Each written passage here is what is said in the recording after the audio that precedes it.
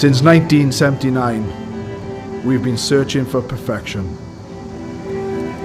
We've been thinking, sketching, and designing.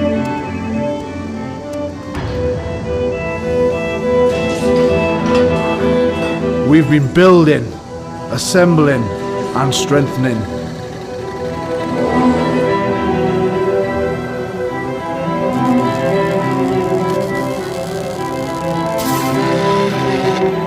We've been cutting, shaping, and painting.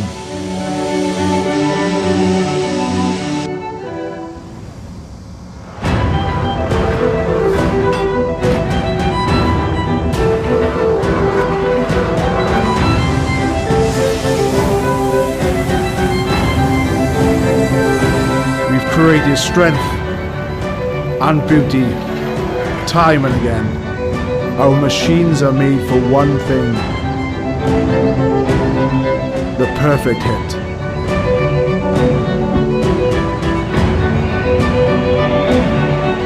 We are the crouch, we are the bind, we are the set, we are the squeeze, we are the hit.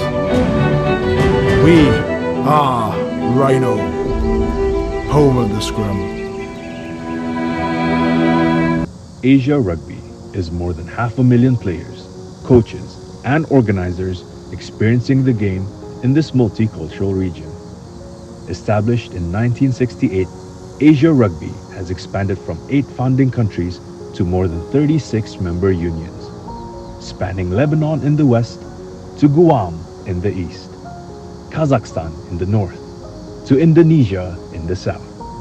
Home to more than half the world's population and an incredible 80% of its youth, Asia Rugby has grown from holding just one tournament every 2 years to running more than 15 international competitions each and every year, culminating in the iconic Asia Rugby Championship and the Asia Rugby 7 Series.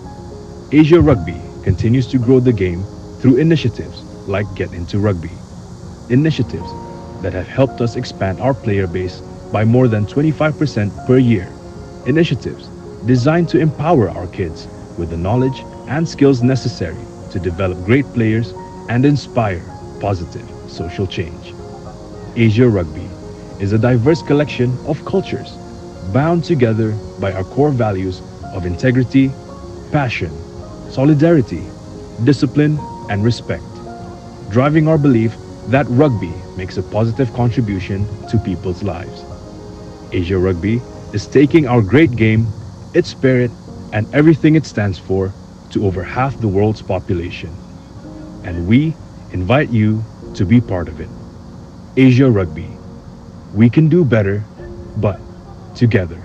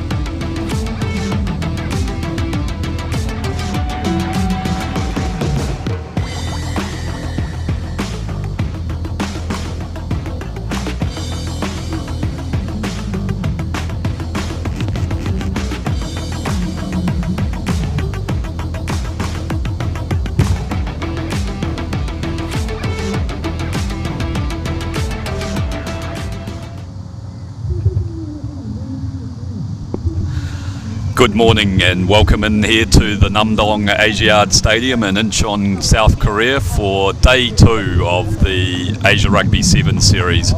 We'll be kicking off the action in the women's plate semi-final soon with Kazakhstan taking on Malaysia. It'll be an action-packed day of rugby culminating in 2 finals this evening, and we'll have the Women's Cup final and Men's Cup final tonight to decide who takes out the first leg of this Asia Rugby 7 series. Special year for Korean rugby. It's the 100th anniversary of the union, so if you're in the area, get along down to the stadium. There's lots of seats available. Weather's nice, currently sitting in the mid-20s, light breeze, good playing conditions, and plenty of action ahead today. I'll just run you quickly through the schedule. At 10 a.m. we'll have Kazakhstan taking on Malaysia in the first of the women's plate semi-finals. 10:25 a.m. we'll have Singapore versus Philippines in the second of the women's plate semi-finals. 10:50 we'll have the first of the Women's Cup finals. It'll be China taking on Thailand. And then at 11:15, Hong Kong, China versus Japan in the other Women's Cup semi-final. Then we'll move on to the men.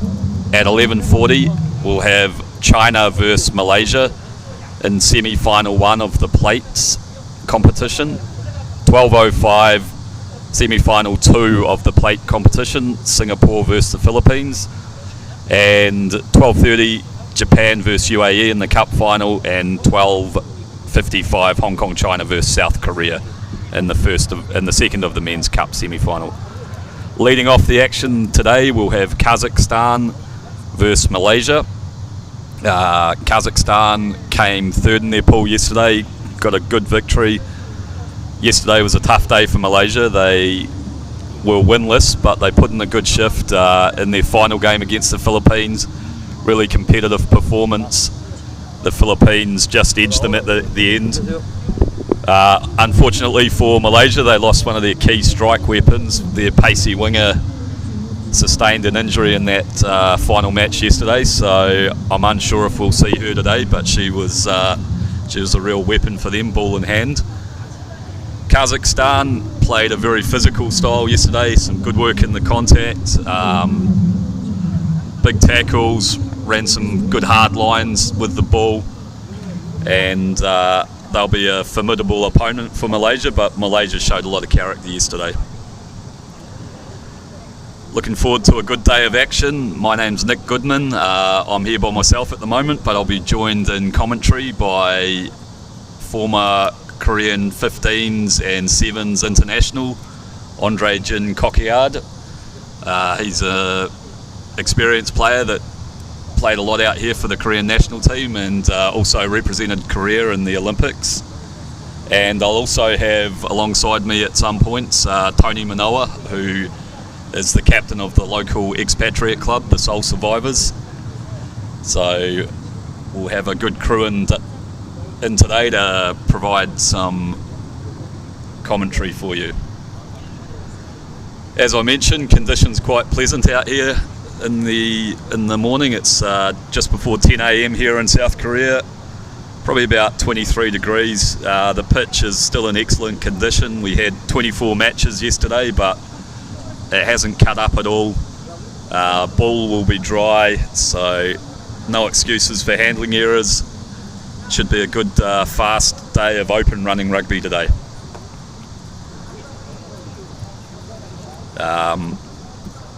All of the matches will be streamed live on YouTube and Facebook, so you can check that out on Asia Rugby Live on Facebook or on YouTube.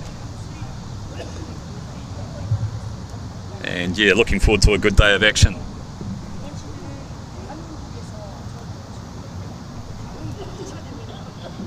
This is the first leg of the 2023 Asia Rugby 7 series, and in addition to this one, there'll be a second tournament as well as the Asian Games later in the year in China, and all of the teams will have an eye on the Olympic qualification tournament in November, which will take place in Fukuoka. So a very big year for Sevens rugby in Asia. And as I mentioned earlier, a big year for the Korean Rugby Union, their 100th anniversary. And on your screen you can see the Kazakhstan team jogging around the park as they've just been warming up over the back on the auxiliary pitch. Their coach, Anna Yakovleva in the yellow top, herself stalwart of the Kazakhstan national side for many years, now moved into the coaching box. And we're almost set for a start here.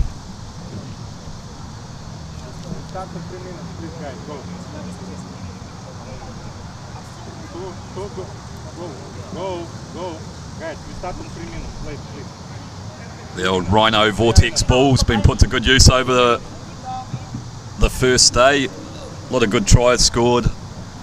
Some good open running rugby played.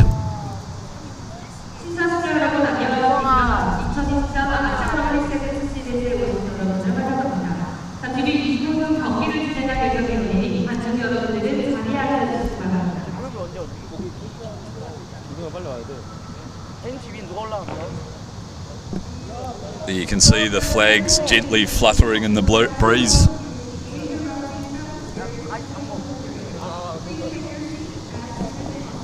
Bit of cloud cover at the moment, which will be appreciated by the players. It was quite a hot day yesterday, got up to 30 degrees at one point in the afternoon.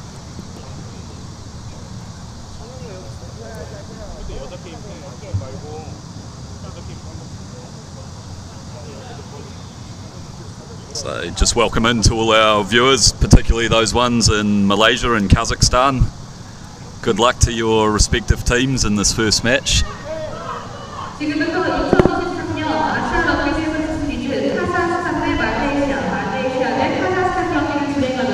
And here we have the teams running onto the field.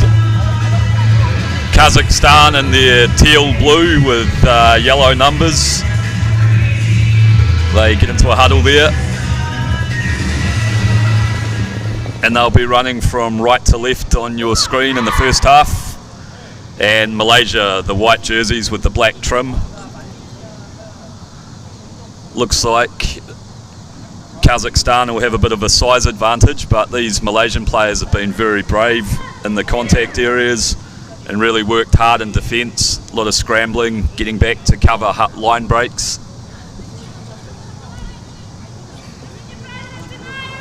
And it'll be Malaysia that kicks us off with number 3, Divine Jomil,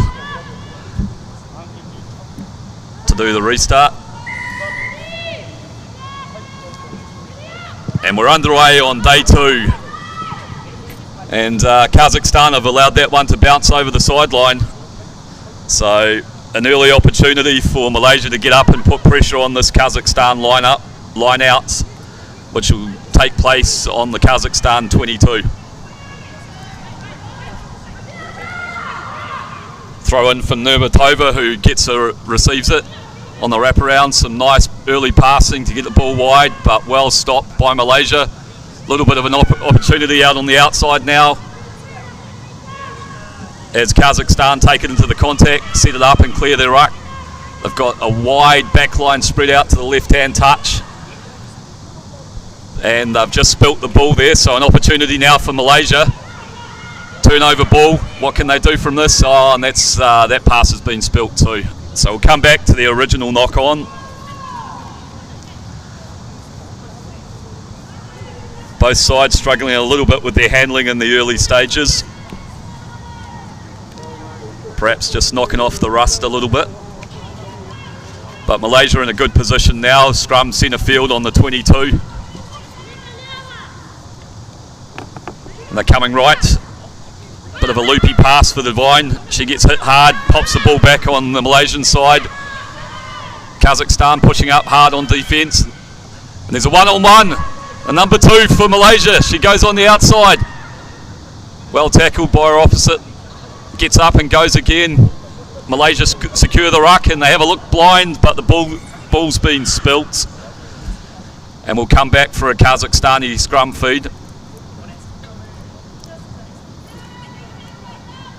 So Malaysia are able to string a few passes together, but ultimately lose the ball in contact again.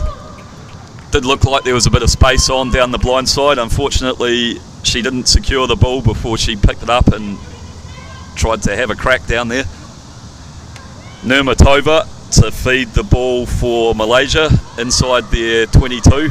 Score still 0-0, 2 minutes gone. They've won a free kick. Nurmatova taps and goes quickly. Hands off, half hands off her opponent, gets the ball back for Kazakhstan. They look to spread it wide. Passes astray. Well picked up by Shearer. She takes it into contact.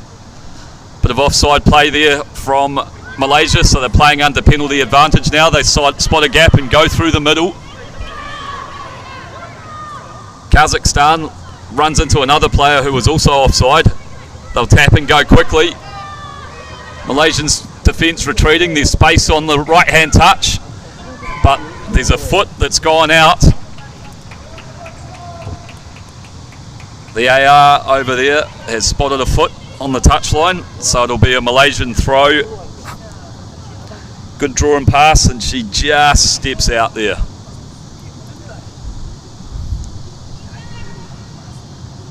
So Malaysia throw halfway between the 22 and their own, halfway in their own half. They get up and secure it.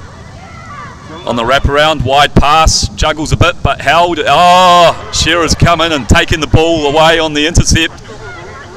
She's powerful in the contact, steps up her up, and Kazakhstan have got big numbers out here to the left. Draw and pass. Oh, but a great tackle in there from Malaysian number 2. Snuffs out that initial movement. Some good footwork though by Kazakhstan. The defence is tracking across and she'll go in for the opening try.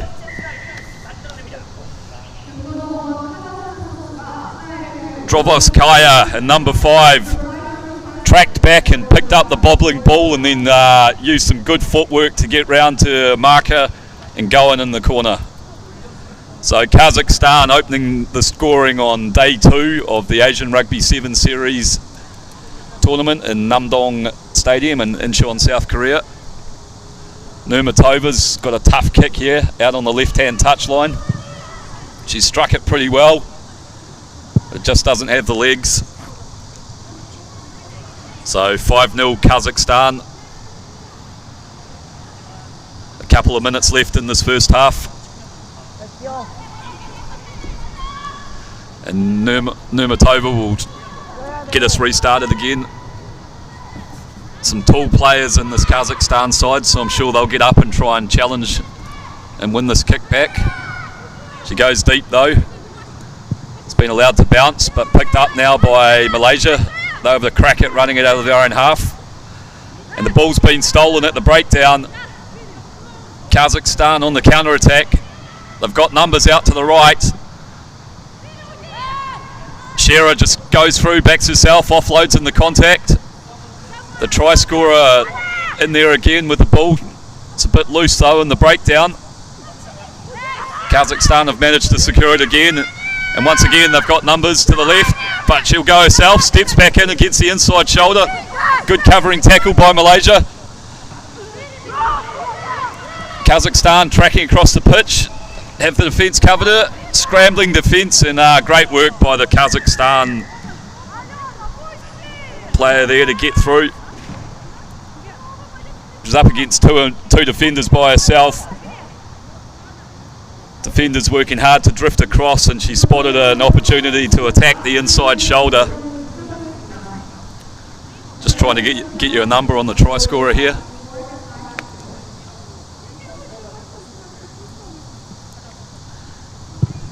Abaysheva has a shot at goal, and that was a great strike, just fell short of the bar.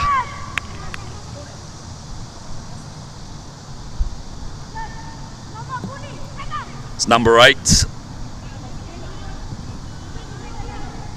Pishugina. Good work by her. Kazakhstan 10-0 up, another restart deep into the Malaysian half. Oh, and it's been knocked on. It's a hard, flat bullet kick and just unable to be secured by Malaysia there. So another opportunity for Kazakhstan. They'll set a scrum about 15 metres in from touch, and it'll be the final play of the first half. Nurmatova to feed it. They've got big numbers out to the right.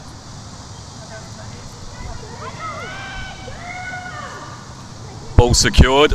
And Nurmatova goes herself, spots a gap round the fringes of the scrum, and she'll go in and put it under the bar.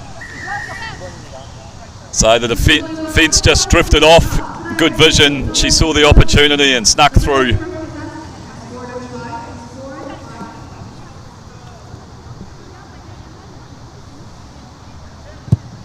Abasheva steps up and slots it through. So Kazakhstan go in at the break. 17 points to 0 over Malaysia. Nice bit of work there to spot the opportunity around the fringe of the scrum.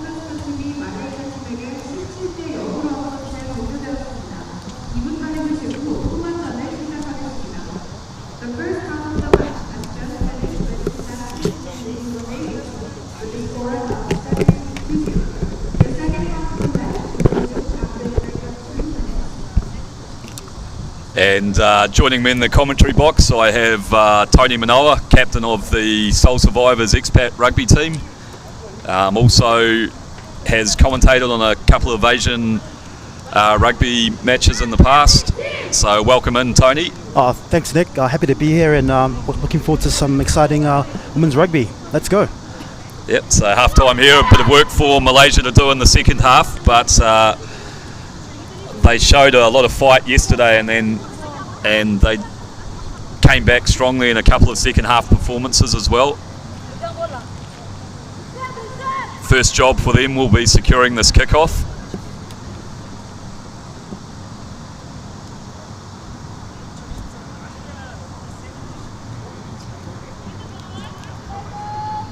Nurmatova, she's been going quite deep to the left hand side so far. Let's see if that strategy continues. Change. Short.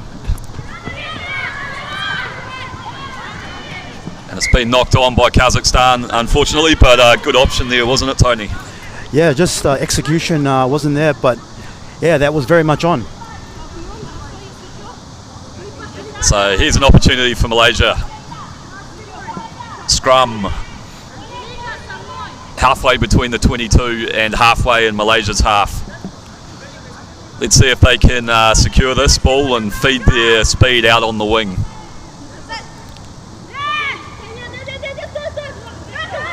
Bit of a bobbly ball, but they've picked it up and they go for the crossfield kick. And this time Kazakhstan have secured it. They set up a ruck in the centre of the field on the 22. Coming out towards the right-hand touchline. Malaysia have drifted well. It looks like they've got them covered, but they run a switch. Bouncing ball in the middle of the field. Malaysia get in there and turn it over. And one of the Kazakhstan players just dived in at the breakdown there. So Malaysia get the penalty. They tap and go quickly. Numbers out here to the left. Strong carry into the contact by Malaysia's number 8. They secure their own ruck ball. Kazakhstan push up hard and make a big contact there. Malaysia have done well. Looks like there's an opportunity down here. So Malaysia up over halfway, and that movement stopped. Nurmatova gets across. Big tackle. So plenty of action in that phase of play, Tony.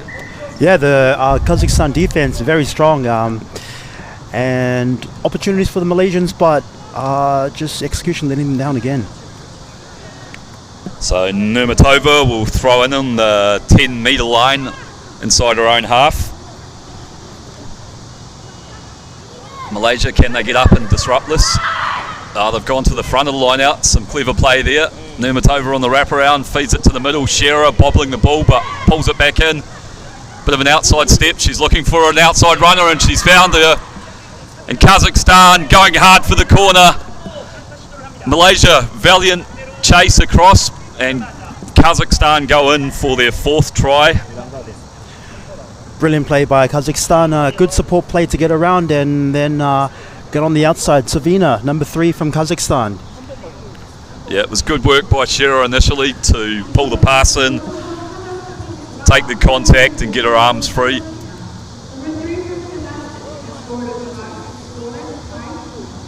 Nurmatova, tough conversion attempt here for her. Strikes it pretty well as it got the legs, had the distance, it just was away to the left. Good start by Kazakhstan, continuing from where they left off in the first half. Malaysia will be looking to retrieve the ball and try and put some points on the board. Yep, they've worked hard all weekend. Newly promoted to this first division this year, Malaysia, so bit of a step up in quality. Gone with the old spiral restart, that'll be tough to pull in, so Kazakhstan secure their own kickoff. Spin the ball out to the right hand. Shira puts on a bit of footwork and then opens up. She's being chased hard by her opposite number, but Shira will go in and slam it down under the bar. Another try for Kazakhstan. Some nice wide passing and then there's some good stepping. This time Shira showing off her footwork instead of just going straight through the middle, and she goes under the posts. Makes it a bit easier for her kicker this time. And she makes no mistake. So Kazakhstan running up a bit of a score here now, 29-0 up. Still 4 minutes to play, so plenty of time for some more action. A nice strong run there. Chased all the way though, so good character by the Malaysian defender. First job for Malaysia though, can they secure this kickoff? High towering kickoff. She gets up, she bobbles it, but she's pulled it in. Good work. Malaysia secure a breakdown inside their own 22. High tackle by Shira there, so Malaysia win the penalty. They tap and they'll go quickly. Strong hard run up the centre by the Malaysian 8. She's carried hard all weekend. And that pass has gone behind, but it's been well picked up. Kazakhstan get in and contest the breakdown. And unfortunately, Malaysia got isolated there. Kazakhstan have tapped, they've gone quickly. Some good stepping. And Kazakhstan going again. I think it was Malika Nova. Yep. Malnikova goes in. Fancy footwork there to score, and just piling on the points now for Kazakhstan.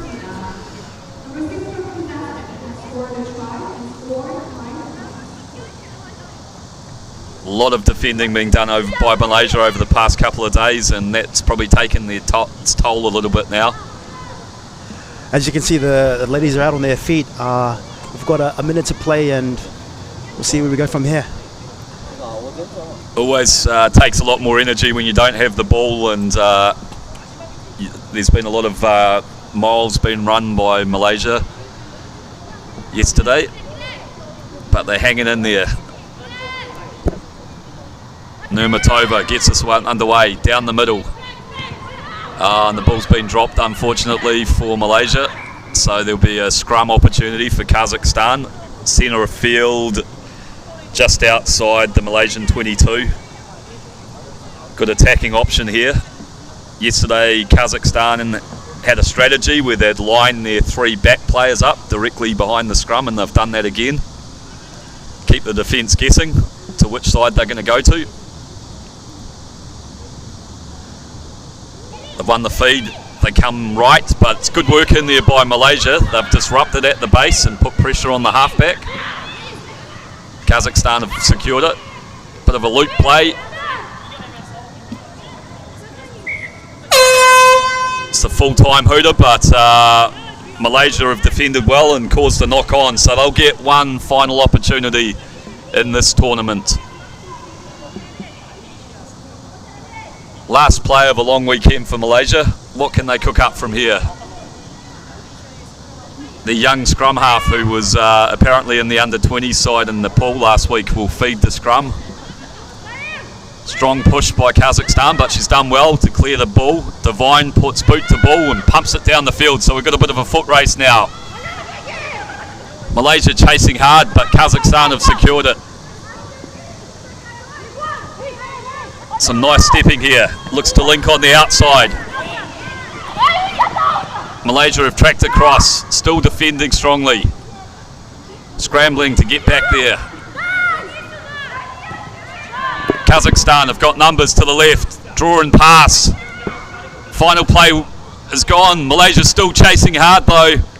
But Kazakhstan will go in through number 10.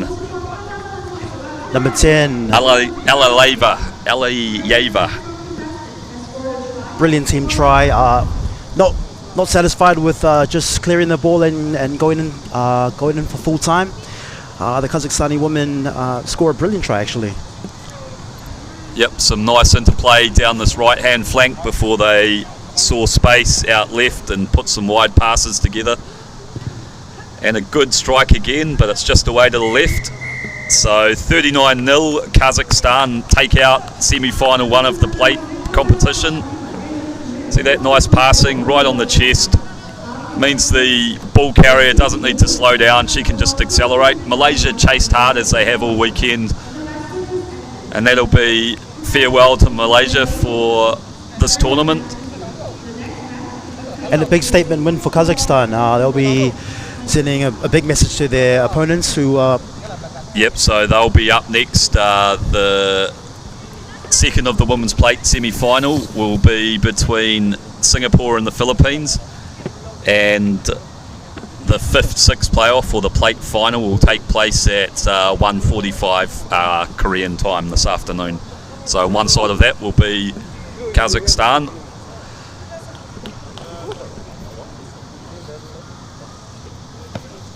And as we farewell Malaysia for this tournament, they've put in a valiant effort all weekend, really chased hard. Their first time back up in this top division after being in the trophy last year, but they've worked hard all weekend.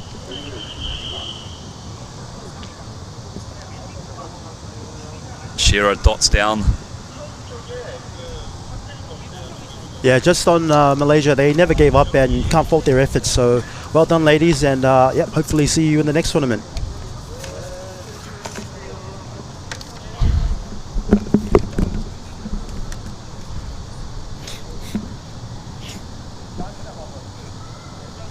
You keep going, bro. Hey, bro, you in there? Sorry, you in there? No, You're joining us. Hopefully, so we can get a bit of rest. Yeah.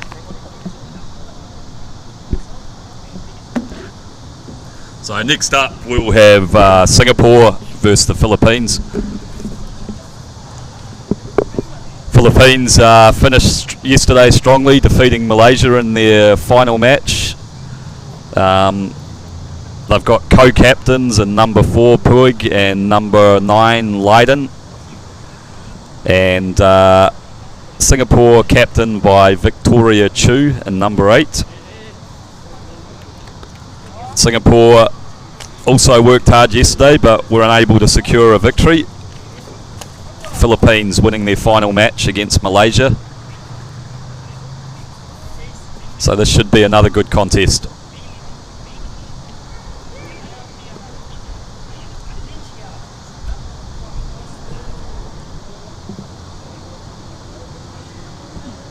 Good conditions for rugby here. Still quite early in the morning in Incheon, Korea. Temperature mid-20s. Dry ball. Nice firm pitch.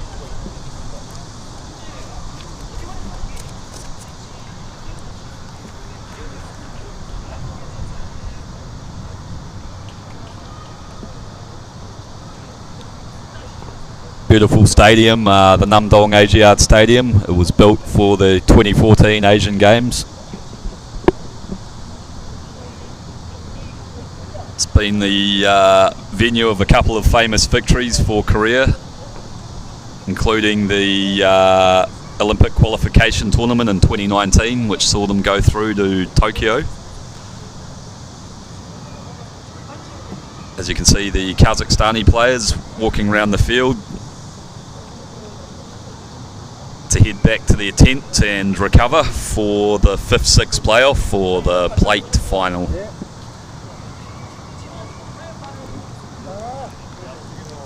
Just a reminder, if you're in the area,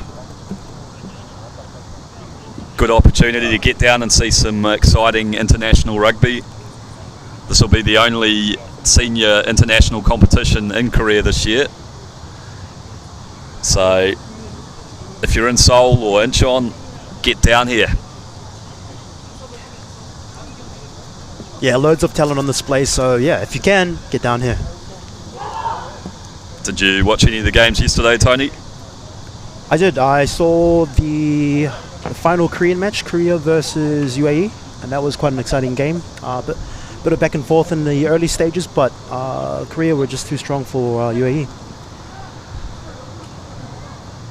So we pan into the VIP box there. You can see President Che of Korea.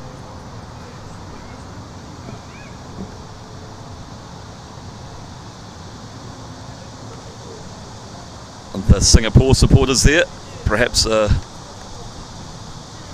looking forward to seeing their team in the second of the plate semi-final matches.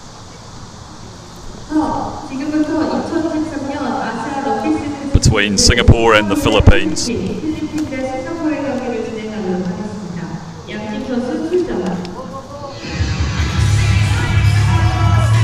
Referee Matt Rodden up in the TMO box. Teams come out onto the field.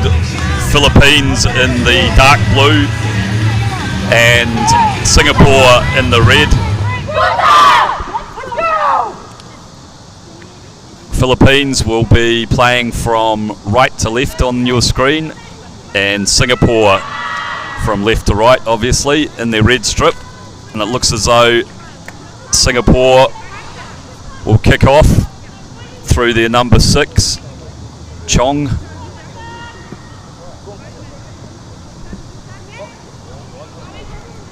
So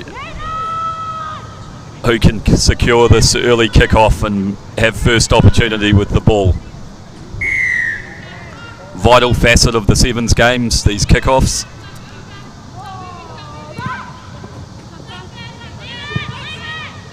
And unfortunately, that one's been shanked a little, so we'll come back for a free kick on halfway. Philippines have first opportunity with the ball.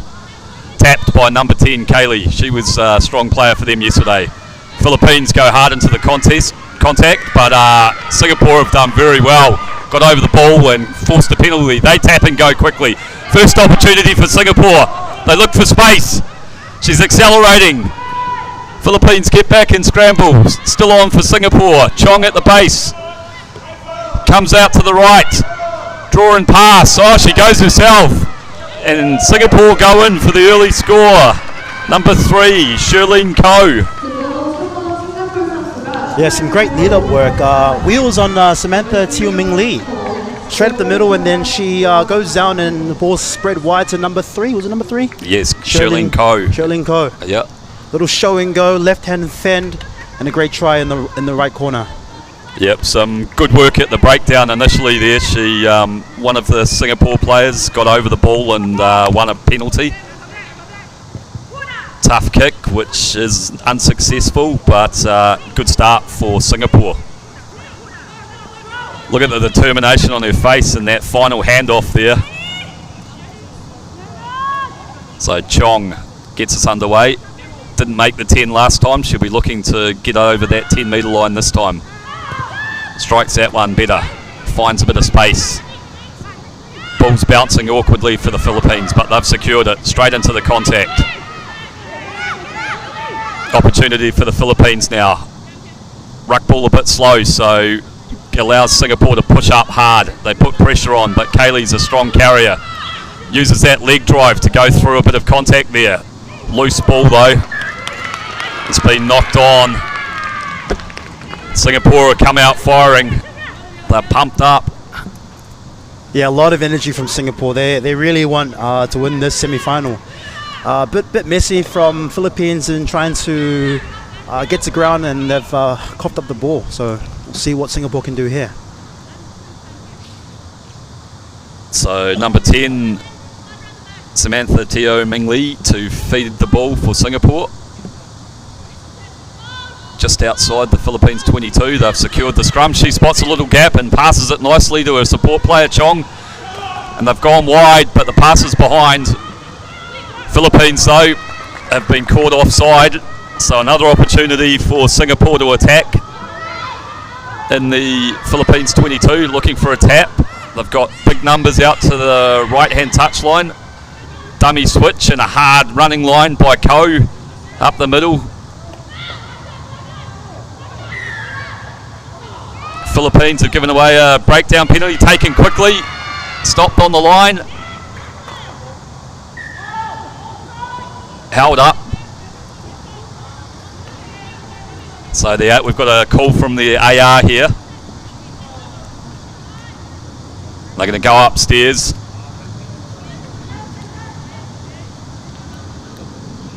What do you think, Tony? Checking for a grounding, or is it a potential offside from that breakdown?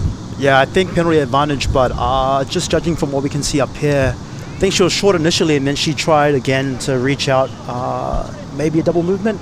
We'll see. So Philippines contesting that Rakaliga. I think she's dropped her lollies just before the line. Yep, the TMO's working hard behind us, reviewing the footage.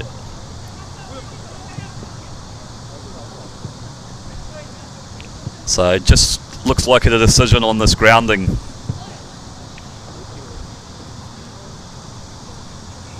Singapore anxiously await their fate. Reaches out and ooh. Yeah, from here it doesn't look very good. Perhaps lost control of that.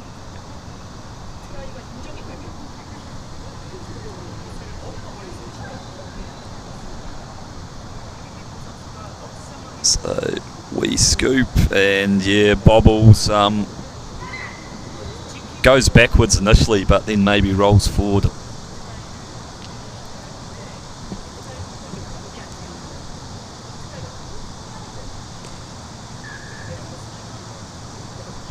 So knock on. An advantage taken, so scrum to the Philippines. So the Philippines survive. They've got a long way to go. They're just 5 metres out from their own try line. Kaylee's going to feed the scrum. And they'll look to exit. Tough ball there, but she's done well. Picks it up, throws a dummy, gets an offload away. Singapore defending strongly though. And they've won a breakdown turnover. They tap and go quickly. Numbers out wide. Miss ball. She can get the bounce. She picks it up, but some good work by the Philippines to get across there initially, and they've stripped the ball, playing under penalty advantage though, so they'll come back to the initial spot.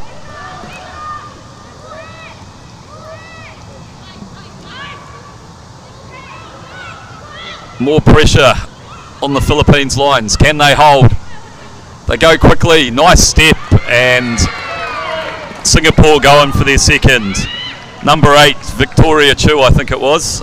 Yeah, definitely. Great unders line from Victoria Chu to break that Philippine defense. Yeah, pass was perhaps a little bit high, but she stepped back off her left and found some space on an inside shoulder.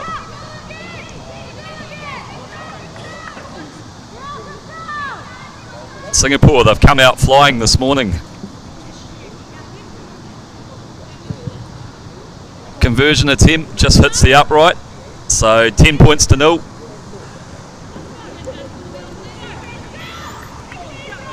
Nice little left foot step and a determined dive to get the 5-pointer.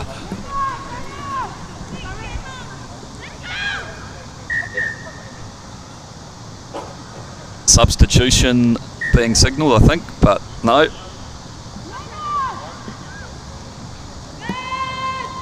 Jong kicks us away, goes down the middle this time, taken well by the Philippines, and they go hard into the contact. Big right foot step, ball's placed back. Opportunity for the Philippines, but they're pretty well covered out there.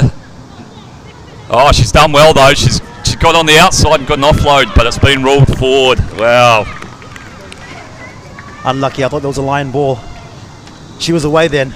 Yeah, some good work actually, because Singapore had more numbers out there than the Philippines, but she managed to make a little bit of a half break there, get on the outside of her defender, and then pop that ball out of the contact. Would have been interesting if that was play on. Nazareno showed some good pace yesterday for the Philippines, but as we have it, scrum feed for Singapore. And they've given up a free kick. Not happy with the strike there. So Philippines get an opportunity to exit out of their half. All of the play's been down in this half so far. So Gailey looks for the sideline. Is it going to get there? Oh, yeah, good effort by Singapore to track back, but that's a good kick. And the Philippines get into the Singapore half for the first time today. Carved off some good distance with that kick, Tony. She sure got it. Yeah, there goes the halftime siren. I guess this is the last play for the ladies. So it was actually a free kick. So Singapore throw the line out. You'd assume if they secure this, they'd want to get it out. Got the first part, but no, they're going to have a go. Nice pass and a hard cross line, and there's a high tackle, or offside by the Philippines. Singapore tap and go quickly. Hard running and a handoff there. They set up a ruck on halfway. Numbers out to the left. Philippines pushing up hard.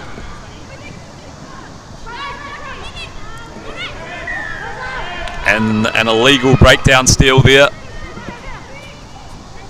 So Singapore tap and go quickly into the Philippines half now. Oh, great running line and a handoff. Offloads out of contact, but it goes to ground. Singapore controlling possession. Philippines counter-rucking hard.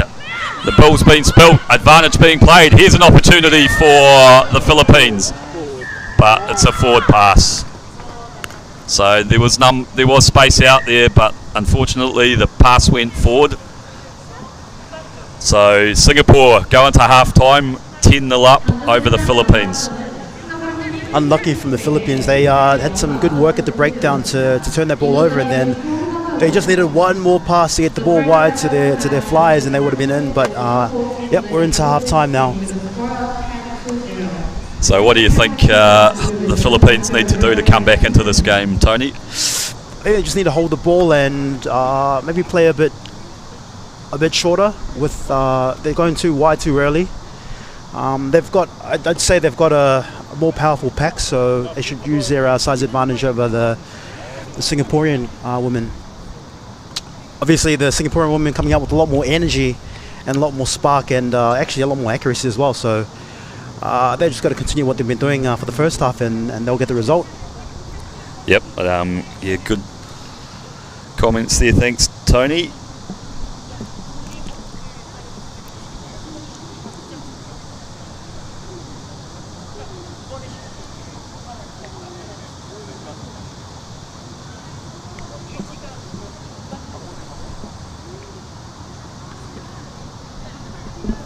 So it's been a big weekend of rugby this weekend. Lots of international matches building up for the World Cup, which will start in September the 8th, the opening match.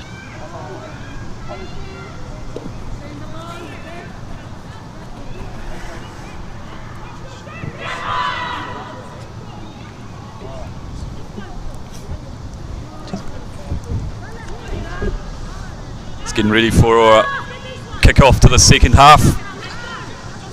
Philippines trailing 10-0 to Singapore.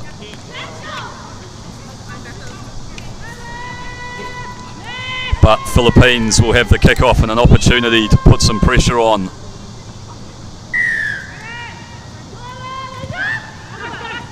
Nice high kick-off.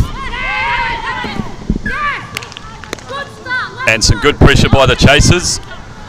So Philippines have an opportunity now. Scrum halfway between the 22 and halfway in the Malaysian half. I think they'll be looking for a crash ball here.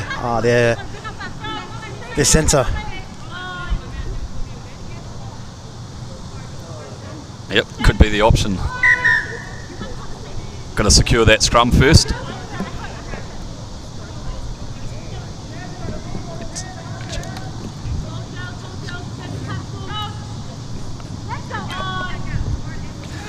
Okay, so Philippines defeat the scrum through number 10, Kelly, and they've won a penalty. They tap and go quickly. Set up a ruck right in the centre field on the 22, and they've won another penalty side entry there by Singapore. So an opportunity now, good step off, and good offload out of contact by the Philippines. They press hard. 5 metres out now. They've got numbers out to the right. One more pass needed. And she takes it herself and goes into the contact. Ball's been knocked on though. Knocked on by the defender.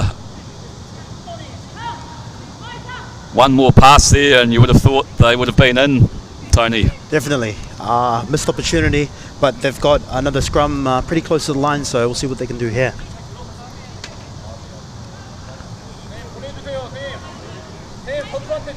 So Philippines feeding a scrum, 15 in, 5 out from Singapore's line. Pressure coming through from Singapore here, but Philippines have secured the ball. They feed it wide. Final pass is held, and she'll go hard at the line. She's just held just short of the line, and some strong counter-rucking coming in there from the Singaporeans. Look to find space in the middle. Philippines pressing hard. And the ball carrier's been isolated and Singapore have won a turnover. They tap and go quickly. Charging hard into that Philippines line who weren't back 10 metres. Singapore tap and go again. And it's a second infringement and the referee's gone for the card. So the Philippines will be down to 6 players for the next 2 minutes. It's going to be hard for them, Tony. Some ill discipline from the Philippines after a good passage of play trying to score, and yeah, now it results in a 6-on-7. Some changes coming though. So Buchanan coming on in number 7 for the Philippines.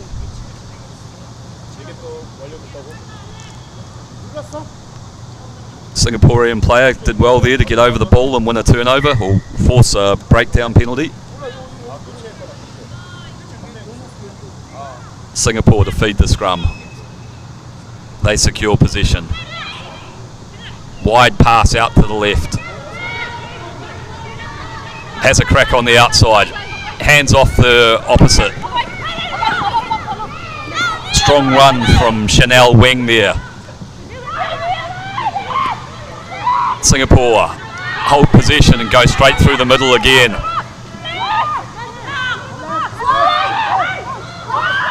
Numbers on the left for Singapore. Philippines up to the task. They've brought her down.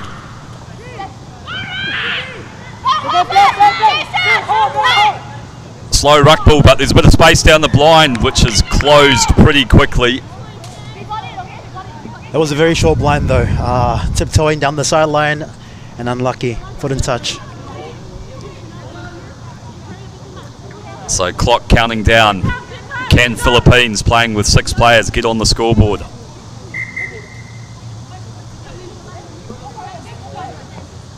They've got a line out here.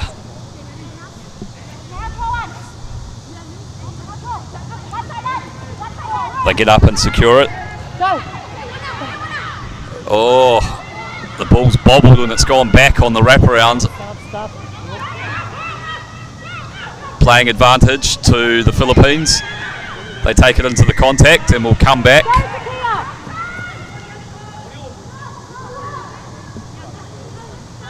High tackle. So Buchanan looks to tap centre field. Throws a miss pass. Philippines into the contact, not held, gets up and goes again. Nazareno. An opportunity here for the Philippines. Well played into the hole. She puts on the pace. Will she get there? It's being chased by Singapore, and great run, and Philippines go in for their first try. 10 points to 5, kick to come next to the post. About a minute 30 left. This one looks like it'll go down to the wire, Tony. What an effort. Big run, big run from number... Didn't quite catch a number there, unfortunately. We'll have a look in a minute. Sporting the pink headgear, what a run. Wow, great, herself. Great conversion. She went quite deep and struck it nicely. So Singapore 10, Philippines 7. And we're in for a big finish here. 1 minute on the clock, and we've got an injury down there for Singapore. Sylvia Tudok is number 8, and it was a nice ball by Buchanan, drifted across the field, held the defence, and then Tudok with a nice angled run on the short ball and some very determined running to get over the line. So Singapore holding a 3-point lead, less than a minute to go on the stadium clock. Time off now, 59 seconds left. Philippines kick deep. Singapore bobble it but secure it. They look to go out to the right. Some good line speed and defence there, putting pressure on, and they're forced to turnover. So it's a scrum for the knock-on. Philippines will feed this scrum. Centre field, just inside the Singapore 22. This is big, Nick. Yeah, big centre field scrum. They can go either way. Looks like they're going to go to their right. They've got their big ball carrier in the pink headgear, number 8, Sylvia Tudok. I think she'll look to carry here. Yep, all the backs have lined out to the right, and there's acres of space to the left. So that's the hooter, so this could be the final play. Offside at the scrum, so a tap penalty here for the Philippines. They tap and go quickly through Kelly. She carries hard, gets over the gain line. They've secured the ruck ball. One pass and some good scramble, but an offload out of the contact. Philippines retaining possession deep inside the Singaporean half. They've won another penalty. Tap and go. Strong run at the line. She's gone straight through 2 defenders, but she's just short. Strong goal line fence there from Singapore. They knock the Philippines back. A lot of numbers out here to the right though for the Philippines. Once again, good scrambling defence from Singapore, but they've been done for not rolling away, so another tap penalty. Philippines pressing hard. Set up a ruck in midfield. Singapore contest the breakdown. Oh! Philippines reach and stretch out. She's claiming it, but we might be going upstairs for a look here. Well, we want a passage of play. Some ill discipline from the Singaporeans on their line, and from here it looks like she bounced the ball, but we'll see what the TMO says. Player herself looked pretty confident, and she's awarded the try. Had a call from the AR.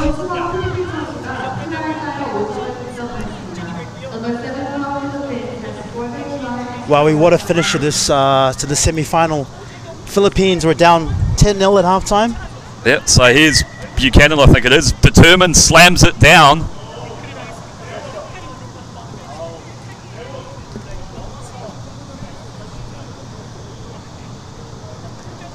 And I think they are having a look. The Philippines are celebrating, but they have gone upstairs now. So there's a bit of debate. Hands are off, stretches out, slams it down. What do you think, Tony? I think in real time it's a try, but judging by this slow-mo replay, it's pretty hard to give. Yeah, I can see a pained look on the TMO behind us, his face as he's trying to decide on this one. She stretches out, it's determined, but does she have control?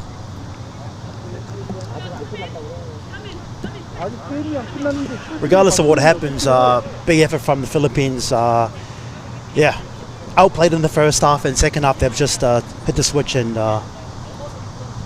here comes the result. Anxious wait for us here.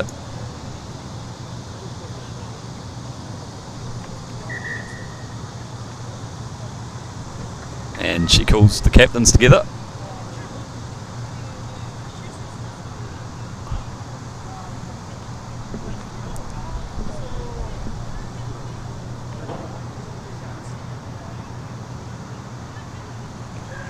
So no try.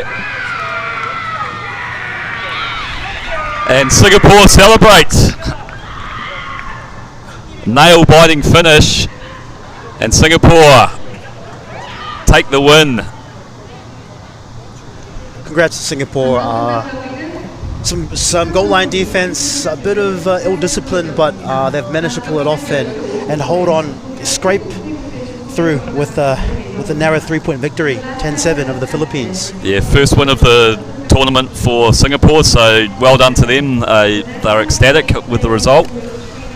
It's a tough one for the Philippines. They thought they might have snatched it at the death there. It was a close run thing. And they did well. Like, they actually scored while they had a player in the bin with a card to get back into this. But Singapore snatch it. Good job, good Eagles! And they'll move into the plate final. Yes, yep. Yep. And where they'll meet Kazakhstan, which should be a great matchup. And Philippines will have an opportunity in the 7th and 8th playoff against Malaysia.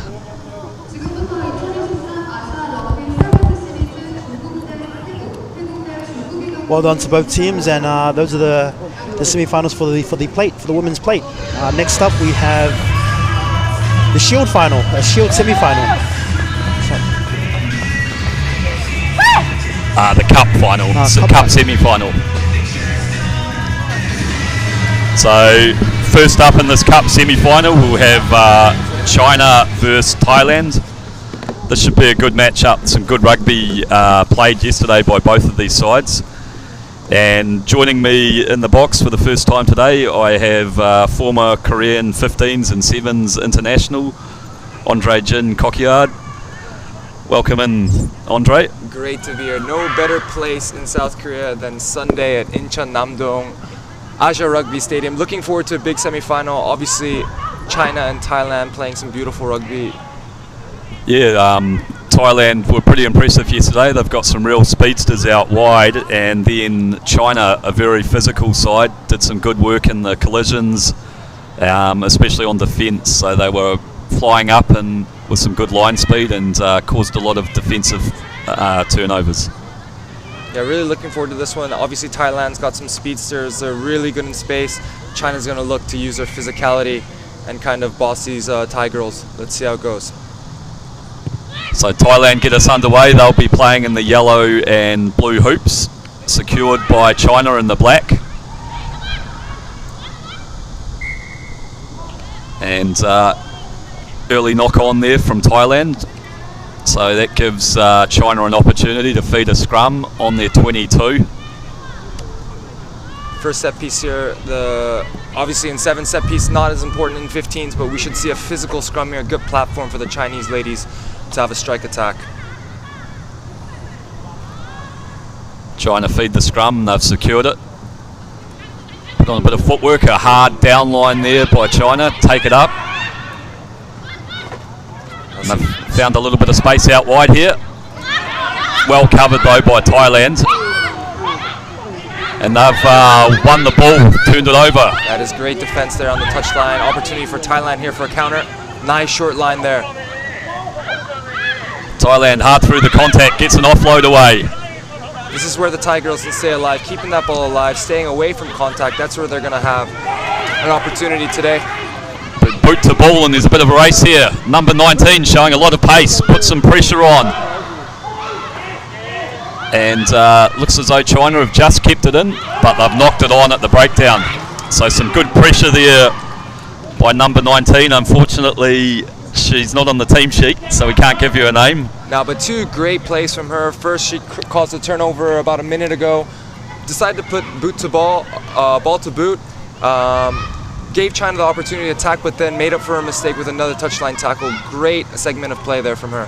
So a good opportunity here for Thailand. They feed a scrum, 5 in from touch, about 5 out from the Chinese line. Work the wraparound. And set up a ruck. Oh, some good line speed there from China. Aggressive defence. That's one way to take away the speed, is to cut it down before she gets the ball. Bit of footwork here around the outside. Oh, handoff, and she gets into some space. Oh, she's a bit isolated here, but does well to stay on her feet. And it's the experienced campaigner, Kei Chang, showing a bit of aggression there after she wins that breakdown turnover. Yeah, Thailand started well. She's probably not happy with the start that's going on. That's the difference between play. Thailand needs to keep the ball alive, but when you don't make contact like that, you lose a bit of your structure. It can leave you isolated like that. Unfortunate for the Thai women. Interesting choice here for the Chinese ladies, deep in their own half, taking a scrum, not choosing a line out. And the ball will be fed by Fei Fei Yang for China. Certainly plenty of passion and aggression out there at the start of this game. It is semi-final time. Gotta leave it out there. Yang feeds the ball under a bit of pressure from her opposite. She works hard through the contact. She's been ragdolled a little bit, but she keeps the ball in. Kei Chan feeds it. They run a cut. Very lateral at the moment, the Chinese running. Yeah, very good defense from the Thai women so far. Dummies and goes herself, Chen. Bit of space here now. Ooh, nice footwork to step inside. Strong carry by China. Their first period of sustained possession. Move it out to the left again, some stepping. This is where they're dangerous. Fei Fei Yang there with the initial half break. Chen gets in and clears it. Bit of a low pass. Thailand looking very good with their connections. China had a lot of possession, but not really going anywhere.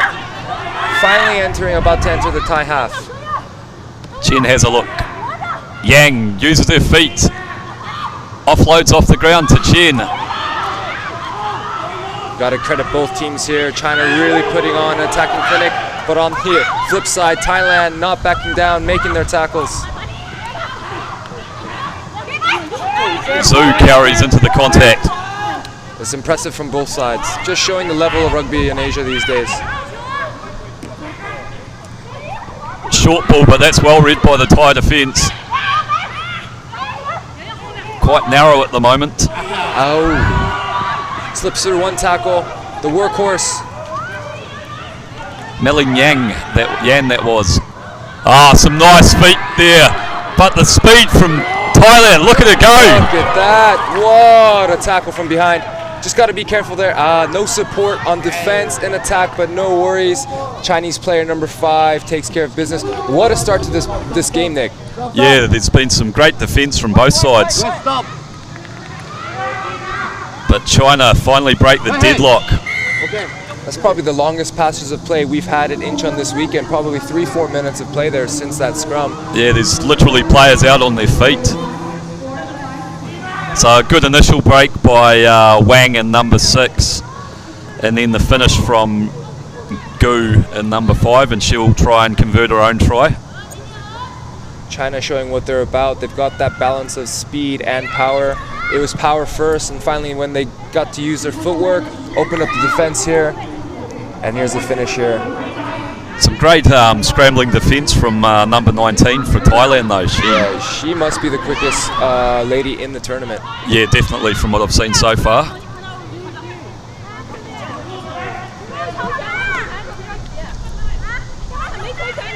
So an opportunity here for one of these teams to secure this kickoff. Fortunately, we had something you don't want to see, an injury limping off the field. Let's hope she'll be okay for the later games this afternoon.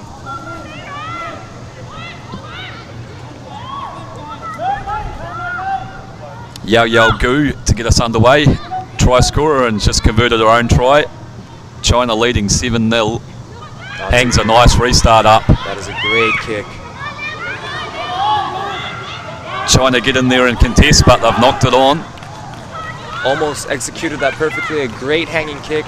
Chinese player there was on the ball, but unfortunate knock on, small skill miss. Now an opportunity for Thailand for an attack with their scrum. And I think they'll be looking to find their speed out in number 19, who's stood deep on the left-hand flank. It's pretty simple, isn't it? Get the ball in and out, get it in her hands as quick as possible, let her go to work. Yep. Bit of pressure coming through from China, but they've secured it. And they've gone with the kicking option. Here she goes. It's a foot race.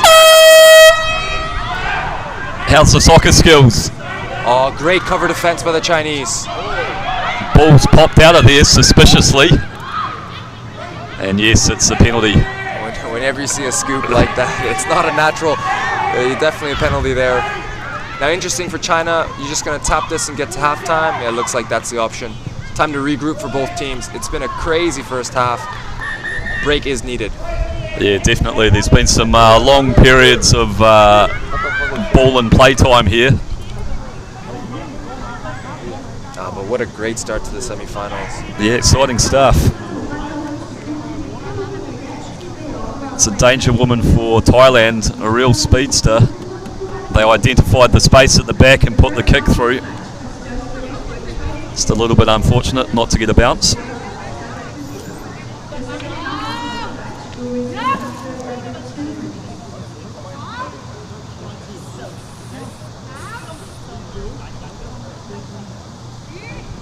Time for minor adjustments here at halftime. If you're Thailand, you like what you're doing. It's just unfortunate with the finish. The defense is great. You just want a little bit more ball in hand probably from Thai women. And China, just keep doing what you're doing. Attacking, keeping ball. Sometimes they say the best defense is attack. If you keep the ball, the other team can't score. China showing that today. Yeah, definitely. And obviously, you probably eat up a little bit more energy when you're on the fence, Andre. Yeah, definitely. Forget what that's like. It's been about 2 years since I've made a tackle, but I tell you, it's not easy out there on this wide, especially this Incheon pitch. You probably got the widest pitch possible by regulation, so it's a big open pitch. Great for teams that like to run, but from a defensive standpoint, off your feet, you can be in off your feet right away. Yeah, a lot of ground to cover out there, and it's quite a firm track as well. It's good to see it's holding up. We've had a lot of rain here in Korea this summer. It's been terrible summer weather-wise, but it's good to see the pitch is holding up. Yeah, the ground staff have obviously done a good job. We had 24 games on here yesterday.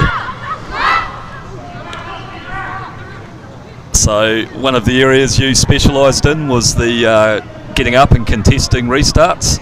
So what's the key here? That's the only reason I was in the team.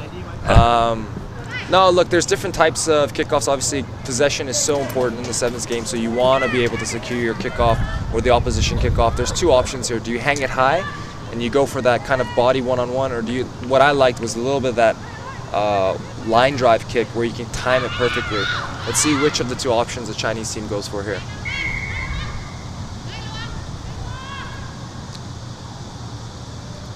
Nice and high.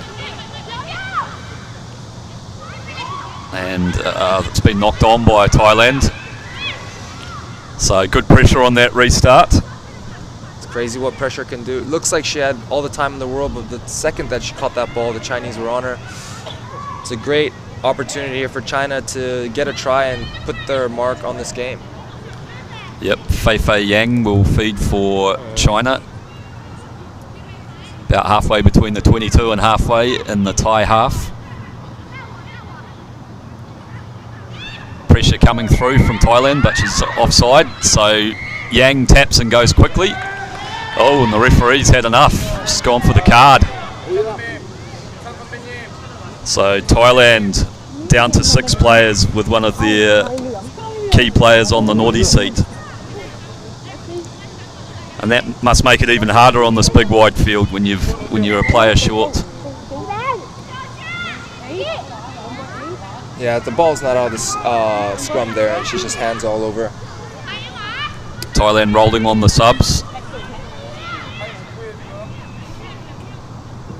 Unfortunately, the jerseys of the Thai players don't correspond to our team sheets, so we can't give you names for these subs. I apologise for that. Interesting. Thailand deciding to keep a scrum half at the base of the ruck there, or scrum, and they're only defending with 2 in the back line. That's going to allow for China to attack the wide space and see what they do here. Thai covering well though. All about the connections in defense. Yeah, good drift there.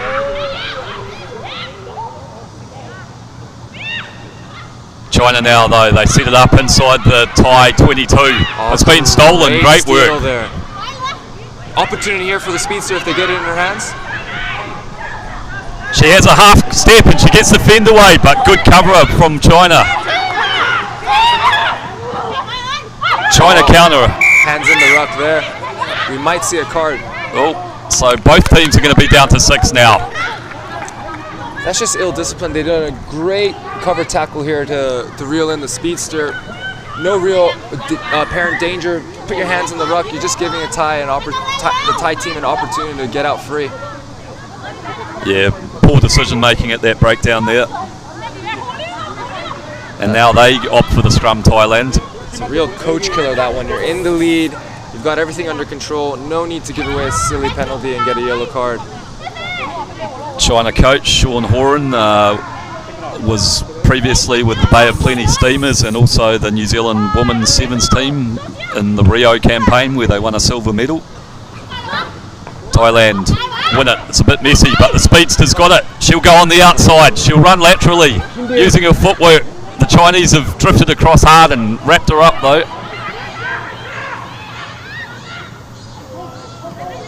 Thailand opt for that kick again. How's the bounce? Oh, it's set up nicely. What a tackle. So initially the ball set up nicely, but some good defence from China and they give themselves an opportunity. Great work there, but the speedster cracks back. Oh, that's great determination by Thailand. Just when you thought it was over and a knockout, she saves a try. What determination there from the Thai speedster. Just when you thought China was through with the show and go, that's why you got to chase to the end.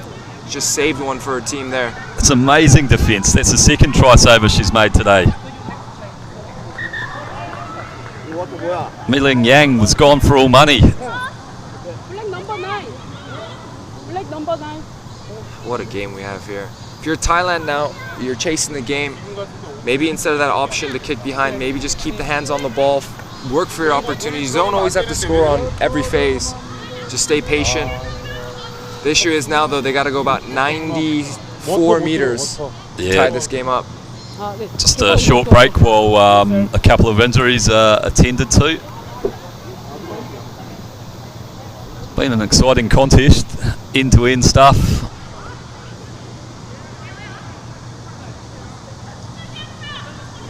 And I think Thailand are now back to their full complement, so they'll have 7 players. China still with one player sitting on the Sinbin chair.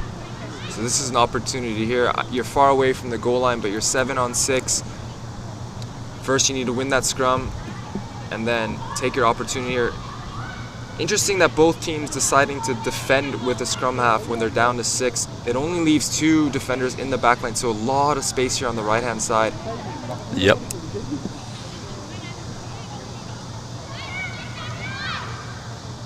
So Thailand have got a 2-on-1 on the right. And then they've got the speedster on the left.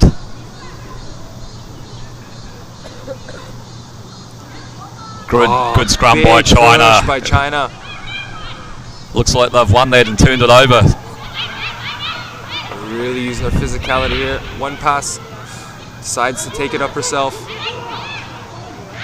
China work away inside the Thai 22. Nice wide ball, but it's off the mark. She has to scramble back, and she's somehow avoided the touchline. Twinkle toes there. Great tackle there by the Thai defense. Both teams are putting on defensive clinic today. Kei Chan hands off one defender, gets wrapped up. You have to roll away there. Yeah, just caught on the wrong side. Unfortunate. Okay, China with another opportunity. Remember, they're still down with 6. Yeah, it's kind of an interesting option. You thought you might have slow it down and go for a line out there. Exactly. No need to take a quick tap. Get your full complement of players, and here she comes, number 10. She's ready to come. She's just waiting for the green light. Let me on, ref. Here she comes. So both teams back to a full complement now with only 2 minutes or so left in the game.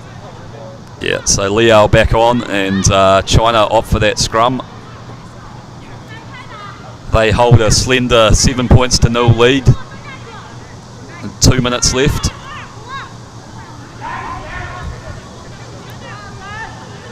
Yu Hu and 12 will feed the ball for China. Nice platform here for the Chinese to attack. That hard down line again, but she's lost it just before the contact. Penalty. Can't hold the ball off your feet. So here's an opportunity for Thailand to square this up. They've got a long way to go. And a minute and a half left. So it's an interesting option here. Thailand just lost the previous scrum. So for me, I don't know about this option. They're not going for the lineup because the Chinese team is a bit taller and they have strong set piece. First things first, you gotta win this ball if you're Thailand. Get it out to the backs. Yep, pushed off their previous one, so this will be a key set piece for them. They're looking for a quick in and out here, quick hook. Again turned over. Yep, strong scrummaging there from China. Again, that's just game management. You'd think your captain might make a better call there after the previous scrum. Now China with an opportunity, 2-on-1 here on the touchline. Do we see a third cover tackle? Oh, that one may be a little bit high. Yeah, I think we'll see another card here, Nick. Oh. Tap and go. China surging powerfully towards the line. And that's a try to number 11, Liu. And it all stems from that decision to go for the scrum. When you're breaking down a game, you're debriefing, you always look at your mistakes, but it always comes 2-3 phases or 2 or 3 segments before, and I think Thailand will be really ruining those 2 scrums. They had an opportunity in this game to strike back, but 2 turnovers in crucial times at the scrum, and you'd think with the final kick of the game, China will head to the final. There's a hooter.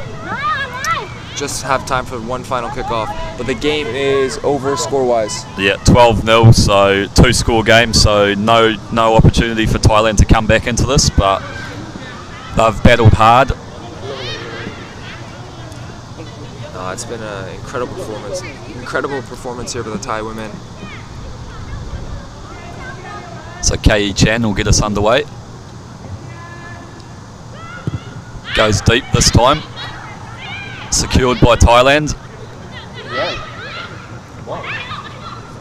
On the wraparound. Nice little loop there. Strong carry. If you're Thailand, you'd love to finish with a try just to build a little momentum for that 3rd, 4th place finish. Oh, it's a difficult pass and it's been pulled in by China. Are they going to look to conserve energy or are they going to keep playing? They keep playing.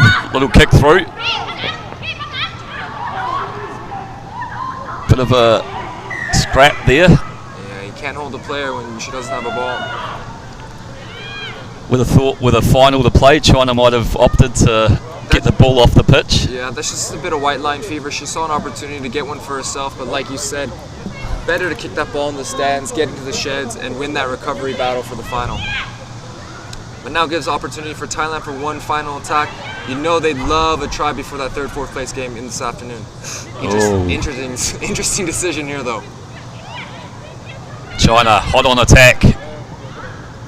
Mei Lin Yang carries strongly to Kei Chen, who's given a nice ball to the touch judge there. And that's how we finish. The China has alternate jerseys maybe in green, eh? Their training jersey. Okay, yep. So China go through to the Cup final in the women's competition, and Thailand will go into the third and fourth playoff. No, it's a great level of skill by both teams. You just wonder with a few decisions, Thailand with those 2 scrums, China in the end not conserving their energy, but a great semi-final to kick off finals footy here. Yeah, no, really physical contest, a lot of ball and play time. Yeah, real defensive clinic. This is one of 2 try-saving tackles. Just look at the determination on both teams there. It's been a feature of the tournament. The lady in number 19 for Thailand, just that raw pace and acceleration, but also the determination she displays to scramble back and track down attackers. She's definitely got the 6 gear speed there. So who do we got next here? We are looking forward to the next semi-final, I believe, in the women's bracket. Yep, so we've got a formidable Japan up against Hong Kong, China. Japan put on a bit of a clinic yesterday, ran in a lot of points. Hong Kong, China, very competitive and determined side. So it'll be an interesting matchup. Semi-final 2 of the Women's Cup competition. And the teams out on the field. Hong Kong, China in their white strip, and they'll run from right to left on your screen. And Japan will play in their navy blue. Yeah, really looking forward to this one. A lot of experience from this Japanese team. Obviously, they play on the women's circuit, so they're together year-round. Hong Kong team, very young team. From what I understand, a bit of a generational change, but looking really good on day one here. Both teams will look to get after it. Especially, this is probably the last time they'll face each other before the big one next month at the Asian Games. Yep. Unfortunately for Hong Kong, China, they lost one of their key playmakers, Wright, yesterday in the final match of the day. So number 7, Rosanna Wright, unfortunately went off injured. But it's Japan that will get us underway. Nice little routine there before the kick. And it's a high kick out to the right hand touch. They get up and compete, and the ball's bobbled out over the touchline. Yeah, great kick there. Hong Kong cut themselves lucky that found the touchline. They get an opportunity though to throw to their own line out through number 6, Nam.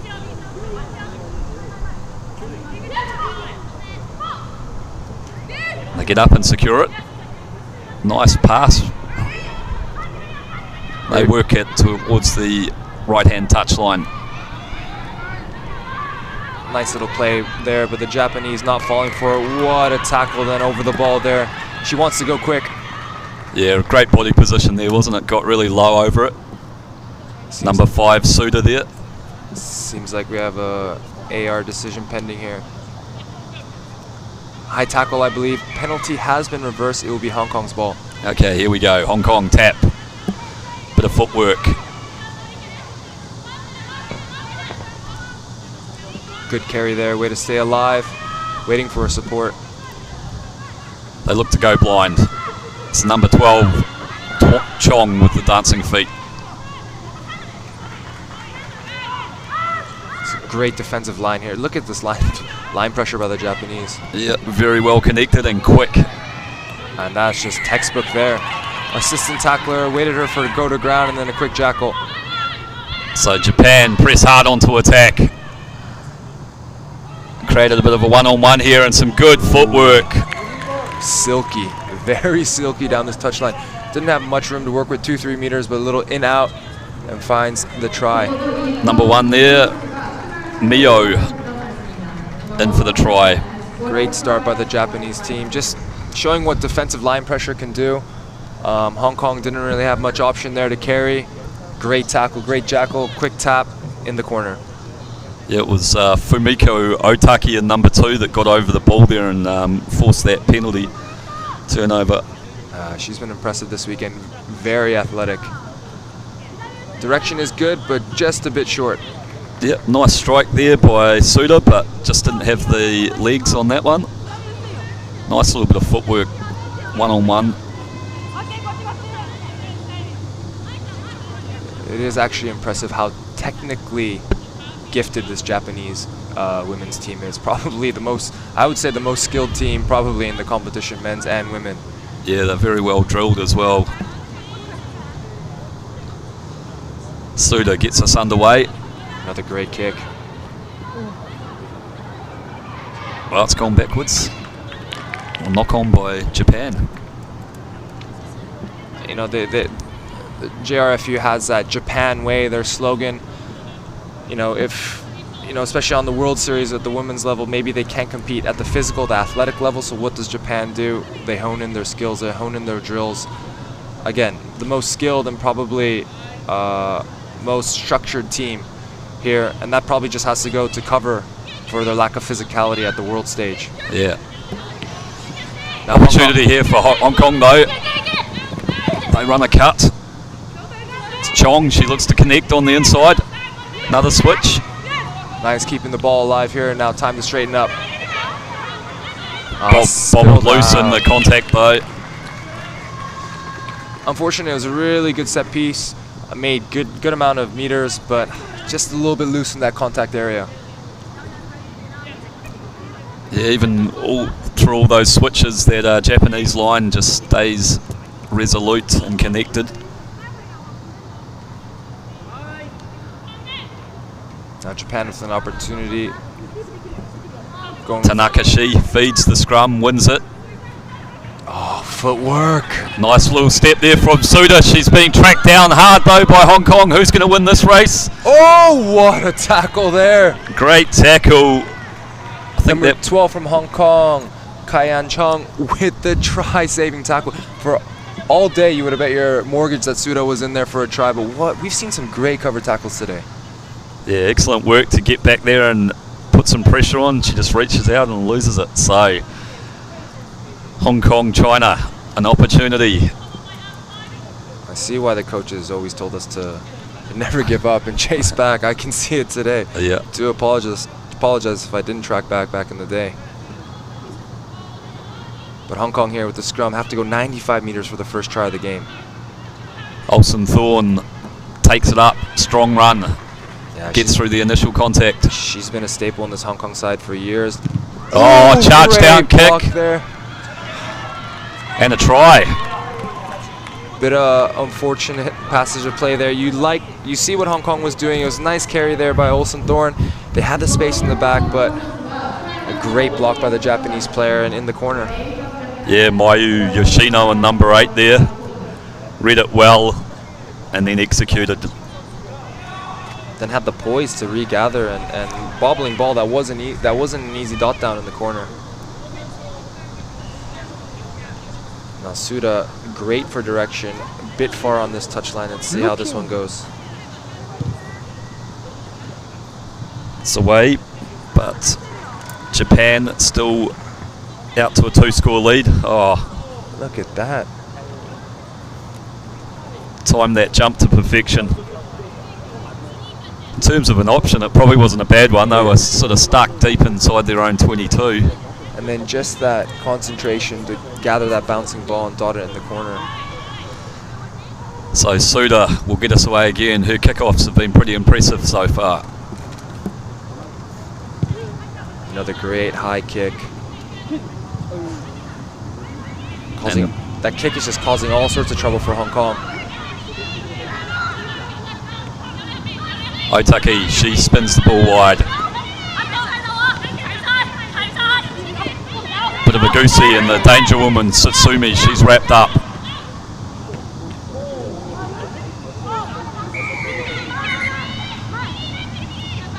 looks like a high tackle here and a card. Hong Kong will be down to 6 for the remaining 12-15 seconds of this half. And Japan have opted for a scrum to exploit that numerical advantage. They've got the danger woman out here in number 11, Satsumi. She's a try-scoring machine. There's the hooter. If you're Hong Kong, you're trying to survive to halftime, just 10-0. If you're Japan, you really want to stamp your authority, get this try and put the game over before the second half even starts. Oh, great steal there by the Hong Kong women. Opportunity here, 3-on-2. There she goes! Determined running here. Satsumi gets back, but oh, what a try! Great work there by Natasha Olsen-Thorne. But they were going to go upstairs just to check the grounding. Bit of magic there from the Hong Kong women. Just when you thought they were in survival mode, down to 6, turnover at the scrum, and what a run there by number 4, Olsen-Thorne. She has been fantastic. That's inspirational play from one of their veterans. Let's just check the grounding here. No worries there. Try time. And that's completely changed the complexion of this game going into halftime. Kick to come right out in front. Just when you thought Japan was going to hammer down the nail there. Sneaks it over. Hong Kong with a huge turnover at the scrum and then getting the opportunity to make it a 3-point game. We've got a semi-final on our hands here. Look at this determination and power. Satsumi gets back, but she's just got too much leg drive. No stopping her that close from the line.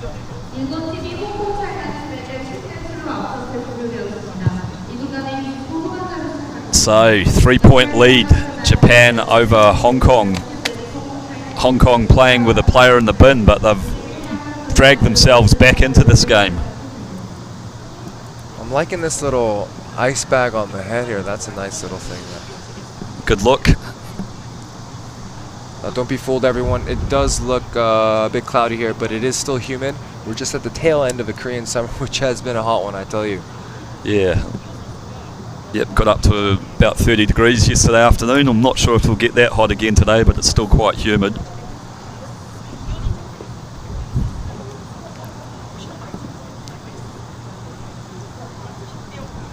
Really good contest, both of these cup semi-finals in the women's draw.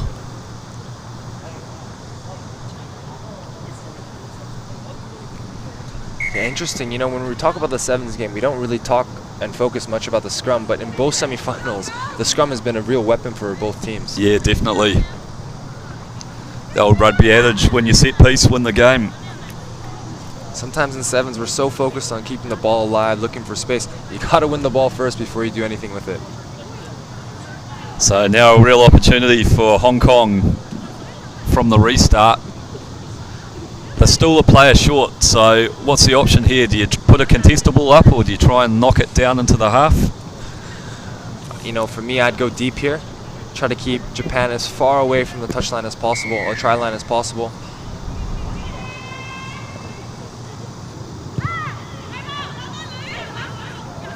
Get up and try and contest, and they've knocked it back though. Did well with the pressure, but Japan cleaned that ball up. They can be dangerous, so you got to make this tackle. Great tackle there. Ataki uses some footwork, gets a handoff, but Olsen-Thorne comes back for a second bite. Good determination there by the Hong Kong women. Now they've got a good defensive line here. They've also got the speedster to deal with out here. There she is, Satsumi. She's got jet shoes, and she's gone around the outside. Chong making a valiant attempt, but no one will stop Satsumi from there. And wait for this big, beautiful smile she produces every time she scores a try.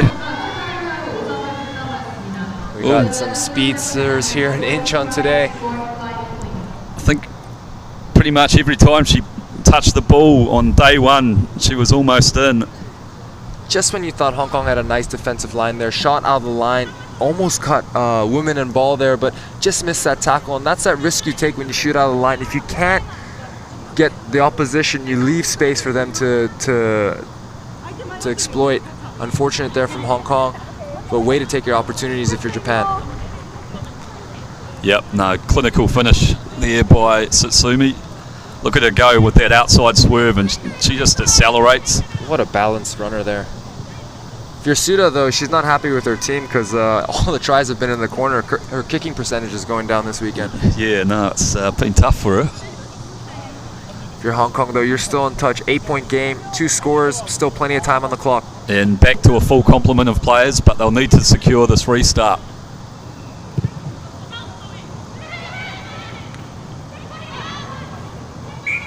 Unfortunate there. Did everything well, great lift, positioning well. Just needed to catch the ball.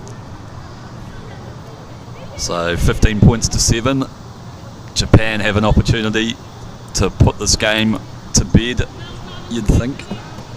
If you're Hong Kong here, you want to get after the scrum. You stole the last one and created the try at the end of the half. Bit more solid from Japan here. Ah, nice line and a good show and go there. Yoshino with a line there. Japan starting to get into the rhythm, and they are a scary team when they're feeling confident. Just Make it look easy, sorry. Nah, that's my mistake. But yeah, they've got some really good skill and just game awareness. And that's the biggest difference for me with the Japanese women. They're not the most physical team, but in this series, they have that game IQ, that rugby IQ, and showing it in abundance today. Just, I think that little inside ball just sat the defenders down, and then she just took off. What a line. Yeah, that's beautiful stuff. Suda would have been happy though. She got a shot right out in front of the sticks and she converted it. So 22 points to 7. Still 3 minutes 40 to go, but quite a long way back now for Hong Kong. Hong Kong making a couple changes here. Let's see if they can inject some pace into the game. Hong Kong looking for something. They need the next score.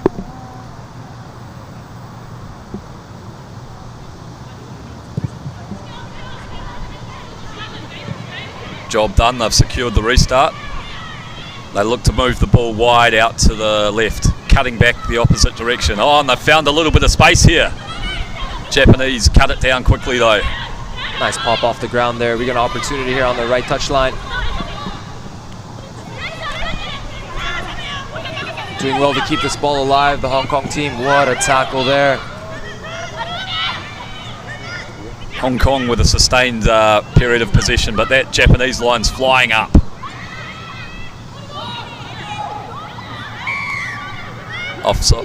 Not rolling away, not releasing, so... Yeah, no, actually it was a great tackle, and assist tackler was over, but the Japanese tackler didn't get out of there, so... Hong Kong here with a penalty. That Japanese line speed is something else. Gonna go for the scrum. But Hong Kong there just goes to show you that's the first time they've took the kickoff cleanly and they're able to secure a ball and actually make some meters. That's something they haven't been doing this game. It just goes to show you how important the collection of a kickoff is. Yeah, that's almost a set piece in itself, really. Like your scrums and your lineouts, but kickoffs and sevens are vital, especially after you've just conceded a try or taken one.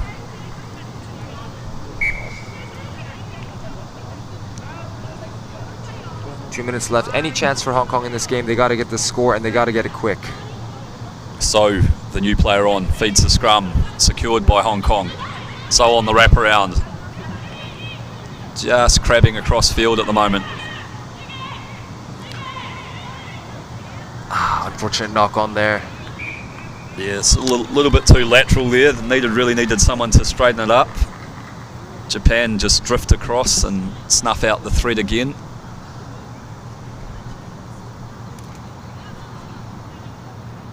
That's the old debate in rugby sevens.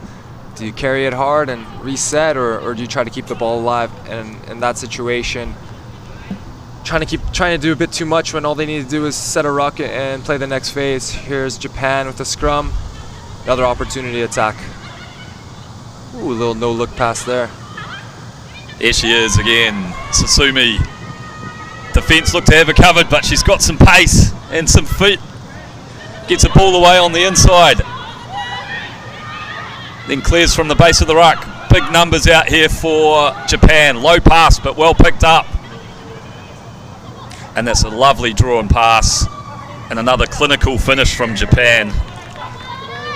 You know, rugby is pretty simple if you play the Japanese way. Solid scrum. You get it out to Speedster. She shakes the defense a little bit, and then just ball down the line, just easy hands in the corner.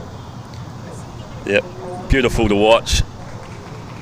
Number 4, Seguza, goes over.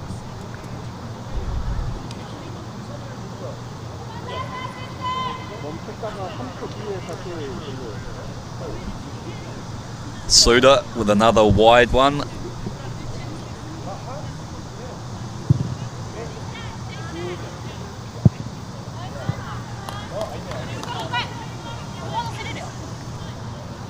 All the hard work was done already on the first phase, second phase here. Not the cleanest of passes, not what you're used to seeing by the Japanese women, but they had more than enough of an overlap on the right-hand side there to get into the try zone. In goal, that was... Okay, time for one final play. Suda gets us away. Well held by Hong Kong here. Can they finish with a flourish? Great counter ruck coming in from the Japanese women, but Hong Kong able to keep their ball. One final attack here. Some determined running there from Hong Kong. Steps off the left foot. Gets wrapped up in the middle of the park. Almost stepped into that tackle. Yeah.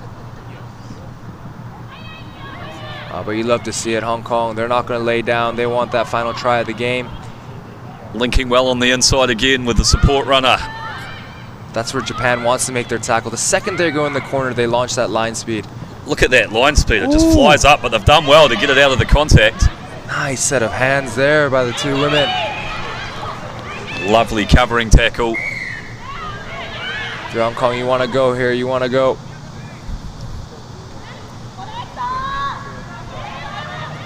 Yeah, coming back to the short side here. Oh, unfortunate. So, what's Japan's option here? I think they're going to do the thing and kick it into touch. Yep, that's enough for them. Already have their tickets booked for the final. So we got a big final later on this afternoon. China versus Hong Kong in the women's final. China versus Japan. Japan. I'm sorry. Yeah, my apologies. Right. So yeah, that'll be an absolute classic. If you are in Incheon or Seoul, I suggest you get down here. You'll see some top quality rugby. If not, you can keep listening and watching on Asia Rugby live stream. So a competitive effort by Hong Kong China, but in the end, Japan, a quality outfit with plenty of skill and pace, got home. Yeah, Hong Kong put up a great fight there, but the class of the Japanese women really shone through there.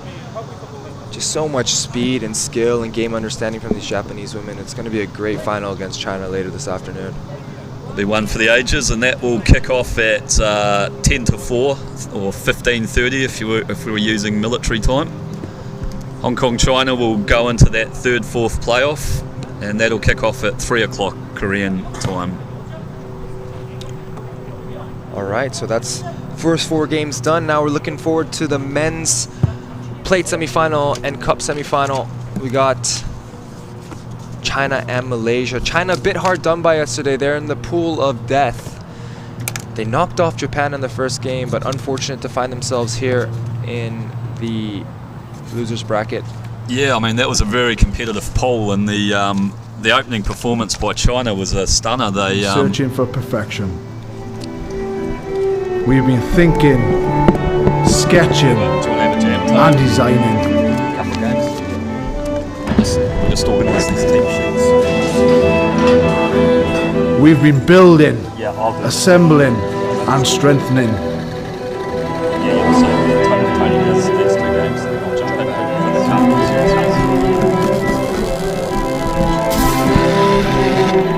the We've been cutting, shaping, and painting.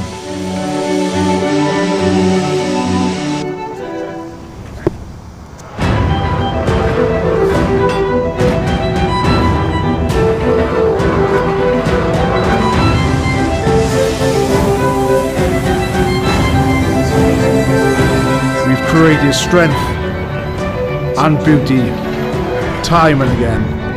Our machines are made for one thing: the perfect hit.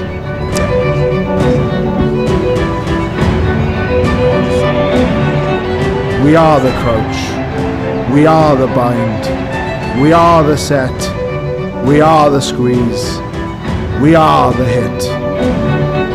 We are Rhino, home of the scrum. Asia Rugby is more than 500,000 players, coaches, and organizers experiencing the game in this multicultural region. Established in 1968, Asia Rugby has expanded from 8 founding countries to more than 36 member unions, spanning Lebanon in the west to Guam in the east, Kazakhstan in the north, to Indonesia in the south. Home to more than half the world's population and an incredible 80% of its youth, Asia Rugby has grown from holding just one tournament every 2 years to running more than 15 international competitions each and every year, culminating in the iconic Asia Rugby Championship and the Asia Rugby 7 Series. Asia Rugby continues to grow the game through initiatives like Get Into Rugby, initiatives that have helped us expand our player base by more than 25% per year, initiatives designed to empower our kids with the knowledge and skills necessary to develop great players and inspire positive social change. Asia Rugby is a diverse collection of cultures bound together by our core values of integrity, passion, solidarity, discipline, and respect, driving our belief that rugby makes a positive contribution to people's lives.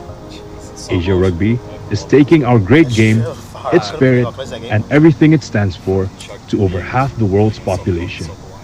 And we invite you to be part of it. Asia Rugby. We can do better, but together.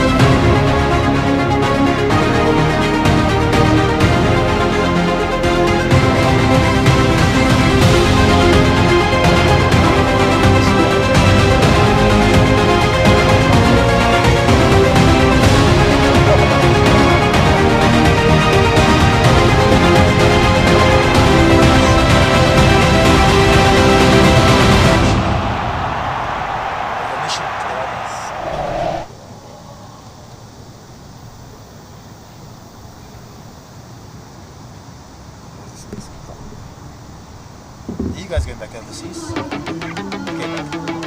We're going to Japan for 2 weeks next Sunday. Because we have that national games. Yeah, putting in the cash. All right, we are back in Namdong Stadium here for the first of the men's plate semifinal. We have got China, who will feel a bit hard done by after beating Japan yesterday, but finishing third in their pool, and they take on Malaysia. Here with me is the man, the myth, Tony. How are you? I'm doing well, thanks, Andre. How are you? Yeah, well, thank you. How are you finding the rugby today? Really exciting, actually. The early women's games were great. A lot of energy, and yeah, we're in for a treat with the men starting up now. And here we have the two lineups of the teams. Should be a good one. A bit of power from China and a bit of trickery and skill from the Malaysian teams. That's what we should expect in this one. Definitely. China will be playing from right to left on your screen in blue, and Malaysia in white and black. Left to right. Inviting Malaysia to kick behind, but that's okay. China will recover this ball and play. They're starting with a wide ball. Nice physical carry there. Now China with a proper set here out to the left. Is he going to go to my big man? Nope. Step inside. Great step there. Look at this pace. Great cover tackle there, though, by the sweeper.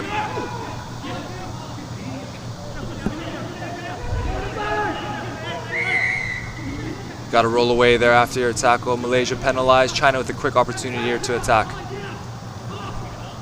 China playing with real pace at the opening of this game. Oh, big bump there.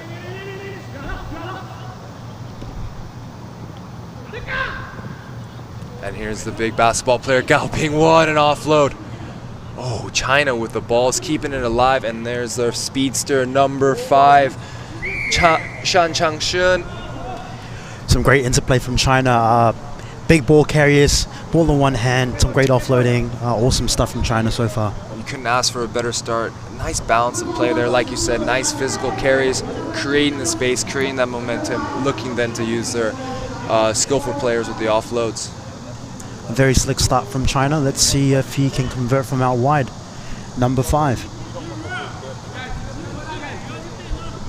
Try scorer.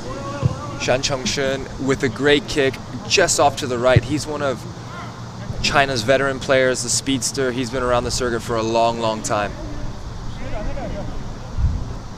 Still got pace at that age. Interesting, China's got a 2-meter Gao Bing on the left, but they decided to go right. He was a bit of a decoy, but what a slap back there. Couldn't ask for a better restart if you're China.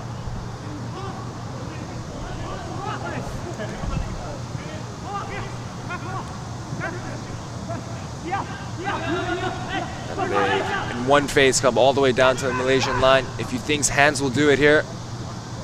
Now here's big Gao Bing. Oh, big fend. Too big, too strong, too hard to stop that close to the line.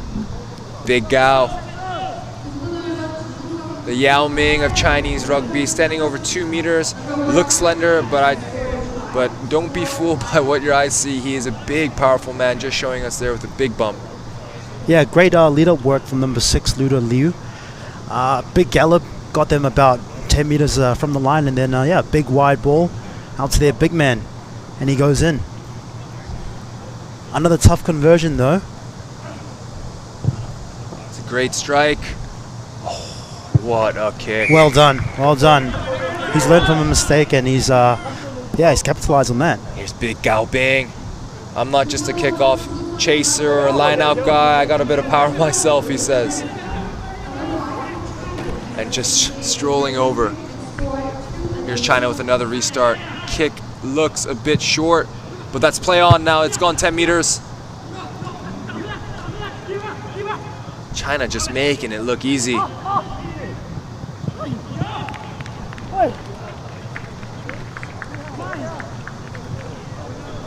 Malaysia making a point that it didn't go 10, but again, the ball, once it crosses that 10-meter threshold, it is live.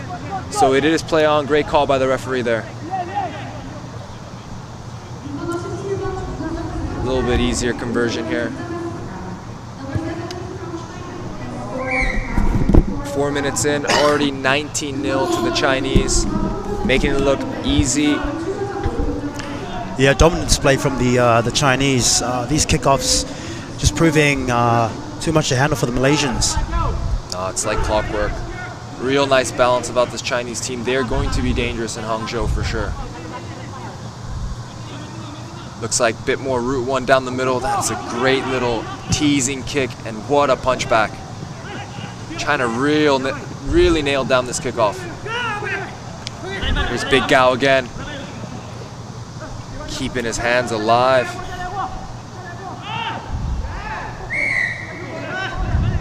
High tackle, China opt to go quick. Great support play there. And just another try there for the big man. You know, China in the past, probably one of the most physically gifted teams in the tournament, but a little bit poor decision making, poor rugby IQ, some interesting decisions on the field, but not anymore. Looks like they've had a really good year, really getting their rugby IQ down, and just putting on some clinical rugby here today. They're looking very sharp today, and they're loving that left corner. That's the, 3rd or 4th try for China now? Sorry, third try in the corner. They've had one under the stick, so this to make it 26-0. Another great strike, but just off to the right here. 26-0, and still the first half isn't over. Look at these hands, that support line from Big Gao. He's been around for a long time, knows those lines. That's the thing about this Chinese team, is they've actually been together as a core group for a while, so they probably know each other, know what to expect. And it definitely shows. Here they go again. Look at this kickoff variation. They've got so many target mans to kick to, this Chinese team. 6 minutes into the match, first mistake by China. Bit of a wayward pass. Ball was on the ground, and it's a long way down for the men to get down and pick that ball up. If you're scouting this Chinese team, how do you defend the kickoff? You'd think they've got this 2-meter Gao being on the left-hand touchline. They haven't even kicked to him once. 4 kickoffs, all 4 collected with the Chinese. Dangerous weapon, their kickoff. Very much so. All right, now Malaysia with the first opportunity to attack in this match. Oh, big push for the Chinese. Stolen. Just really dominating the physical aspects of this game, the Chinese team. Good tackle by the Malaysians. We got a 2-on-1 opportunity here.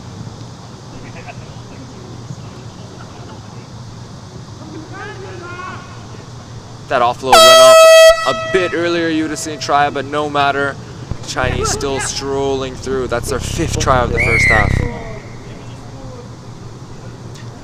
Yep, under the sticks for number 16, Xiyuan Zheng. It's interesting now, you can choose your own number. It used to be 1 through 12 in the 7 series, but now you can have your own personalized number. More like football, more like soccer. Yeah, I guess it gives the players a bit of creative freedom to use whatever number they like. I'll tell you who's enjoying it is all the kit managers around the world, because before you'd have to have, depending on the rosters, you'd have to have, a couple different sizes for each number. Now each player has their personalized number. Kitman's dream.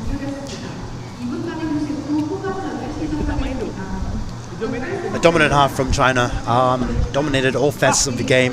Physicality, scoreboard, and also possession and territory. So I think it's more of the same for the second half. For the Malaysians, I guess they'll be getting a bit of a spray from their coach and a bit of rev up. Yeah, I mean, they just haven't had any possession, right? And possession is the name of the game in sevens. If you don't have the ball, you can't score. Malaysia just needs to get the ball, get hold of the ball in the second half, and it all comes down to that kickoff. China had, I think, 4 kickoffs that they were able to recover, so got to win the set-piece battle first before you do anything. But China really showing that they're a cup semifinal team, not a plate semifinal. Really hard done by, real pool of death yesterday. You had Japan, Hong Kong, and China all in the same pool. All on 2 wins and 1 loss, but just 3-point difference between Hong Kong and the Chinese team. Sees China playing in this plate semifinal. Playing like they've got a chip on their shoulder, this Chinese team.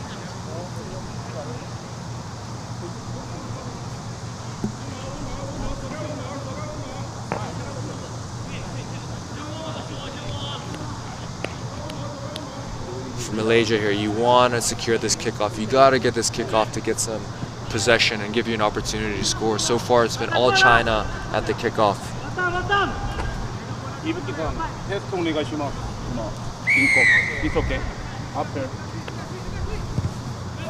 Great kick here. All right, Malaysia finally with their kickoff. Opportunity to attack here.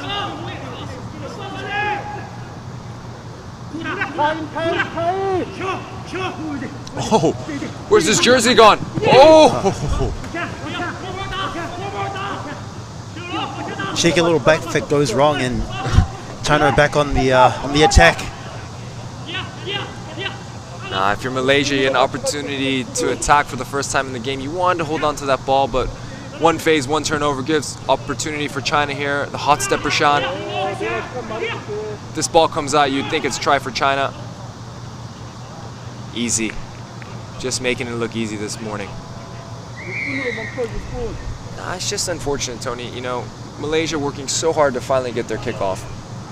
Go one phase, not even one phase. Turnover, give China an opportunity to score.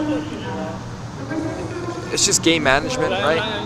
At that point, you want to keep hold of the ball. If you don't have the ball, you can't do anything without it. Unfortunate if you're a Malaysian team. More unfortunate if you're Malaysian coaches. Yeah. Big effort by the Malaysian lads, but they've just had no ball and they've been defending all day. So, yeah, the lads are out on their feet. But they've got about 5 minutes left on the clock, so Again, they'll be doing their best. Malaysians have all the skill in the world. One of the most, I guess, what would you say, hot-stepping teams in the tournament on the continent. But for them, it's just about keeping that ball and then securing the ball in the contact. And if you're not winning the kickoff and you can't consolidate your ball at the ruck, it's going to be a long day, especially against a very physical Chinese team. Another great kick by China. Look at them go.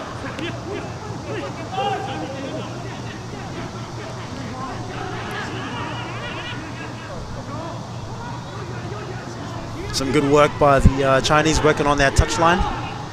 Playing the short side. Oh, he's on the ground and penalty. I haven't seen that before. Offload to your man on the ground. Okay, here's Malaysia with an opportunity attack. The no look comes off. It didn't come off before. It came off this time. Some razzle-dazzle from the Malaysians. Oh, Route 1 road was closed. Yeah, some massive contact, and they'll play the knock-on there. See, that's that fine line with Malaysia. Two no-look passes. One comes off. The other one, led to a Chinese try. So you'd like to see a bit more structure, a bit more technical nuance from the Malaysian team, and they'd be right there with the top teams in the competition. Yeah, it's always you got to build from that foundation, basics first, and then you can play some razzle-dazzle from there.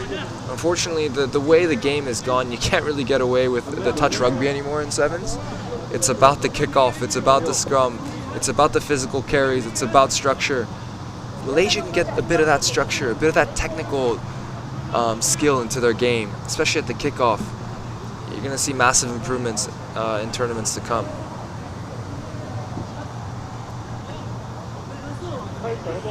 Change for Malaysia, number 12 going on. Are we gonna attempt that name, or are we just gonna say number 12 and not butcher it? Go for it. Number 12, Nazarudin. Nazarudin. Nazarudin. That's what we'll go for. Apologies if we did butcher that name. It's time to come on the field and show what you got. First, you got to defend this scrum. This Chinese scrum has been powerful. When you look at the Chinese team, that's what a professional outfit looks like. Just the body profiles and whatever training regime they're on. Send it over to me. Yeah, they have some big lads on their side and looking really fit. Here they go. Oh, nice late switch. Just running straight. Oh, the two boys linking up really well on this right-hand touchline. Okay, Malaysia did well to cover.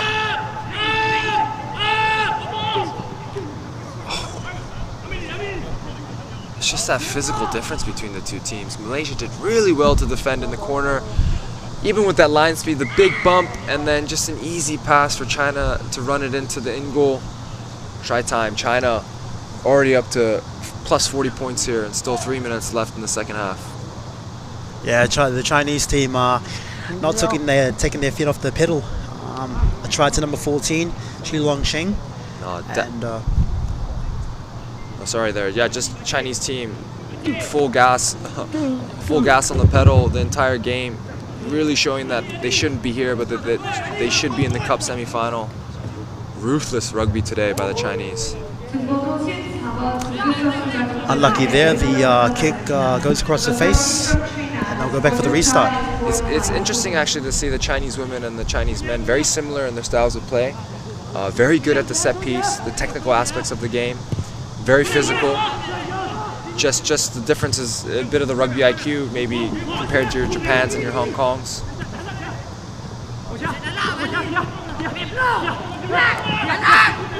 Okay, China Oh, great counter ruck there by Malaysia. You gotta get your hands out there. Okay, Malaysia with an opportunity to attack. You want to see some positive play here. Some fancy footwork from number 5.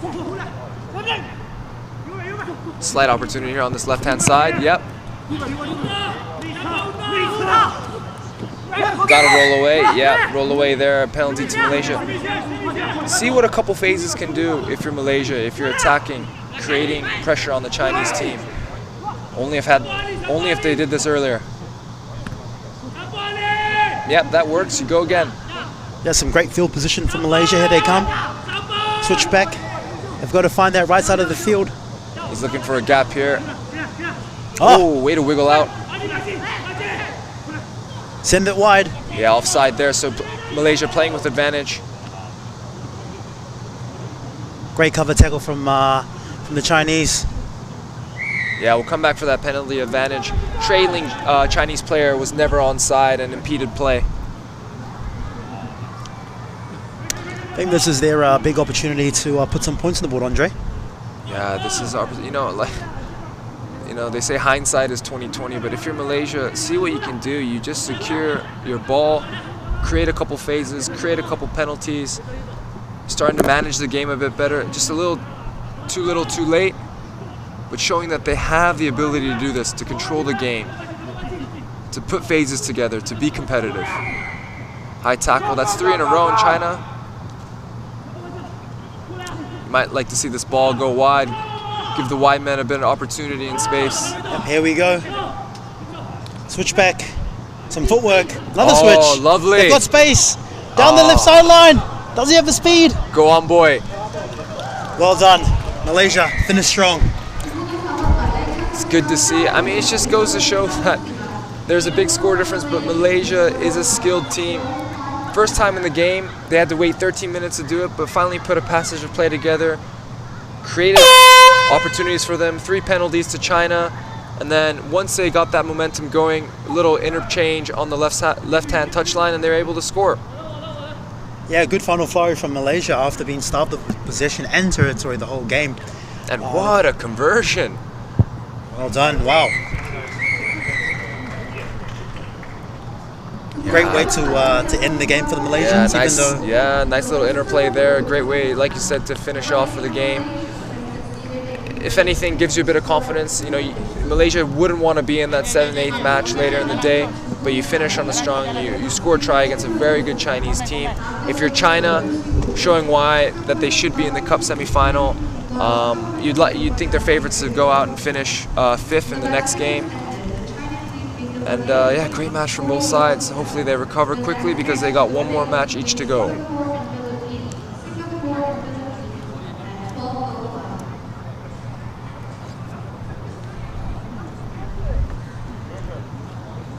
Clock striking noon here.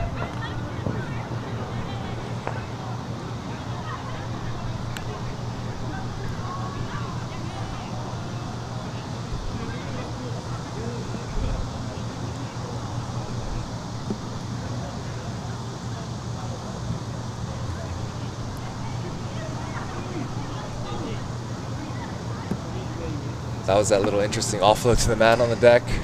Good hands, but yeah, he's out of play, so. Yeah, what do you do? I mean, you got to keep your hands off. Obviously, that's a penalty.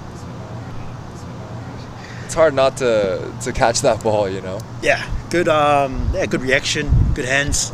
What can you say? Yep, so we'll look forward to the next semi-final for. So next plate semi-final, we have Singapore versus the Philippines. Nice Southeast Asian matchup. 2 teams that see each other in the Southeast Asian games quite a bit. Singapore looking like they made some improvements actually yesterday. Put some good rugby on. Played a very competitive game against Hong Kong. Here are the 2 lineups.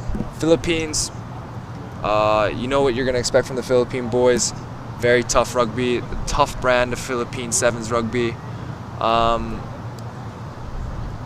Did well. Just unlucky to lose out to UAE yesterday to not make the cup final or cup semi-final. But they'll be looking to go hard here against the Singaporean men. Definitely, we should be in for a cracker of a game. The winner to play China in the later on in the day. In the 5-6, yeah.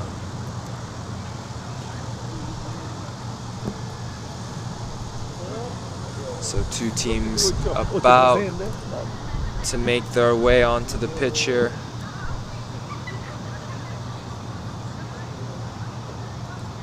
It's a good day for it. You know, some people think they want a sunny day. I actually liked it when it was a bit cloudy because you wouldn't lose the ball in the sun, you know. So players probably actually enjoying a bit of the cloud. No, I'd say definitely overcast is the best weather to play footy in. So yeah, it just makes it easy on everyone. Especially on us here. We were in an indoor booth last year. It's getting stuck in there. That's what you love to see. There we go, Sunday session out in Incheon. And there's Singapore women there in the stands to support their men. Yeah, so if you're around Incheon, please come on down to the Namdong Asiad Stadium to support Asia Rugby. Get yourself down here. If you can't make it down, please tune in online, Facebook and YouTube. We'll be going till 5 p.m. I think today. Yeah, I mean the final is we'll be on at 4:15, so we should be on till about 5. Good to see shots of people in the stands. Now that it's after 12, people will be slowly getting their way to the stadium, you would think.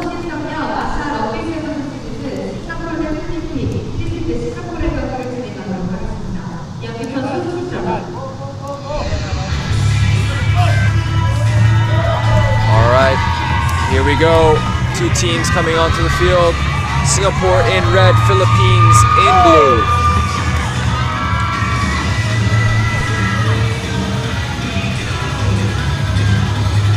It's great to see the Singaporean team back on the top level of Asia Rugby in the Sevens series. Philippines now a staple, probably one of the most improved sides over the last couple of years, this Philippines team. Also, quick mention to Rhino Rugby. I just touched that match ball. 60% recycled rubber. Rhino not only doing good for the game, but also for the environment. So great to see that.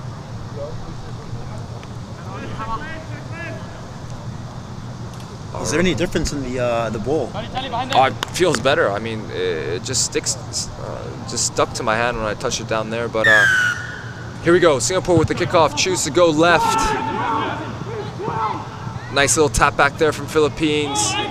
And they'll have an opportunity to have the first attacking phase in this game. Ooh, pop off the deck. A bit lucky there to retain possession. Bit lateral here from the Philippines team. But they're working with some numbers here. Quick little 3-on-1, but not a lot of space. Yeah, nice carry there to straighten up from the Philippines. Nice floating ball there to the right-hand touchline. Ooh, good bit of footwork. Go on, son. But Singapore surviving here, doing well. Nice connections in the defensive line. They're not too worried. Commentators curse the second you say they got a good connection. Philippines finding a hole.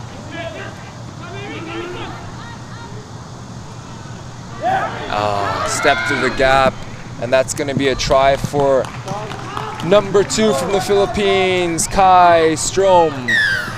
Yeah, great work from Strom.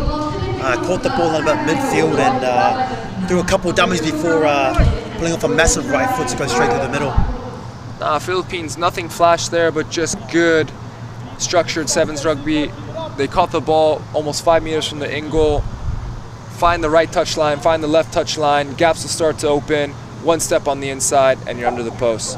Good measure start from the Philippines team. And Kai here will have an opportunity to convert his own try. Yeah, he kicked that with his eyes closed in front of the posts.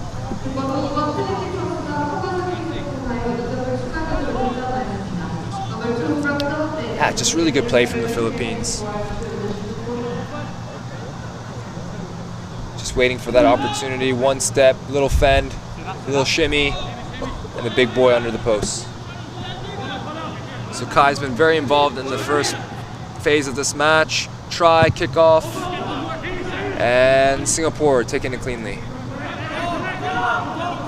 Now Singapore with their first opportunity to attack in this match.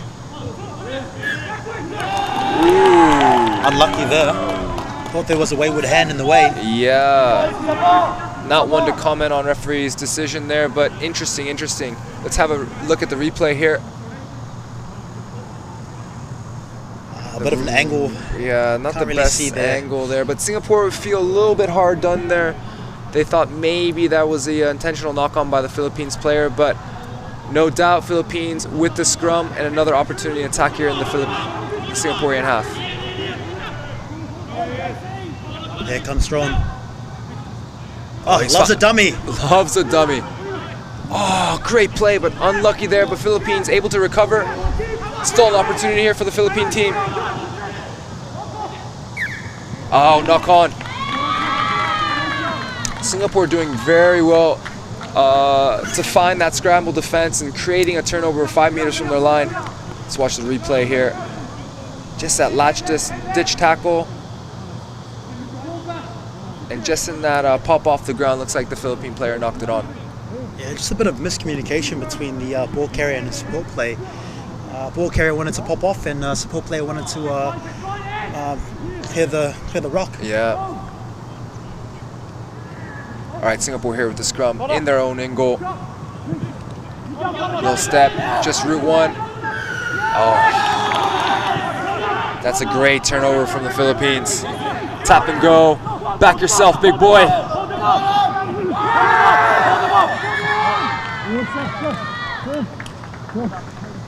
Philippines go straight up the guts, and I think he's held up over the line. Yeah, Justin Coveney there, experienced player, played some time in Japan. Saw an opportunity there for a quick tap, backed himself, but Singapore doing really well to get numbers around him. Let's have a look here. Look at that leg drive. But Singapore doing well to get 3 people on it. And this decision is held up in the end goal, so it will be a Philippine scrum 5 meters from the line. Yeah, run a straight challenge gone wrong. Straight into 2 big shoulders. Fortunately, Philippines will have the opportunity to attack again. It's not the end of the world if you get held up in the end goal. You know, you give yourself a good platform. Time off here from the referee. Are we looking for an early sub or? Okay, time is off, and we see AR here coming onto the field.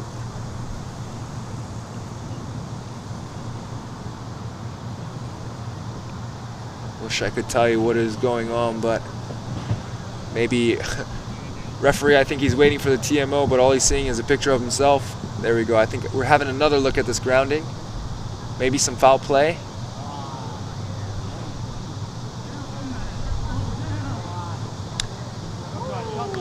Not much to see there, but yeah, not exactly sure what we're reviewing here. maybe it's the shoulder on the head. A little bit high. Yeah, number 10 for Singapore, Miguel William.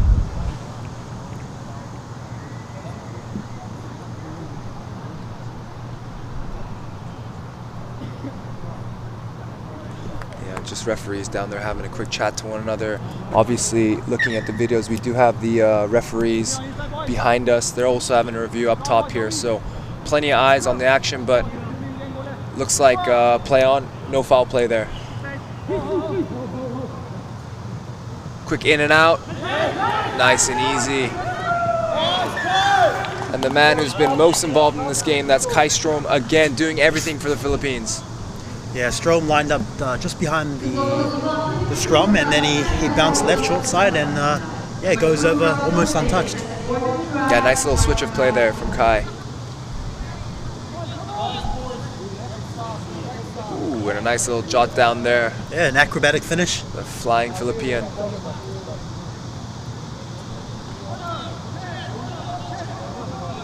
Quite a tough angle though for the conversion. Let's see how he goes. Yeah, he's got only himself to blame. He's the one who jotted it down there. But this left boot has got some power.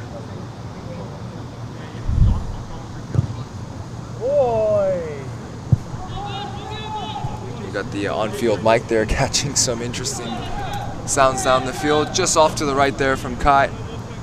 Yep, so the Volcanoes take a 12-point lead, and there's about a minute left to play in the first half. Yeah, so far if you're Philippines, you're happy. Controlled the ball, controlling the game. If you're Singapore, you got to get hands on the ball. It starts with this kickoff. It's going to go over. Yep, nice carry there.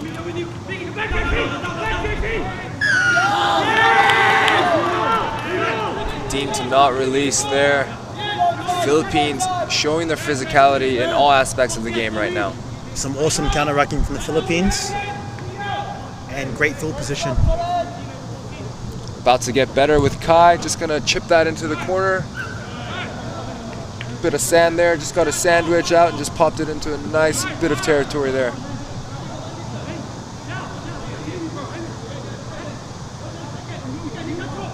So we got Philippines here, opportunity at the line out. Not straight there. Unlucky there, unlucky there.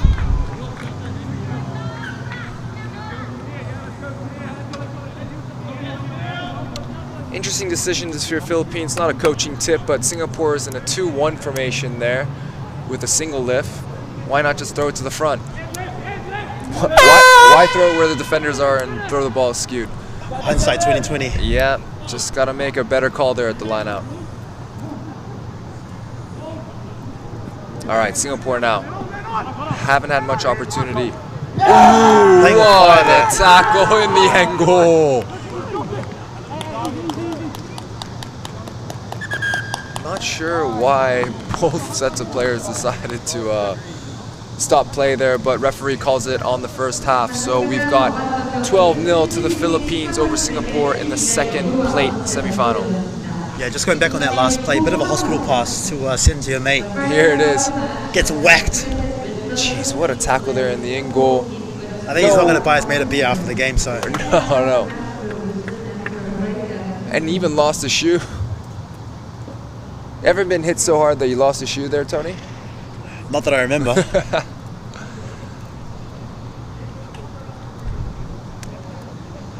Bit of a mixed first half, even though Philippines have dominated. Singapore staying in it. They're defending well. Again, Philippines not the most expansive team in the tournament, but doing what they do best, which is being physical, keeping ball in hand, and they're 2 tries to the good for it. If you're Singapore, it all starts with the kickoff. It all starts with the set piece. Get the ball in your hands, and then create some phases. I don't think I've seen Singapore go more than 2 or 3 phases yet in this game. They have the opportunity. They've got some speedsters. They've got some skill.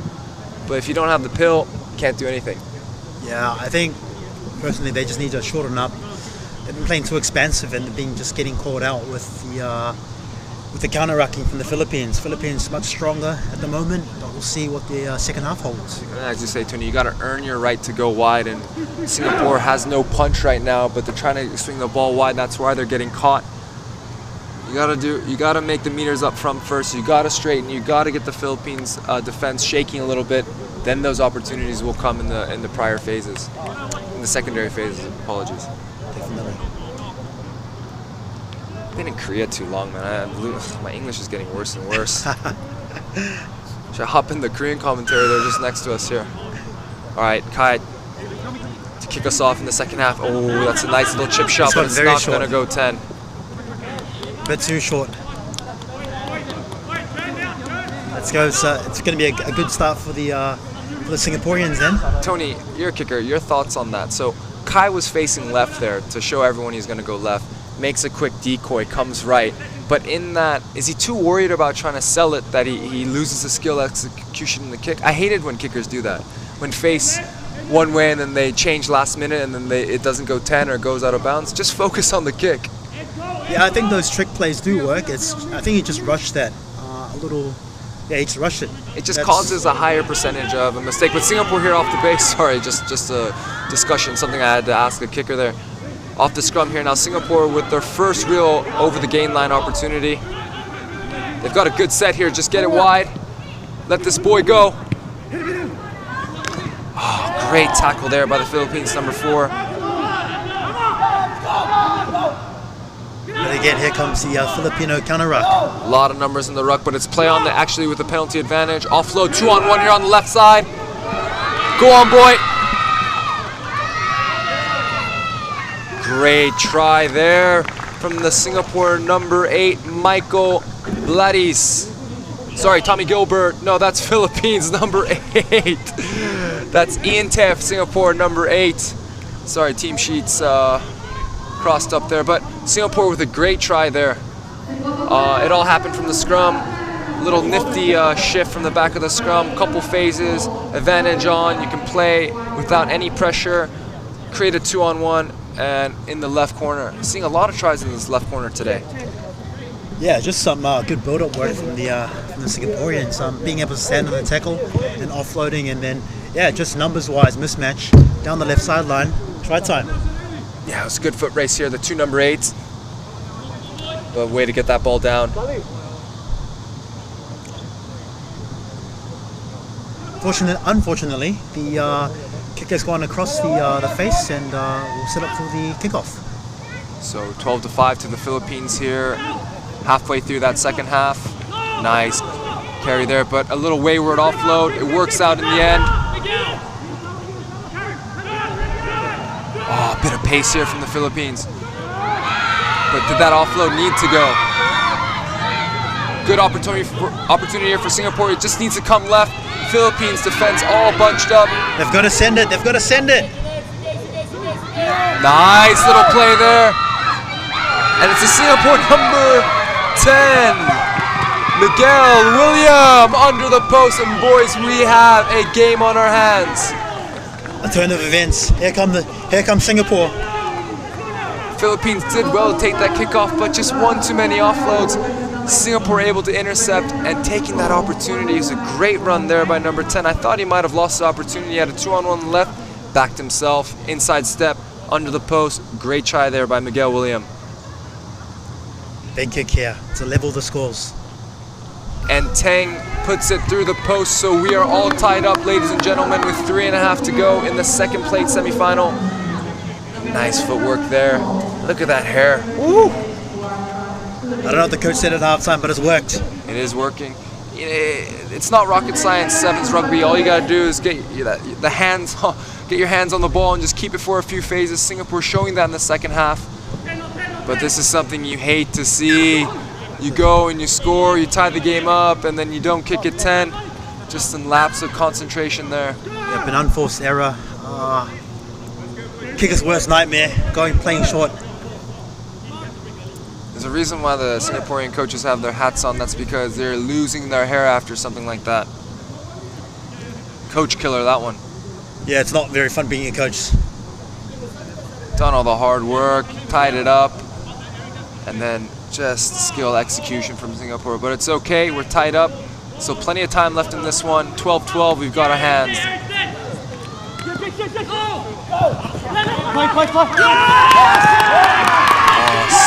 Singapore defense coming up good again. Bit of a momentum shift here, Tony. Definitely. Momentum is back in Singapore's corner. Singapore riding that red wave.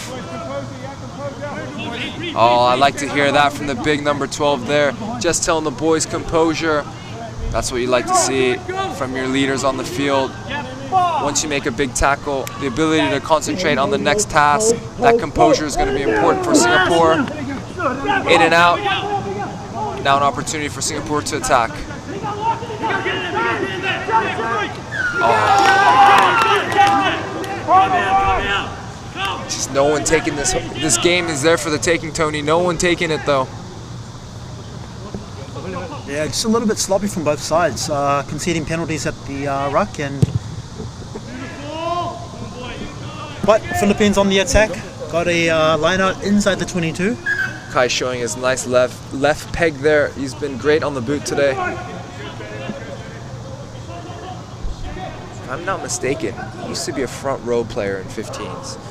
And now he's offloading, making line breaks, stepping, kicking, throwing lineouts. Oh, Kai's had a bit of a globe then. Most skilled front row in the world. Oh! Great carry there. very acrobatic catch Yeah, by the Philippines. just took his eyes off the ball, but recovered well. Singapore came flying in the tackle and knocked it on. It'll give Philippines a good opportunity here, a good platform with under a minute to go in the second half to really take this game. They've also got a decent short side, which they should use as well. Yeah, the right-hand side is dangerous in the 7th scrum because no halfback defense, but Singapore covering well. 2-man tackle. Ball slips out. Turnover after turnover. No one taking this game. Real seesawing match. Here we go. Singapore. Oh, they used a kick. Kick option. Now it's a foot race. He's got the pace. Go on, boy. Boot to ball. Uses it. Pick He's it up. got it. Offload. He's got support. Oh, what a tackle. But it's a penalty and it should be a card. He just... Penalty try, no, Tony? Surely. Man on the At least ground. the card. At least the card. Oh, he stopped a clear try there. And there it is. Yellow. Singapore putting it in deep, no sweeper. And look at this here. This is cynical. Save the try. I guess there was one man covering, so they're not giving the penalty try, just a yellow. But if you're Singapore here, you got almost the final play of the match here. You can win this game when you thought it was all. It was 12-0 Philippines at one point, was it not? Yeah, backs up against the wall, but now they've got a chance to win it at the death. Final play of the game for Singapore. Probably something they've drawn up in the training pitch. Someone's got to support him. Who's with him? Philippines alive for one more phase. Need to go left. There's space out there. 3-on-2. Oh! Wow, what a finish! Sean Michael Andres steals it at the death. Singapore down 12-0. Nicking this game 17-12. Still the kick to come, but kick won't matter as that was the final play of the game. What a match by Singapore. A true game of two halves. A true game of two halves. If you're Philippines, you can only be disappointed. Actually, the game was there for the taking multiple times from the Philippines. Just too many offloads, not keeping the ball, let Singapore creep into the game, and then Singapore with the final opportunity in the game, scoring in the corner. Love the attitude by the Singaporean team. Kick won't matter, that's fine. Shocking kick, but won't matter because they are into the 5th place game against China later this afternoon. Yeah, well done to Singapore. Never gave up, and look where I got them. Place in the final. Look at those celebrations from the Singaporean team. Tony, appreciate your time. Catch you in a couple hours. Yep, I'll be back soon.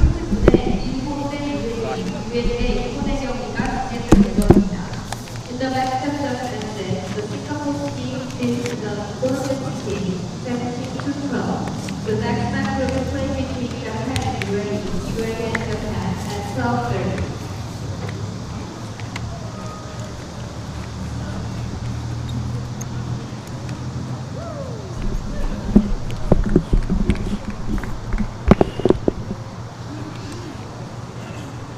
And a thrilling finish to the second of the plate semi-finals as Singapore snatch it at the death. What a match. Just when you thought Philippines had done all the hard work, up 12-0 in the first half, knocking on the try line, Singapore snatching it at the death. Never say die attitude from the men in red.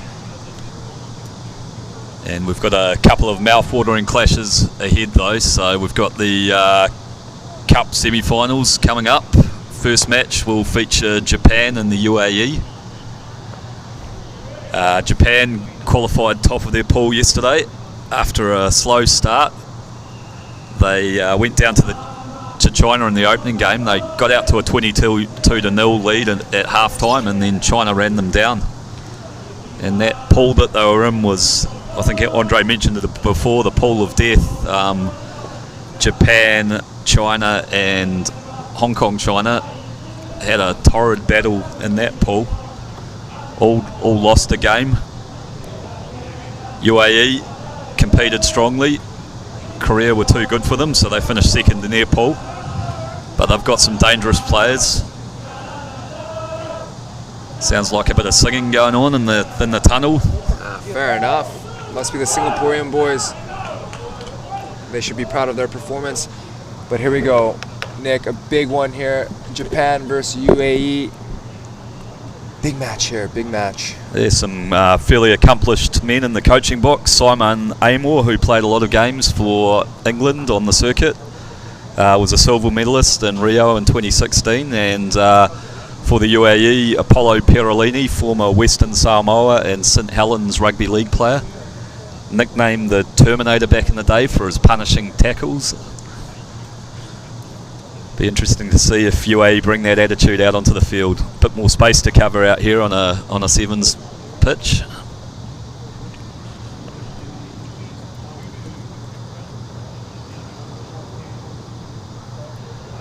Few onlookers from the Kazakhstan side, enjoying the exciting rugby we've got on offer out here at Incheon. Japanese fans excited for this one.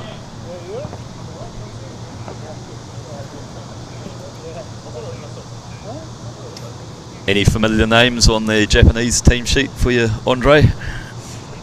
Yeah, Rota Kaino has been around for a long time, the number 7, but it is a new look Japanese side. I think this core group has been together since the World Series of last year. Japan, all the talent in the world, but with the top league, the Japan 1 League season, it's hard to get some of their top boys, but finally they're putting together a good program under Simon Amor. And now the two teams making their way onto the field. Yep, Japan in their traditional white and red strip, and the UAE in the black and grey. Exciting contest in store with a trip to the final at stake. But just goes to show you what time together can do. Japan used to be a team, almost an invitational team, almost a barbarian team that would come in 1 week, just borrow boys from the Japan 1 clubs. Of course, I don't know the ins and outs of the JRFU, but from what I understand, they're spending more time together and it's paying dividends. Obviously, the Asian Games, they'll be looking to go for gold, and they'll be hosting the Olympic qualifier in November. Of course, they automatically qualified in 2019, so they'll have to earn their right to play in Paris, and it starts with this group here in Incheon. Nice one. Yep, and they looked a lot more cohesive yesterday, so yeah, that's probably the benefit of having the same group together for a while. And they'll get us underway with the kickoff. Interesting formation from the UAE. 3 single lifts and a sweeper in the back. And Japan able to win their own kickoff. Spreading it wide into the midfield. A good step and a powerful run. Ball's gone backwards. Japan have first possession in this game. They switch back to the blind. Nice wide pass there, dancing around, looking for some space. Connects with Kano there. The UAE defense not troubled at all. Look, they're finding their connections. Good tackle there in the corner. Back into the midfield now, shifting it out towards this right-hand touchline. And here's the danger man, number 3 for Japan, Yoshizawa. He gets the ball away in the contact. Space opening up here, looking for support. Japan stringing it together in the early stages of this game. Out wide to their winger. He thunders into contact, but the UAE defence holding firm at the moment. Japan recycling possession again. Good determined run. Where's the support? They link up. Got a numbers over here. Great hit by number 1, but he's fallen off the tackle. Japan got a wee overlap. Draw and pass. And it's Yoshizawa that opens the account for Japan. It wasn't easy, and UAE definitely put up a stern defense there, but it's exactly what Simon Amor wanted to see. Japan able to win their own kickoff, build phases, go side to side. In the middle there, number 5, Moki Fukushi doing the hard yards, getting the Japanese team over the gain line, creating space for the speedsters in the corner. Yeah, good continuity there, some good support lines, nice passing. And Ryota Kano will attempt to add the extras from wide out. Very educated boot, this man. Tough first conversion. Oh, what a strike, but just off the upright. Did you see where it hit, though? Yeah, it was still going up. Would have been good from 60. Yeah. He just had a nice wee draw, but unfortunately hit the woodwork. Just nice skills from the Japanese team, very similar to the Japanese women's team, just very clinical, technically very good with their passing. All the balls on front, so guys don't have to check their runs. It's nice to see. Japan kicking us off again here. More pressure on the kickoff, but he's obstructed the jumper, so UAE have their first opportunity in possession. They look to shift it wide. Nice little bit of footwork, gets halfway through a gap. But Japan are very quick to react defensively. They've won a turnover, and Noguchi taps it and goes quickly. Numbers now for Japan. Through the hands. They set it up on the left-hand touch inside UA's 22. They've won another penalty. I'm sure they'll tap and go again. They do. Moving it nicely out towards the right-hand flank again. And here's the big man doing the hard yards for the Japanese team. It looks like he's over. Held up though, but under penalty advantage, so we'll go back. We got time off, so definitely going to be telling off here. Will we see a card? Looks like the AR, yeah, we will see a card. And that's just penalties in succession, and then also stopping a try opportunity a couple meters from the line. Yellow card, right decision there from the referee. Yeah, very good pressure rugby from Japan in the initial stages of this game. They've retained their position well, and they tap and go quickly. Burrows over for a try, Japan. If you can win the physical battle, no need to go wide. Great tap and go there, just determined play. Japan looking good here in this first half. Yep, they've got off to a blistering start. It's number 6, Sakuyusa Nasao, that's on the naughty chair for the next couple of minutes. Ryota Kano steps up.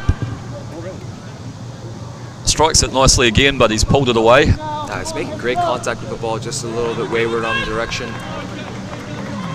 Japan looking very solid, very clinical. Nothing special, nothing too flash about their play. Going route one when needed, and then spreading it wide when they find their opportunities. Good rugby so far. Yep, Fukushi burrowed over there, so another challenging restart. And they get up and contest and win it back, Japan. Looked like he floated there for a minute on that kickoff. Michael Jordan-esque. Noguchi takes it solidly into contact. UAE working hard to try and slow the ruck ball down there, but they've conceded another penalty, and there's a double blast on the whistle.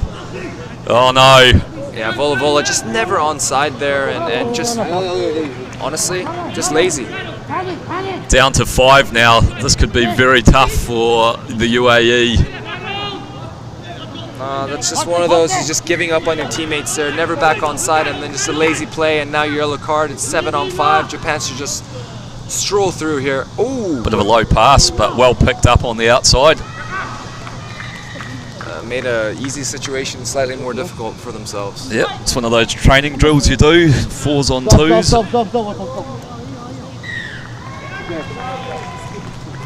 Japan exploiting that numerical advantage and running up a big score here early on. Yeah, just everything Japan doing except for that final pass. I mean, work down the end is clinical. Starting from the kickoff, creating a great contest, couple phases, building so much pressure that it's forcing the UAE team into poor decisions at the defensive breakdown. 2 yellow cards, 7-on-5. You're going to back Japan to score every time when it's 7-on-5. So another tough one for Ryota Kano right on the touchline. Again, great contact again, but just off to the right. So acres of space now for Noguchi to target. Yeah, if UAE here, 5-man covering 70 meters from touchline to touchline. But actually, in the meantime, Nassau's card is up, so he's got back on, so they are at 6. Back to 7-on-6. Deeper kick here from Japan. Oh, great pressure and great tackle. Opportunity here again. Japan drawing pass. Bit of a flutter kick and nice little offload back onto the inside. Noguchi's held up in contact. UAE getting in there and contesting, but Japan's won it back. They've got numbers here. Defence rushes up. Nice tip on there. And Japan will canter in again for another try, and that's Mario. What a balance of just structure and skill. Able to put pressure at the kickoff, win that ball, nice carry, coming out here, slick offloads, and then what about that tap pass? Haven't seen that in a while. Nah, that was a lovely piece of skill there. Defender had 3 men to cover, so it was a good option to come in and try and snuff it out, but when you can execute skills like that under pressure, it's pretty hard to defend against. Japan showing who they are, making a statement in this semi-final. It looks like they'll be heading into the final unless we see a miracle here in the second half. But finally, we get that first conversion over. He had plenty of practice from the touchline, but look at that. Lovely. Yeah, lovely strike by Ryo Takano, finally rewarded. So we've got the hooter for half-time. Japan up 22-0, but they'll have an opportunity to stick another nail into this coffin. It's been full throttle, all Japan here in the first half. Another kickoff, another great contest, but UAE able to come up with it. Well done by UAE to get into the lane there and win some possession. Their first time with ball in hand for a while. Nassau takes it into contact. Japan counter ruck, and they've caused a turnover. They charge strongly up the middle. Noguchi links out wide. They are putting on a clinic, this Japan team. And Yoshizawa trots around and puts it under the post. Just when we were highlighting the skill and the technical brilliance of the Japanese team, they show their physicality, the breakdown. They're hunting in groups. One guy goes low, counter ruck is over, create that turnover and under the post. And that will take us to halftime, 29-0 to the Japanese team. Yeah, I've probably overused that word a little bit, clinical, but that's exactly what they've been in this first half. It sums up their play perfectly.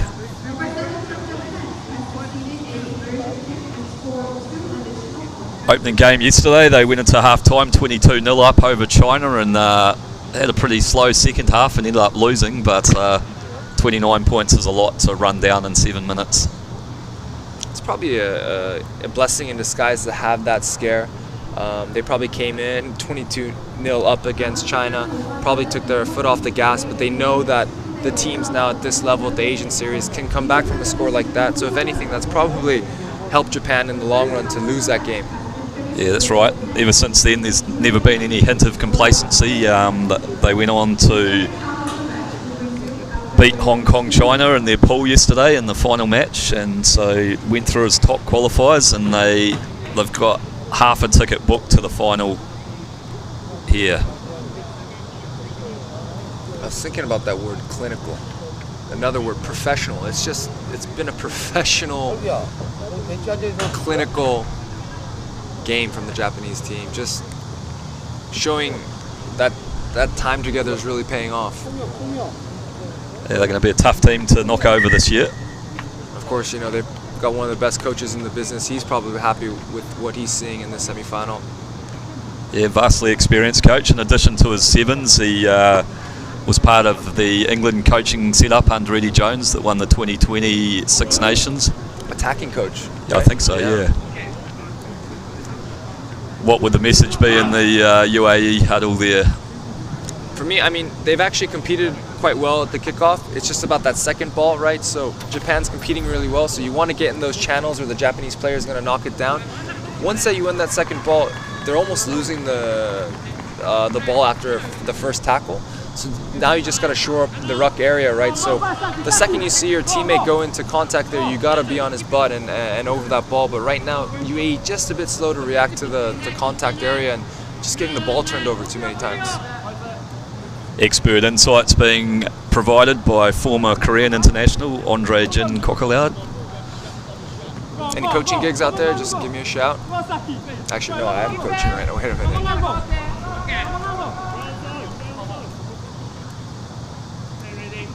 So Japan here with a 2 single lift, double stack here, we like to call it, because UAE just showing that they're only going to kick to one side. Japan's just going to play on. More possession for Japan. Bit of a disconnect in this UAE line. Targets the inside shoulder, gets a offload away. Kaino picks it up off his bootlaces. Japan off to another fast start here in the second half. Yeah, this number 5, he's been a good player for me. I like what he's doing here. Fukushi, just doing the hard stuff for the team. Not shy of dropping the shoulder in the contact. Sufua links up, gets the fin going, links up with Yoshizawa. Yeah, the danger man again, Yoshizawa.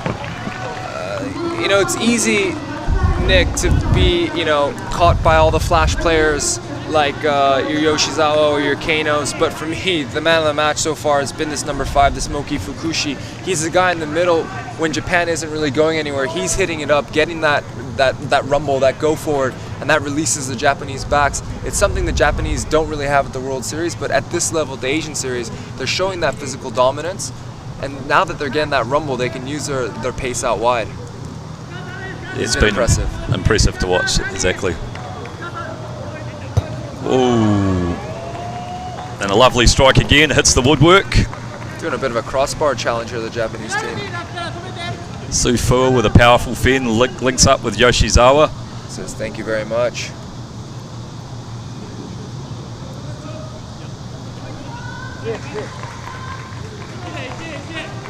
Japan 34-0.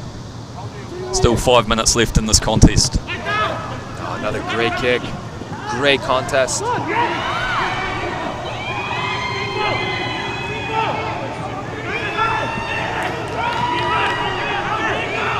Still on his feet. Powering into the contact. Japan set up. Shifting the ball towards the right. They've got numbers. Sufua goes himself. Gets the fin going. Drops one back on the inside. Playing with a lot of confidence here, the Japanese team. Why not? Another try in the corner. And that's Ishida that will go in number 12. So once again, that man that Andre had highlighted, Fukushi, did some good work at the kickoff. Got them over the gain line. And once they get rolling, they're pretty hard to stop.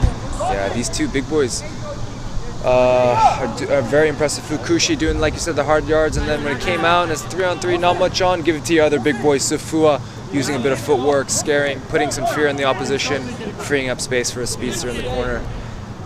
It's a really nice balance about this Japanese team. Kicks away, so 39-0 it remains. Clock counting down.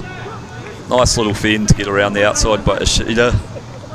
Just nice balance run there. Right, what can UAE come up with to secure a kickoff here? I just love that leg drive. See, the hard yards up front, freeing up the space for the other boys. Towering restart. A bit of hot potato, but Japan come up with it, knock on.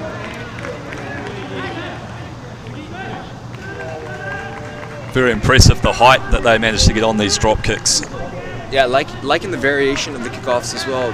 Bit line drives, putting those towering kicks, as you said, keeps the opposition on their toes. Don't know what to expect.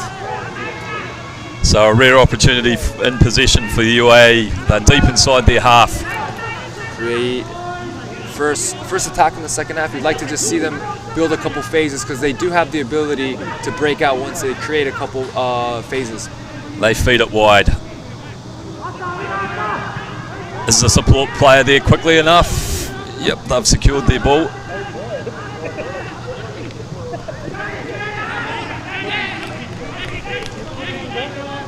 Sustained period of possession, the first one for the UAE in a while, but they haven't made much forward momentum. Big powerful man in number 1 carries it forward, but he's lost it in the contact. Not really sure what he was thinking with that offload, and it's number 2 again, Timo Sufia going in for Japan. And that's number 1 from UAE. I understand your side's frustrated, you want to create something, but that was not the time to throw an offload. Gives Japan an opportunity to score an easy try. Yeah, number 1, Amosi Ratu Thaunawa was the fulcrum of UAE's attack yesterday when some of those offloads did come off, but probably wasn't the time deep inside his own 22. Glad you attempted that name. There was no chance I was going to. I actually messaged one of my friends, former Fijian Rugby Union President Saki Tuisoaluia, and asked for a phonetic translation, so I'm pretty sure I still didn't nail it, but I had a crack. What a kick. Lovely kick.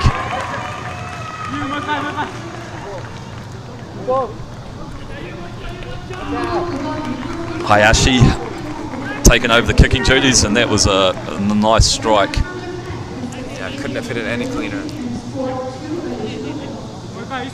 So Ryota Kano stands in the middle, surveys his options.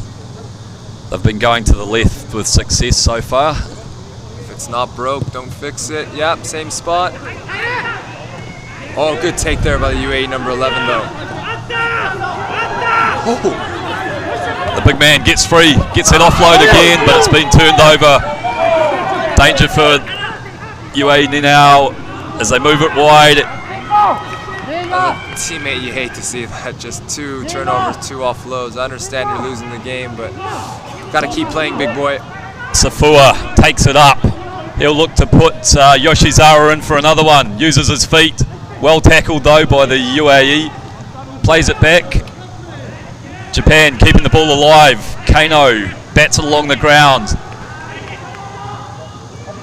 Ashida out wide. He'll have a crack at his man. Goes inside him and puts on the fend and trots in for another try. It's unfortunate, at least in the first half, the UAE were making Japan work for their tries. In the second half, UAE just gifting Japan the ball and opportunities to score. But again, that word's going to come out again, but Japan just putting on a clinic, 51-0 in a cup semi-final. First time I've ever seen it. Yeah, I can't recall a margin this big. And the final kicks away, so Japan progressed through to the cup final with a clinical demolition of the UAE. Some good finishing out on the flanks by Yoshida and Yoshizawa.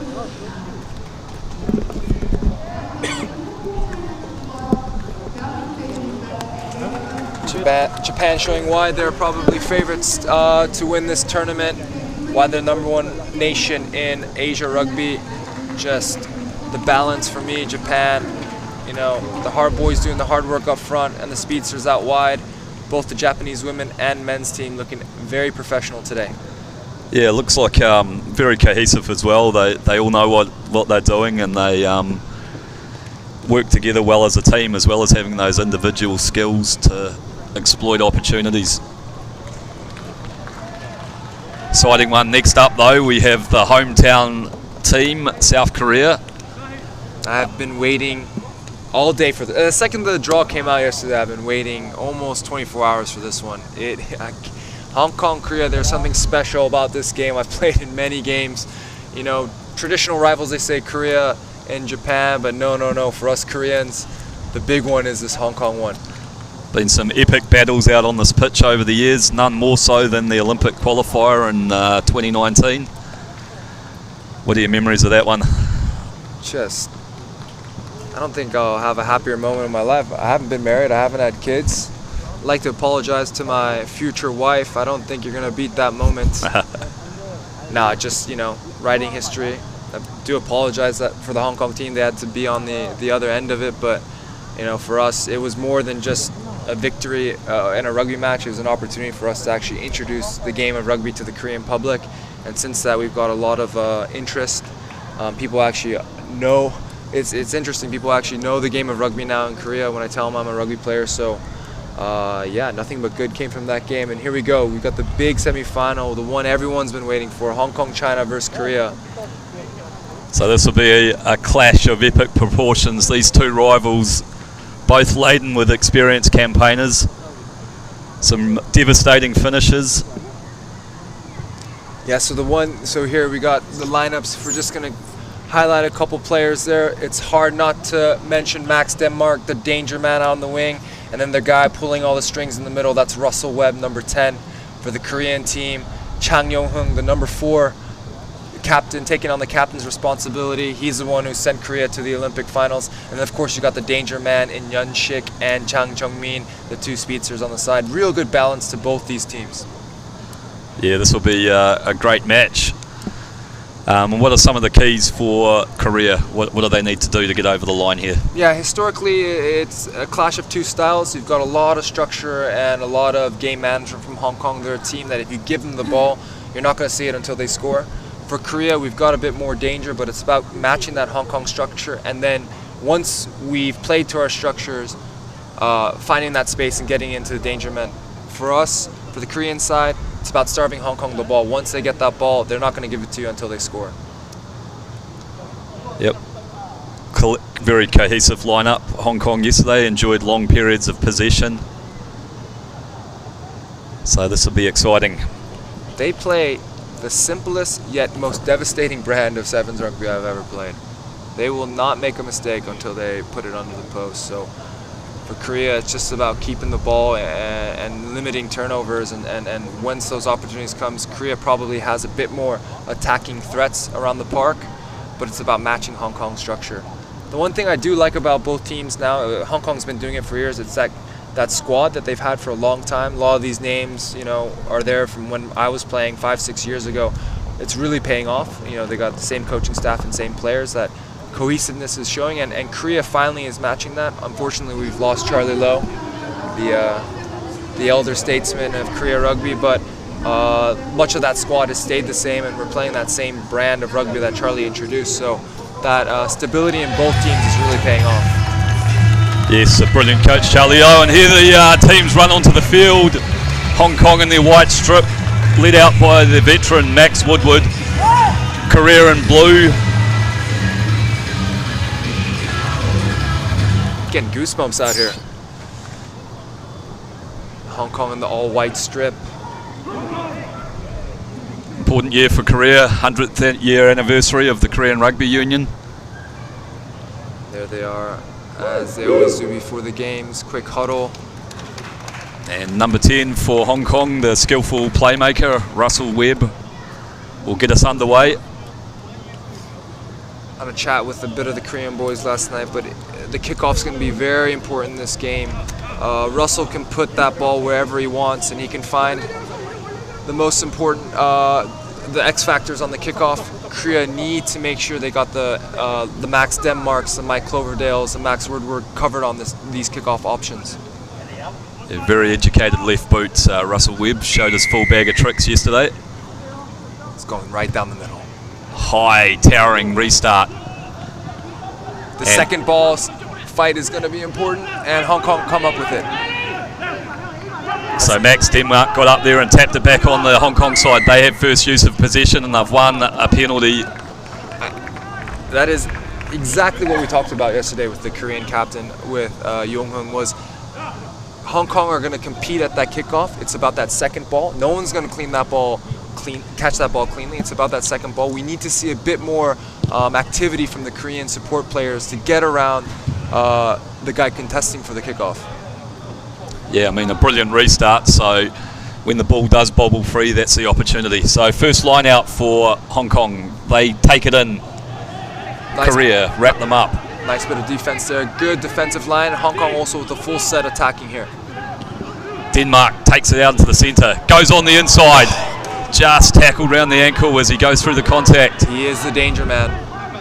Kato Lee gets it wide. Great read and defence by. Great read by Hwang In-jo there. Creating the turnover as well. So some excellent early defence in there. Hwang In-jo comes up with a good read and executes a great tackle. Gives Korea an opportunity to clear their line. Yeah, I just timed that perfectly, didn't he? Let's watch that here. It's always a high-risk play to shoot out the line, but if you can get there the second with man and ball at the same time, it's the perfect option. Korea using that penalty. Russell Webb almost had a cheeky little save there, but touch judge AR has ruled it to go outside. What a kick there. Yeah, tried to carve off a lot of distance, and you'd have to say in the end he did it to perfection, but there was a bit of a heart and mouth moment. Korea here with their first real opportunity and attacking platform in the Hong Kong half. So, good line out from Korea. Going all the way to the back. Chang on the wraparound, fires a wild pass into the centre, which is picked up by Denmark, and now here's trouble. It's a foot race. The number 7, Liam Herbert, is gonna have the gas, and he's going to score. Just unfortunate there from the Korean team. Did really well to win their own line out, but just a miscommunication there in the set piece in the backs. And you want to make Hong Kong work for their tries, but unfortunately, kind of gifted that one. Unfortunate situation here with Hwang In-jo down with injury. Yeah, they did really well initially in that line out. Deep throw to the back, and they'd opened up some space, but that pass was wild into the midfield. And Webb just hits the upright with his post, with his kick.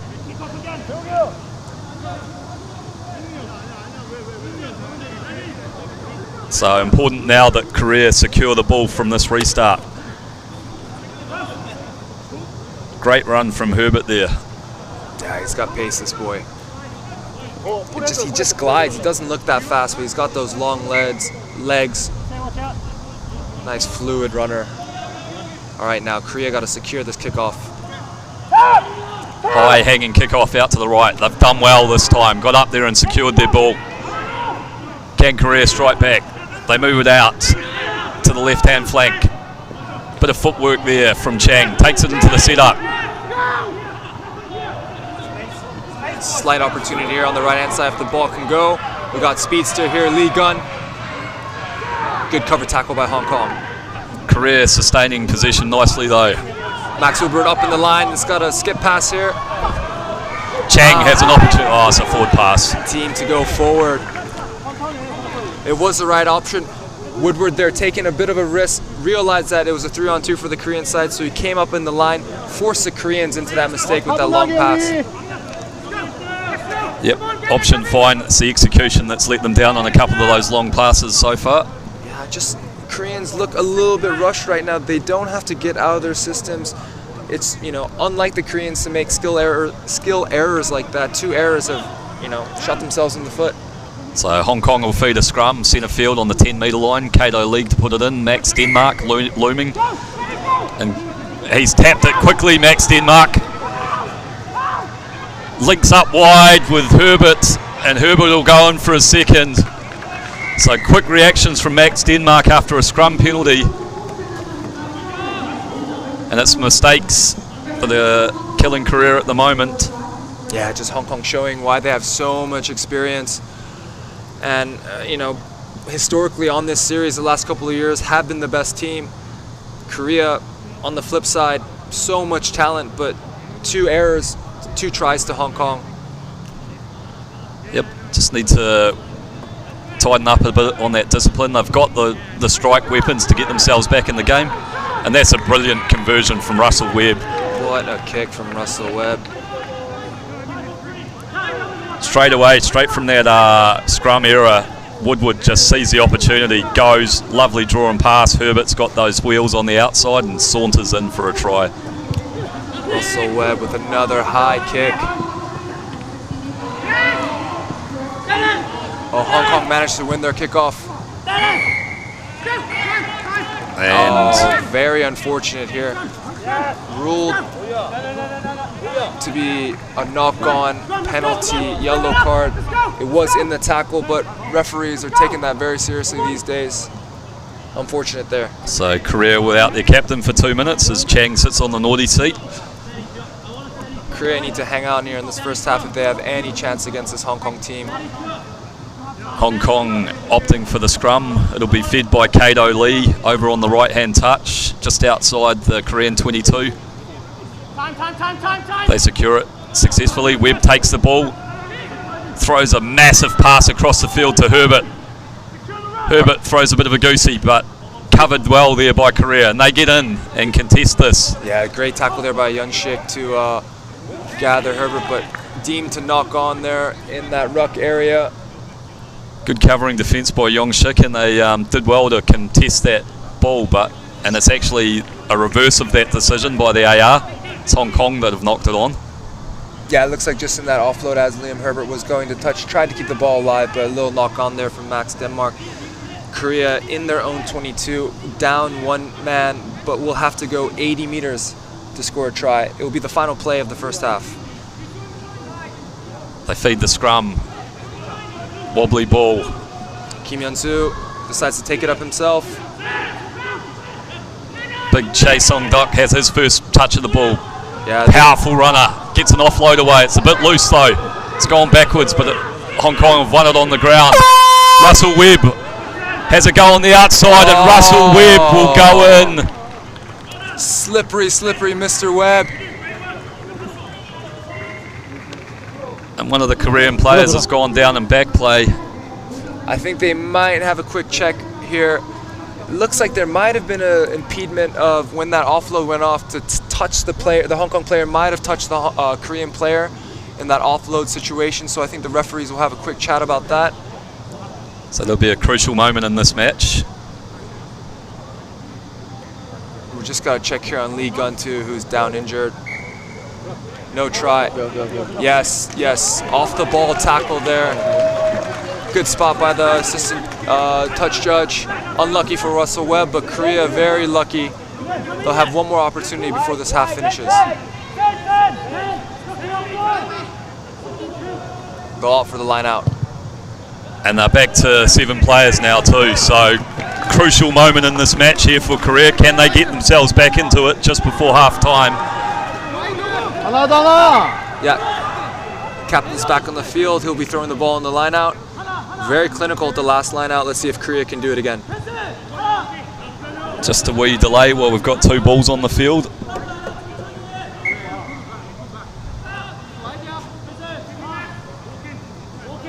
So Chang puts the throw in, and it's missed its target, and Hong Kong have turned it over and won it. They spread the ball out to Herbert. He's got Denmark looming outside him.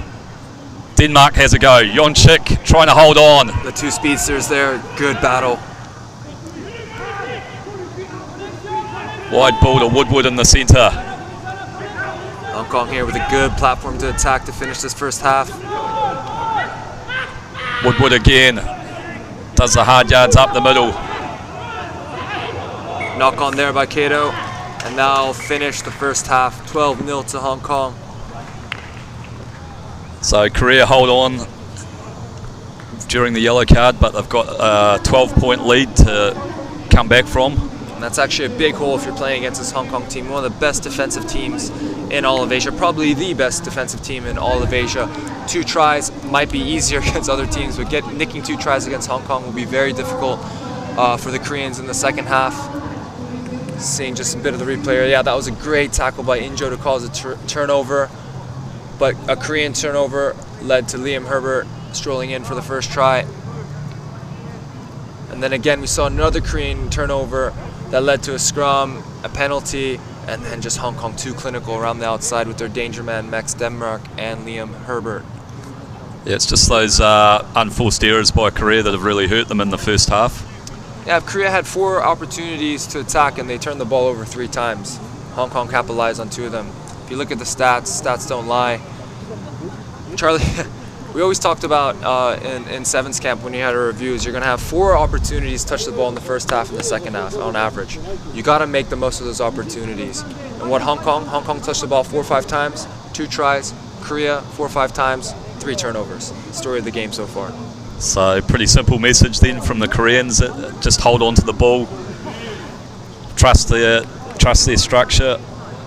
You gotta make the opposition. You gotta tire the opposition. You gotta apply pressure, attacking pressure on towards them. But right now, 2-3 phases, pass goes wayward. Thank you very much if you're Hong Kong. Korea though have an opportunity from this restart to dictate terms. They've got some good chasing threats. Big Chase on Dock. Yeah, very impressive yesterday under the kickoff. They've got 2 options here, so they're looking at the 15-meter line, the boy in the pink boots, and then we've got also Injo on the touchline. So Ute here, the kicker, is going to have some opportunities, but Hong Kong also very stable under the opposition kickoff. So Kim Ute will get us underway. Goes. Nice high kick. Can Che Sundok get there in time? Great take by Russell Webb. Hong Kong here attacking at the start of the second half. Oh, good physical carry, but Lee Gun holds on. Hong Kong move it out. Woodward steaming up on the outside, but they hold on and go into contact. Good tackle there by the Korean. Oh, deemed a bit high there by the referee. Two little men ducking in. It's hard with a guy like Kato Lee. Not very tall guy. Ducks into tackles. Webb, it's a wobbly old kick, but he finds touch. Much like Russell Webb. Physical features, doesn't really matter what you look like as long as you get the job done, just like that kick. He won't mind me saying that. We spent some time in university together, so. Nice one. So we got some subs here from the Koreans. Looks like number 2, Kim Yo-an is on for Lee Gun. Actually, it's Kim Kwang-min, apologies. And then number 1, Kim Chan-ju.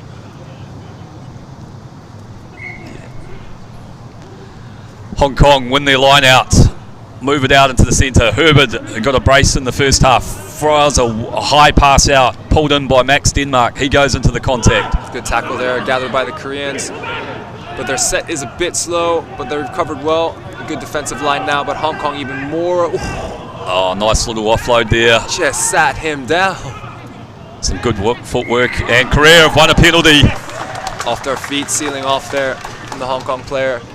What a bit of footwork there, though, by number 3, Nardoni. So an opportunity here for Korea to exit. And they'll use Kim to get them some territory downfield and back their line out. There's still plenty of time in this game, 5 minutes, but if you're Korea, you're going to want to score in the next minute or two to give yourself an opportunity to tie with that second score or take the lead. You still need 2 tries here. Vital line out here. And Korea's put on their danger man, Jang Jung-min. He's coming on for Yeon Shik. They've got this bit of like Perry Baker, Carlin Isles kind of thing. One speedster on for the other. Yeah, unfortunately, we didn't see many opportunities for Jong Yong Shik in the first half, but hopefully the replacement speedster can do the damage. It looks like center Kim Hyun-soo is off for Park Woo-bin. Woo-bin's a youngster, bright future in Korean rugby. Let's see if he can change the tide of this game.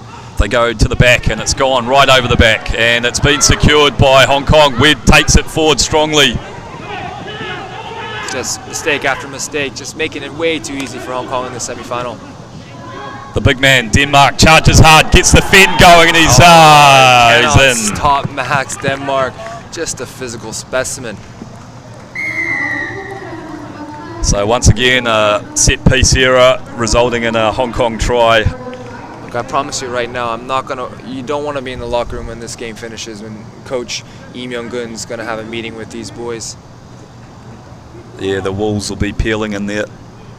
We're talking about a professional outfit who's trained for 2 months, played so well on day 1, and then you come out in the first big match of the tournament and you shoot yourself in the foot every time you get the ball. Disappointing from Korean team. Webb smashes it through for a 19 points to 0 lead.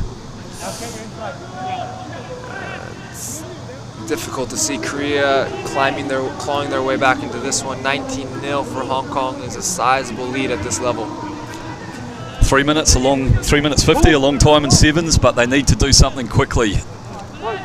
Something the Koreans would like to see is Max Denmark off the field, but he comes on off for Yu Kam Shing, the old veteran for Hong Kong. Towering restart. It's been missed by everyone, but it's bounced back on the Hong Kong side. They secure it. Just everything Hong Kong doing clinical today, just showing why they're the top team in Asia. Webb has the ball. It's high. Goes for a kick and chase. It's a foot race now.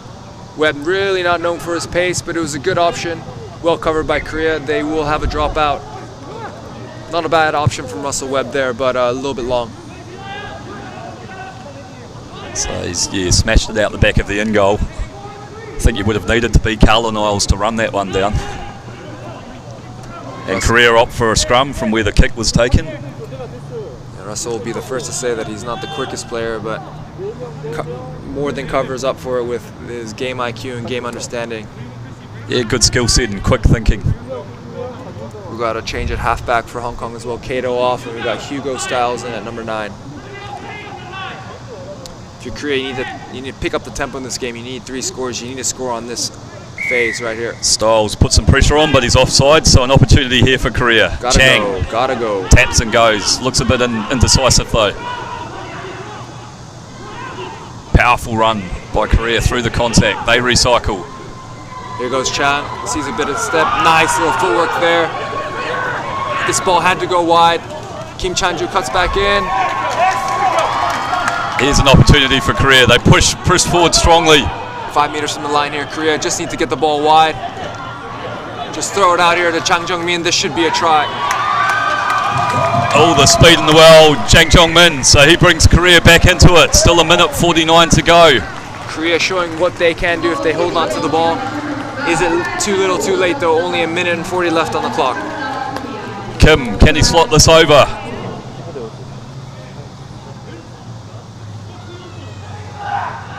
Important kick here. Again, Korea showing the talent and the attacking prowess they have just when they can hold on to the ball. Unfortunately, it's the first time they did it. It's just a little bit late in the game. So kicks away, but they'll run back to halfway. Got to secure this kickoff. Still a 2-score game. Yeah, did all the hard work and then just hands down the line. And Chang Jung-min with all his pace, never going to stop him there. Finished tries like that many a time.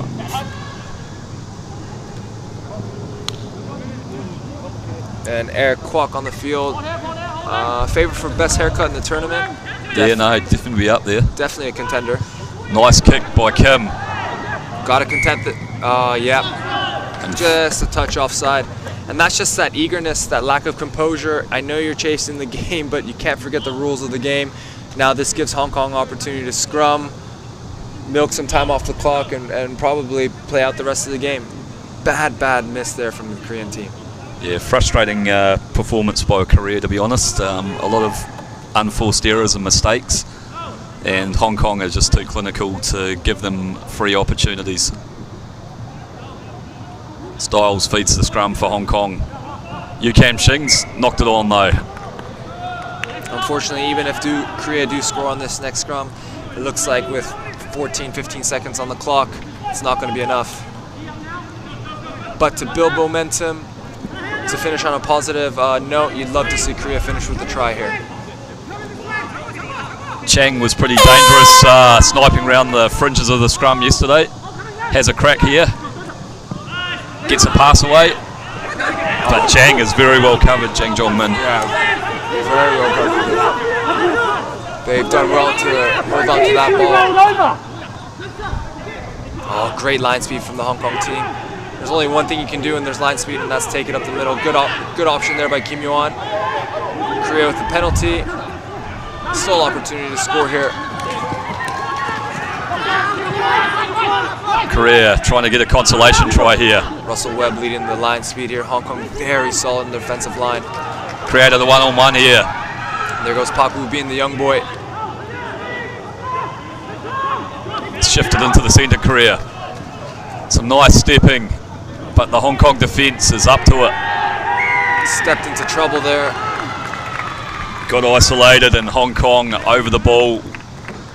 Surely they'll just tap it and kick it out over the sideline. Just great match from Hong Kong, honestly, showing why that they've won so many Asian titles, wealth of experience. Showing Korea today, you might have the talent, but we're the better team. We've got the structure. We know how to win games. Great performance from the Hong Kong team. Yes, that'll set up a great final between them and Japan in the Cup. Tasty final, very tasty final. Had a good contest yesterday with Japan prevailing in a fairly convincing victory, but Hong Kong, I'm sure, if they play like they did just then, it'll be a very competitive match. And hats off to both teams. Korea going to be ruining this game. I'm sure they'll look at the tape and maybe a blessing in disguise, get those mistakes out before the big one, the big Asian games next month. Just showing that against a team of Hong Kong's caliber, you can't make those mistakes because this team is clinical. On the flip side, Hong Kong, showing everyone why Hong Kong China will be the team to beat in Hangzhou in a month's time. Nick? Yeah, no, it's an exciting game. As you mentioned, Korea will rue their mistakes, but they'll come back. They've got an opportunity to finish the day strongly in their third, fourth playoff. And then they can take the lessons from this and move forward into these big contests later on in the year. Firstly, the Asian Games, but then also the Olympic qualifier in Fukuoka in November. Yeah, big, busy calendar for all the boys. If you don't mind, I'm off for a bit of lunch. Catch up with you in a bit. Thank you, Andre.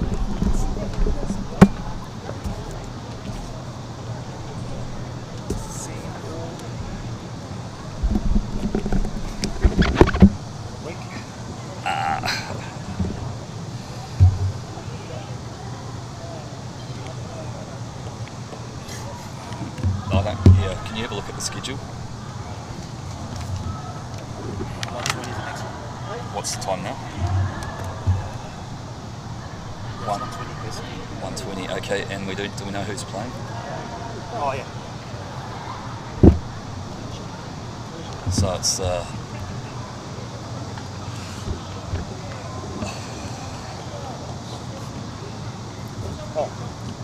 Malaysia, Philippines, they lost. So next up, we have the 7th, 8th playoff between Malaysia and the Philippines. Philippines coming off a heartbreaking loss in their earlier game this morning, went right down to the wire, and it was a TMO decision at the death that denied them. Malaysia looking to get a win on the board in this tournament. With me in the commentary box, I welcome in Tony Manua. Cheers, Nick. Looking forward to this 7th, 8th playoff between Malaysia and the Philippines. Here come the ladies.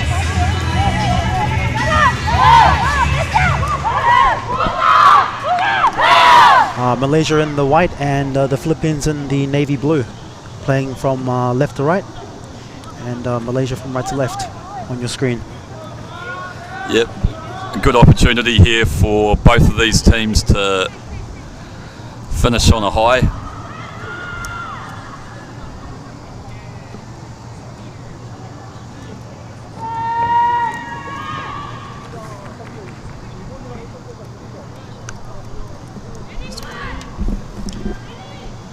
Malaysia to kick off. Just waiting on the ref. Here we go, a deep kickoff by Malaysia. Philippines letting the ball bounce, but here comes a big strong run. Oh, wild pass. Philippines doing well to recover. Oh, some fancy footwork, and she's away. Has she got the legs? She's been run down from behind, but it looks like she'll get there. Wow, a great start from the Philippines.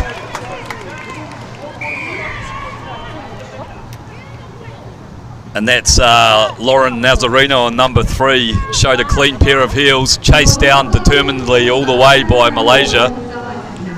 But a blistering start from the Philippines. Yeah, well, bit of trouble in back play. In their red zone, some fancy footwork. Breaks down the left side and yeah, no one touched her. Straight under the black dot. Extras added, so a strong start for the Philippines.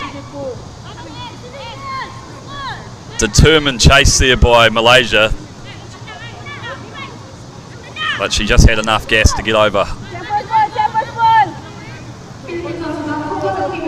So it'll be the Philippines with the restart. And they've stacked all their players on the right side.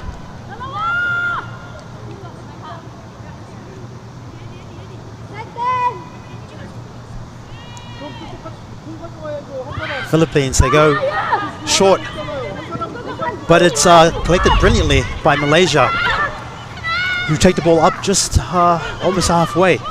Ball spread wide, Here come Malaysia. There we go, a chip ahead. And they've got their speedster. She's got some room. Can she pick it up? Oh, they're deep inside enemy territory. They've got to send it wide, Malaysia. Oh, they're playing short. Support! Oh, no. Good wee intercept there by the Philippines defence. Malaysia had done well to find some space at the back, but they've turned it over now. So a wee knock on by the Malaysian defender coming through. Yeah, a bit too keen by Malaysia. And we'll go for a scrum just outside the 22. Thoughts so far, Nick, on the match? It's been an exciting contest. Some great work by, I think it was Binti Saldali, apologies with the pronunciation there, but she chased that kick down hard after chasing the Filipino try scorer all the way back. So she's obviously got a bit of good bit of fitness in her. Here we go, the Philippines, they go wide.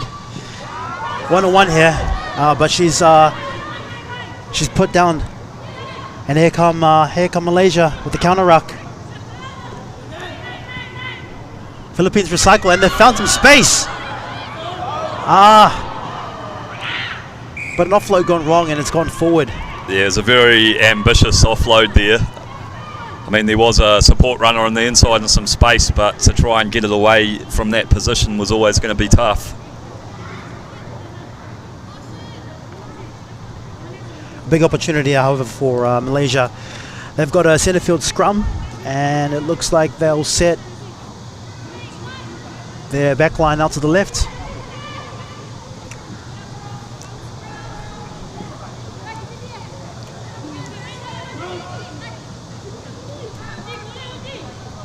Nur Azhar Azizan to feed the ball for Malaysia. Centre field scrum, about 30 out from the from the Philippines line.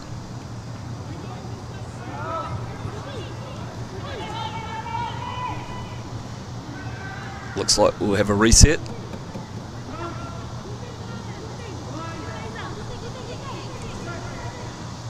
Here we go, ball goes in. Bit of miscommunication, and they're back behind their line, their halfway line. But here come the Malaysians.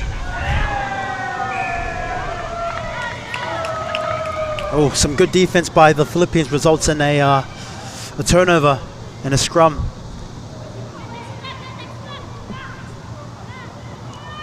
Just unfortunate there on the Malaysian side. Miscommunication between the person feeding the scrum and the support play just resulted in a poor turnover. Yep, ball security's essential in this game.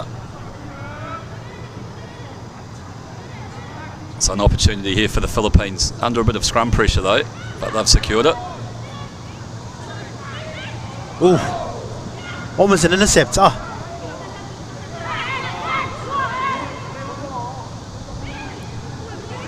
Philippines playing under knock-on advantage after a few errors in a row there. Yeah, ball's like a bar of soap out there. Oh, a bit of a hospital pass, but the ball's away. Some more footwork, and she's got some space ahead of her. Looks to link up.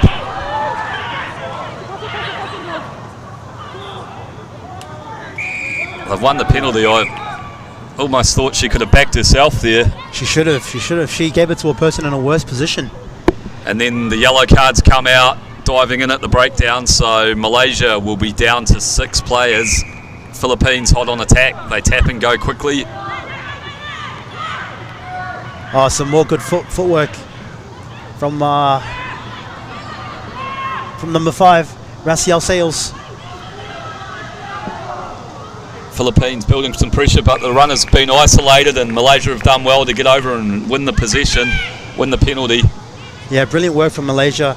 Good effort to get back and win a turnover, win a penalty. Sorry.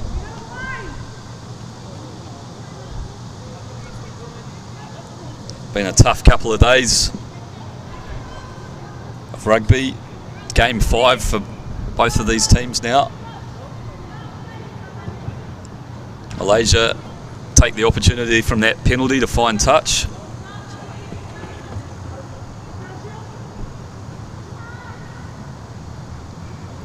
So deep inside their own territory, Malaysia with a line-out throw, time up in the first half.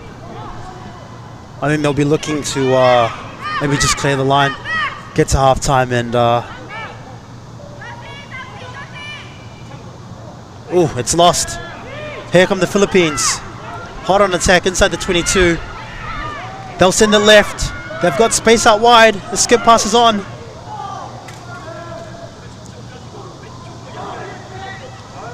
Ah, a wayward pass. But it's play on from the ref. And here come the Philippines. They'll go under the black dot. Some slick footwork from number 3 again. Is it number 3? Yep. Lauren Nazareno goes in for a second. Looks like she's limping a bit.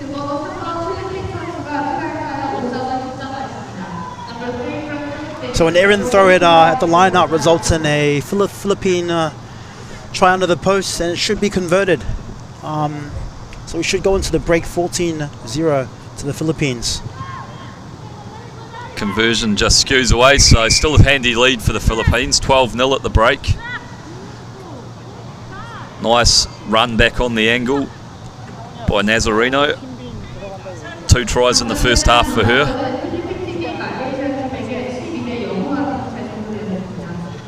Philippines with the momentum, even though I'd say territory has been quite even. Possession has favoured them, and they've used more of their opportunities to score some points. Yeah, they've just been able to string together a few more phases, and that's what creates pressure on defences. Nick, what do you think the Malaysian coach is saying at half-time? Hold on to the ball. Look after the ball. And probably on the Philippine side, just more of the same. More of the same. Just continue to truck up the middle, and then you can use your wings to get around. Yeah, they've got some good finishes out there. Nazareno in particular, who's scored a couple in the first half. First job will be securing this kickoff.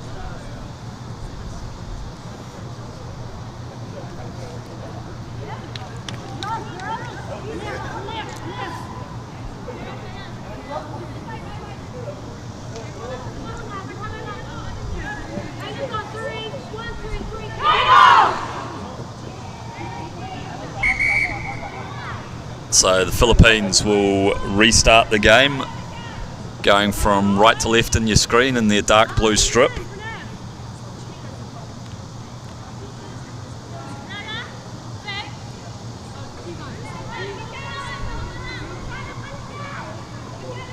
Looks like a couple of changes for the Philippines, with Buchanan coming on for the Volcanoes.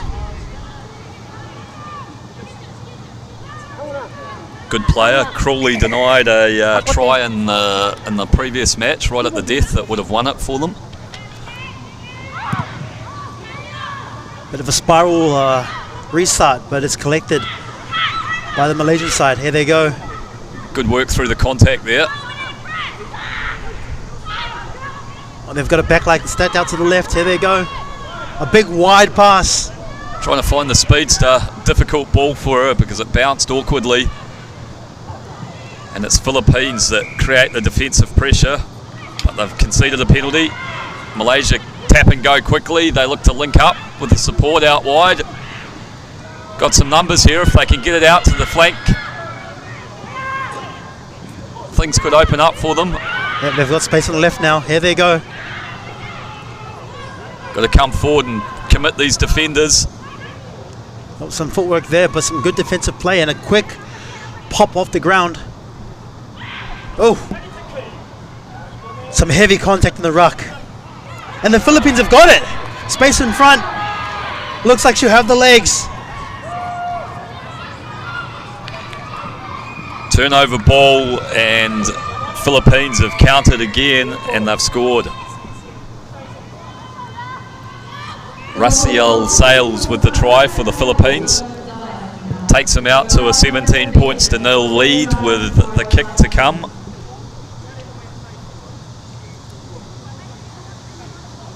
Just a momentum shift there.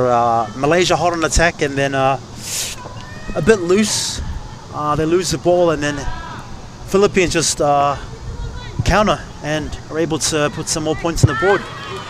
Yeah, turnover ball difficult to defend against when you're set for attack.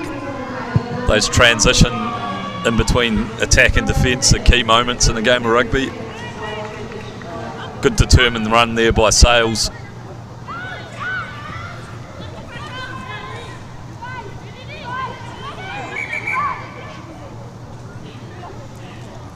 Stop and play due to a substitution.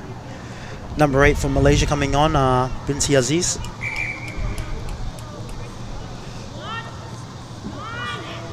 Here we go, the Philippines to restart with another short kickoff, but collected, however, by Malaysia. Very physical in the rucks. Here come Malaysia though. Big run up the middle by number 1. They secure the position.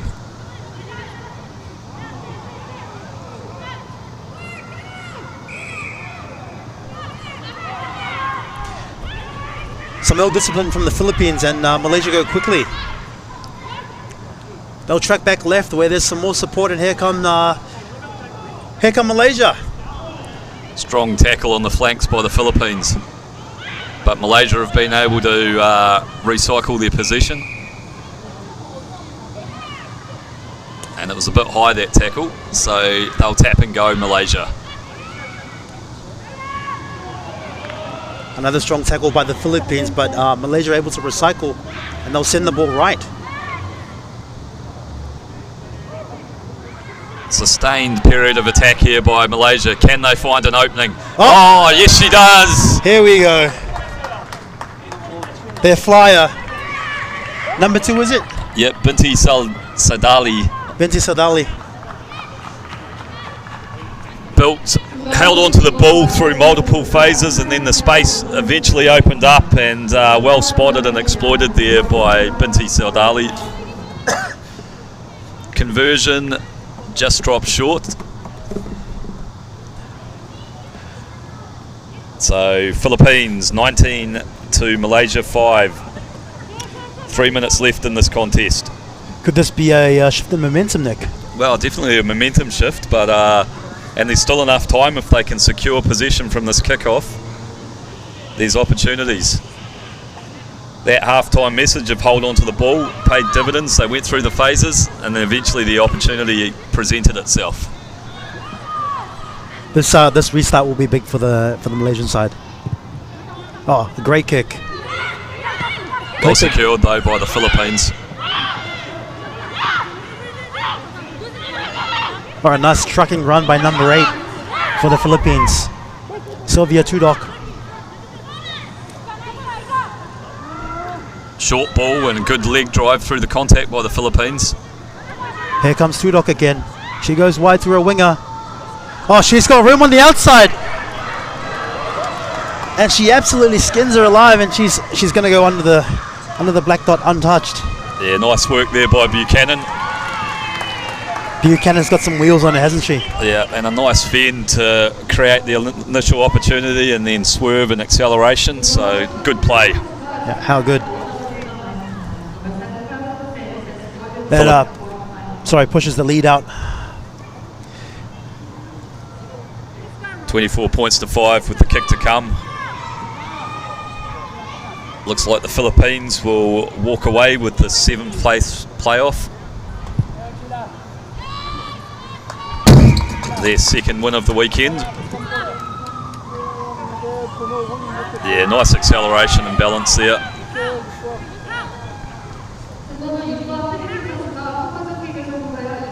Slams it down. It's a celebration.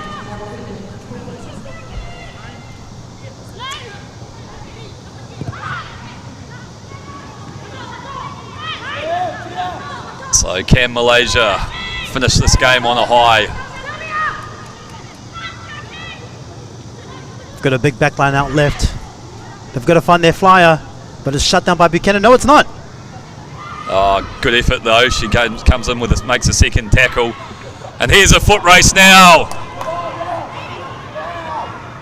Good offload, and another race. Good determination here.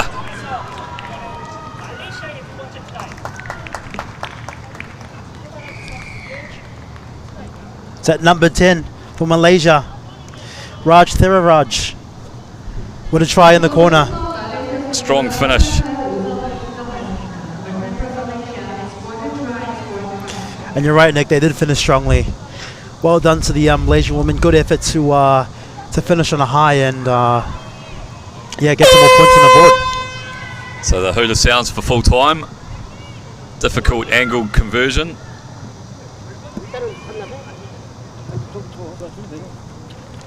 It's away, and that's all she wrote. So yeah, good finish from Malaysia. They've worked hard all weekend, but a strong performance by the Philippines to take out this playoff match, and they take 7th spot in this tournament.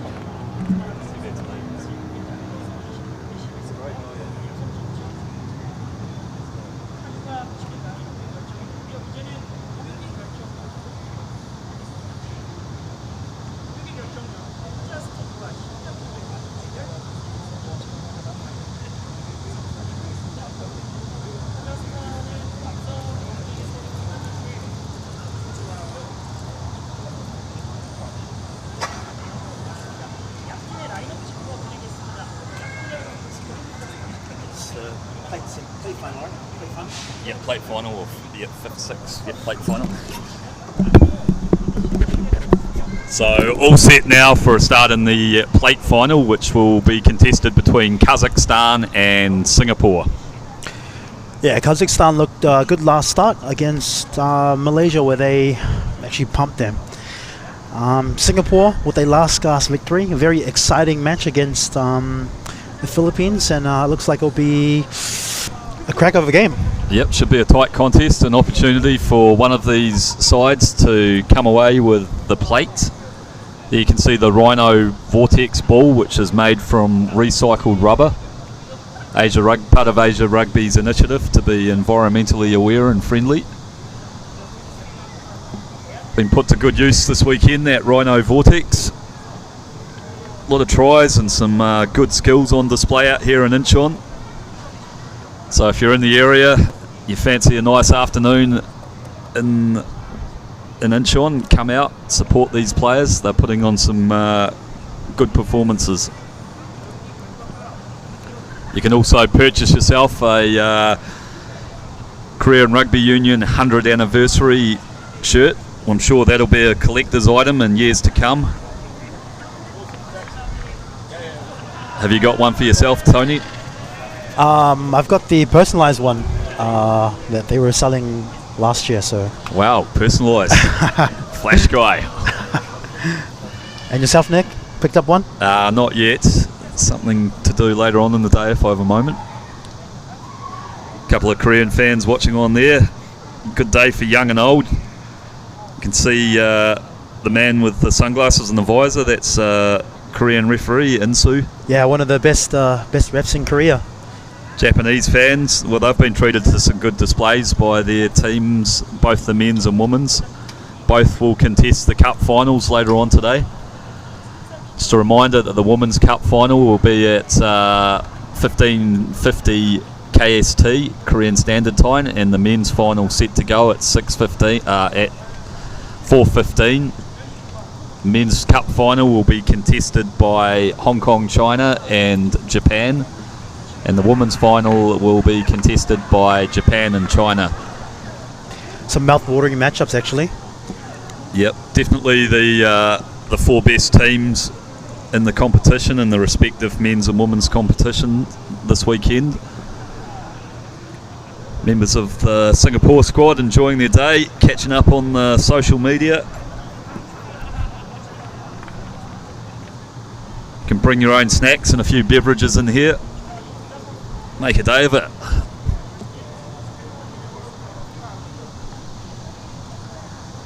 Just had a wave in the crowd by James Beasley, enjoying a nice cold beverage. Probably not his first one of the weekend.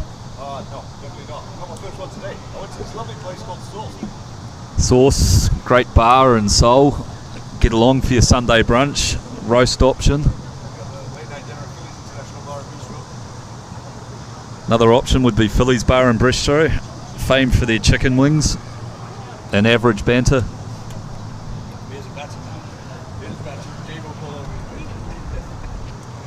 As the Korean fans watch on. Philippines there having a tournament debrief after winning their last game. Some good performances by them over the weekend.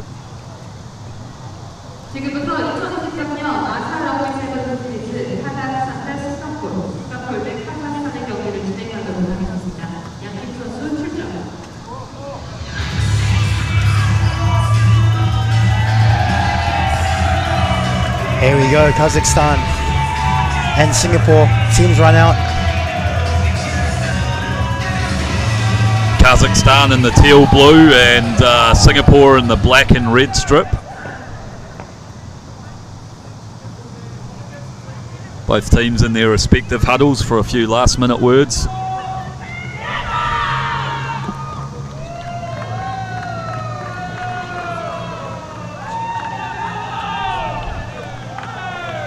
Kazakhstan still getting those words in.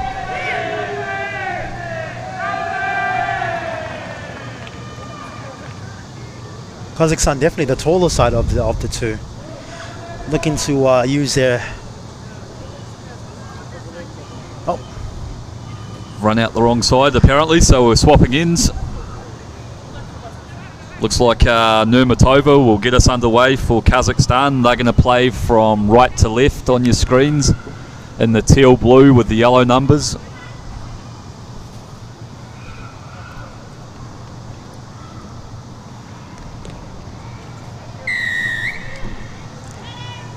And there go Kazakhstan. They'll go deep with this kickoff. Taken in by Singapore. And big contact, wow. Straight into the sand trap down there. Ball's going to be spun wide. Some good handling from Singapore. And they'll try and find their speedster out wide. A bit of footwork, but she's collected into touch. A good start for Kazakhstan defensively. Yeah, they've been quite physical this week. Number 12, Ludmila Shera, strong defender, and bundles the Singaporeans into touch. So they've got a line out just inside the Singapore 22. Good attacking opportunity early in the game for Kazakhstan. Yep, they'll go to number 2 and then go wide, but ooh, a loose carry by Kazakhstan. They'll recycle and try and go. They go back up the middle.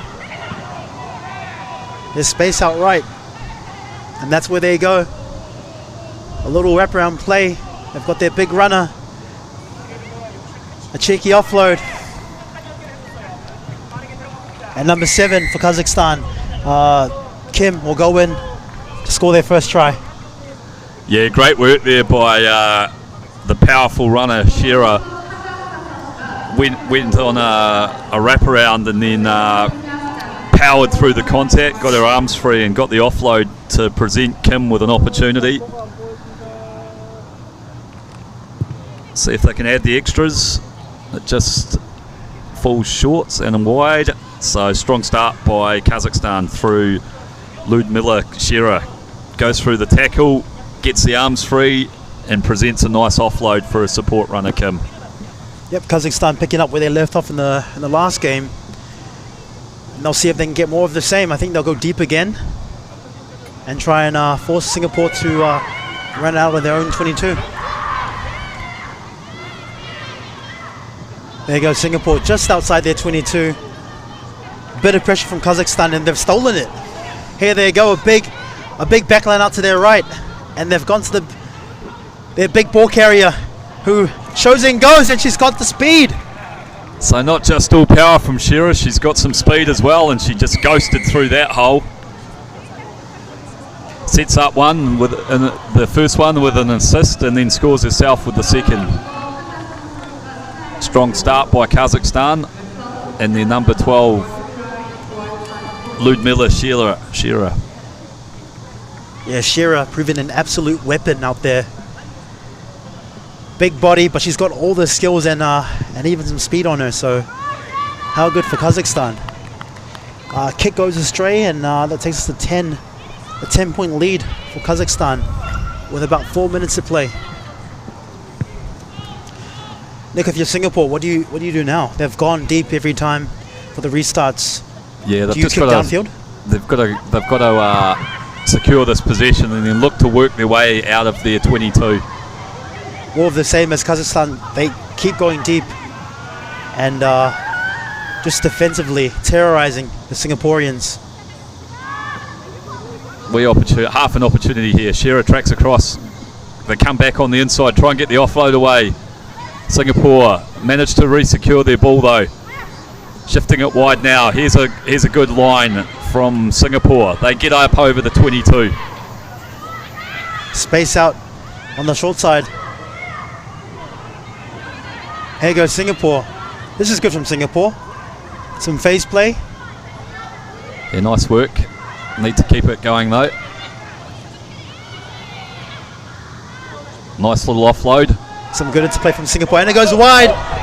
Here we go. Here's a foot race. She does well. Beats to. Oh! Miguel William. Well done. Support around the outside. And she'll dot down, and now we've got a game. What a try by Singapore. Strung several phases together, worked their way out from deep inside their 22. And Miguel Williams goes in for a 5-pointer.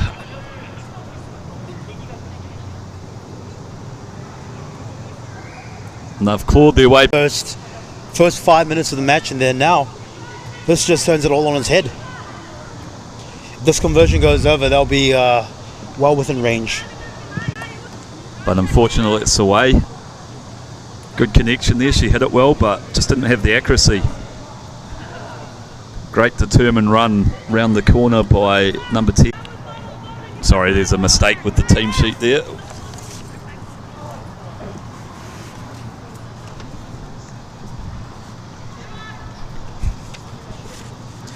Singapore to kick off, restart.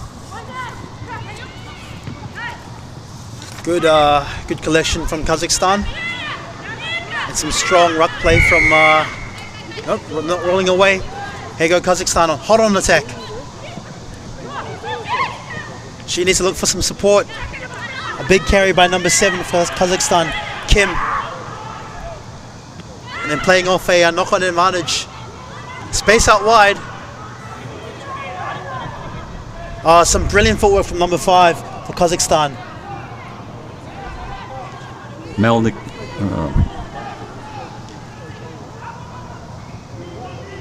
Some good work from Kazakhstan. They've got space, good hands. Here's a one-on-one. She elects to go back inside, find some support, and they've got a backline out right. Good hands, good quick hands. Here come Kazakhstan. Oh! It's a lovely finish there. Some good footwork and acceleration. Brilliant work by Alonia for Kazakhstan. Yeah, number 5 Drobovkaya good finish there.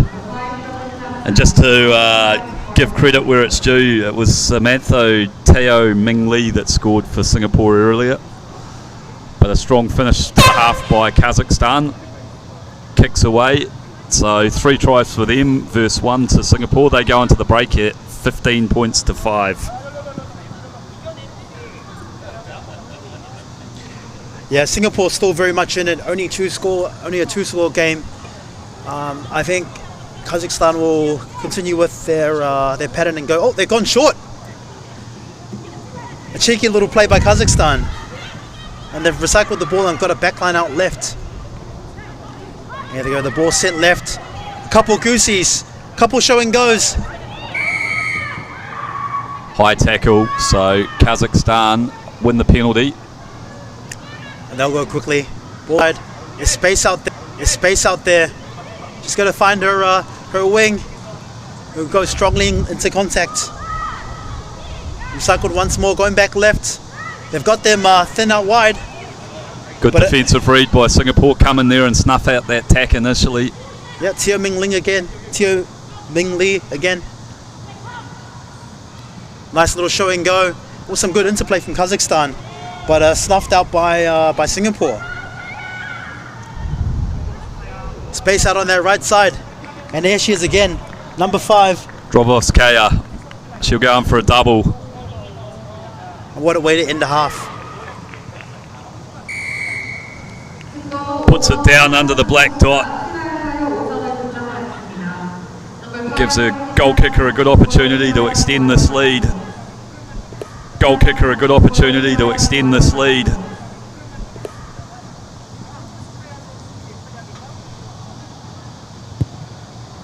She makes no mistake, and Kazakhstan go into half-time with a 22-5 lead.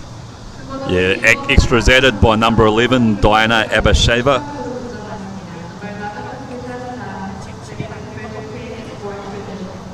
So a good first half of rugby by Kazakhstan. They'll be very happy. Singapore scored a brilliant try, but had a tough first half.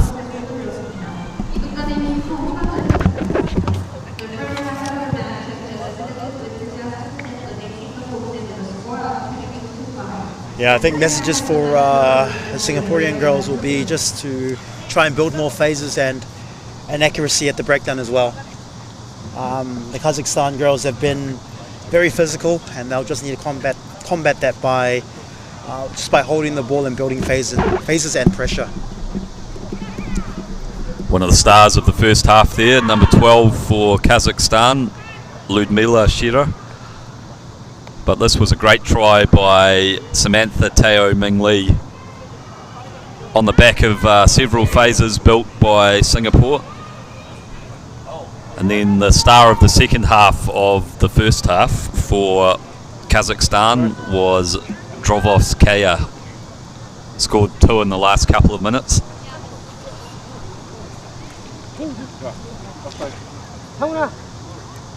Singapore to restart for the second half, and it'll be number 11, Ong, to kick off.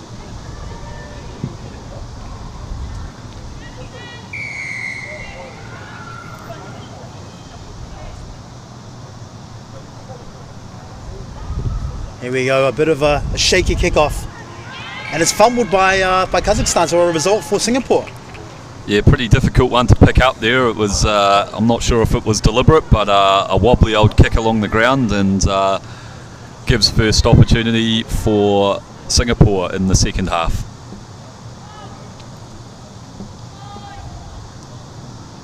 Singapore will be looking to replicate what they did in the first half with that well-worked team try. But first they've got to win that scrum, and messy play results in a Kazakhstan outbreak. And here's that woman again, number 5.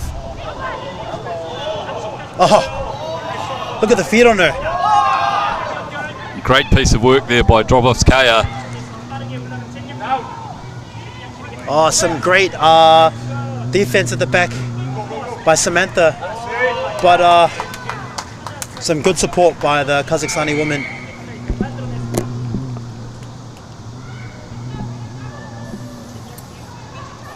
Yeah, nice work by Kazakhstan. Initially it was the hot stepper, Drobovskaya, that presented the opportunity for her team. Ran across field, stepped about 4 or 5 different defenders. Yeah, some hot feet on her. Left and right, both sides. Kicks away. So Kazakhstan will extend their lead 27-5 in this plate final. Game getting away from Singapore here, but a brilliant start by Kazakhstan. Winning that scrum and then pushing up from there. Some more subs coming on for Kazakhstan. Number 3, Savina, replaces... Just trying to get a number there, but yeah, number 3 is on for Kazakhstan. Yekaterina Savina. Yep, and she's on for, Abasheva, Diana Abasheva. A nice high kickoff from Kazakhstan, but a good collection from Singapore, and they'll recycle from here. Got a backline out left, they'll send it wide. Some footwork and an offload from Samantha. And here goes Singapore. But a forward pass and a Kazakhstan scrum upcoming. A few subs rolling on, so yeah, nice phase of play initially there by Singapore. It was that final pass that let them down.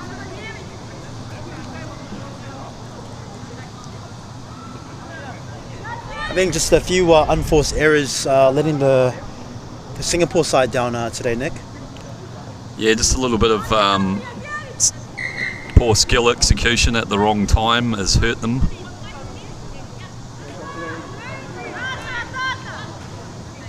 And Kazakhstan have been quite ruthless in finishing any opportunities they've been presented. Here goes a danger woman for Kazakhstan, doubles fire.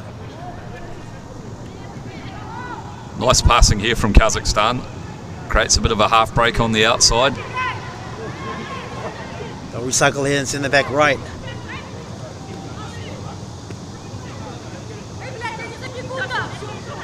Here you go, Kazakhstan. Wow, she's burned her around the corner. Number 10, Alayeva will dot down and score another try for Kazakhstan, extending their lead out to 32-5. Yeah, that try built off some nice, wide, accurate passing from Kazakhstan. They shifted the Singapore defence left and then brought it back over to the right and strung together some good passes to create that opportunity. Lining up the kick is Grashina, and she's pulled it left. So it stays 32-5 with about 3 minutes to play for Kazakhstan. Strong finish there by number 10, Alayeva. Jesus, some difficult names to pronounce, Nick. Yeah, I need to work on my pronunciation, to be fair.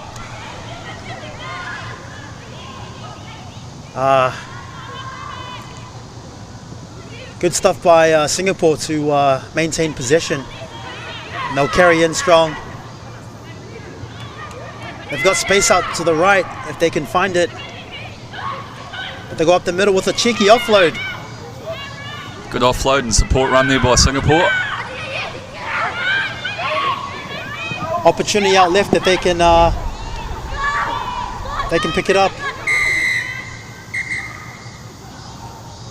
Ref calls time off. Double blast of the whistle. AR is on the field. Oh, seatbelt tackle from Kazakhstan. So a penalty opportunity here for Singapore. Here's a good opportunity for Singapore. Let's see what they can do with it.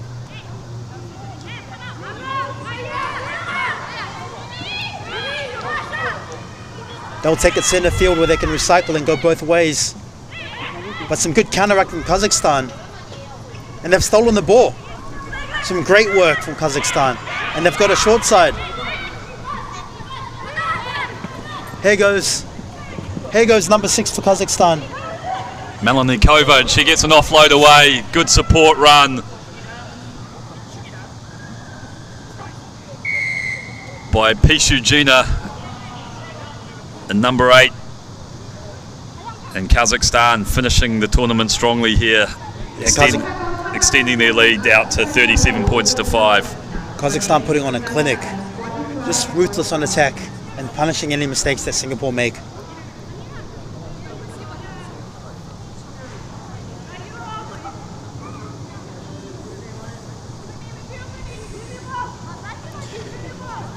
Looks like a very emphatic victory for Kazakhstan, Nick. Yeah, they were strong on day one. We're in a tough pool, but they'll take a lot of confidence from this. And I guess that's time up on the kick. Took too long. Ref called it off.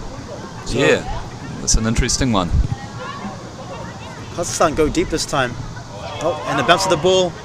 Some heavy contact. Ball's come back on the Kazakhstani side again. They look to spread it wide. Nice bit of footwork.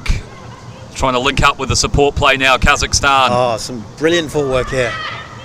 Thinks about a kick, but opts for that pass, and that's a lovely pass. She's put it right on the chest of her support runner.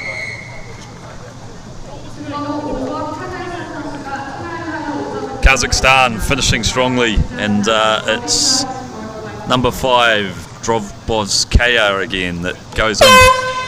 Yeah, for me, she's going to be the player of the match. She was fairly strong in that second part of the first half, and then she's just continued that form in the second half. But also big props to that big ball carrier from Kazakhstan, Ludmila Shira. She's also had a brilliant game. So have we got time for one more, or is that time off? I think ref just called time off, so well done to Kazakhstan, who take the plate, I believe. Yep, so 5th place and the plate to Kazakhstan. 6th place to Singapore. Had a good win earlier to progress to this match, so they'll go away from the tournament with some happiness. The fact that they got to record a good victory on the second day. Yeah. 2 very good wins by Kazakhstan on day 2, and the ladies will go home happy. Valiant effort from Singapore, who can hold their heads high, and they put some points on the board and made their country proud.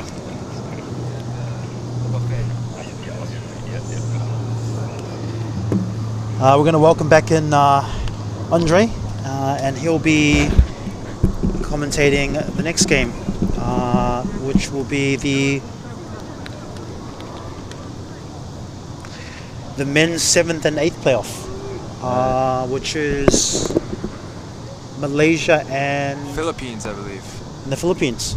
Yep, welcome back, Andre. Thank you very much. I just had a feed. Tony, make sure you get down there yourself. Pretty good buffet going on here. Oh, very nice. I'll be there soon.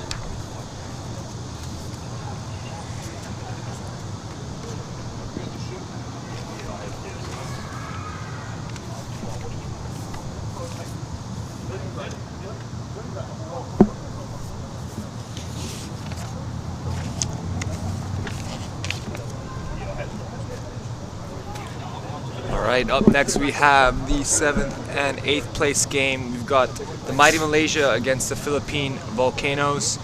Should be a good one. Both teams will be disappointed to find themselves in this 7th, 8th place matchup. But again, every point is vital in this Asian 7 series.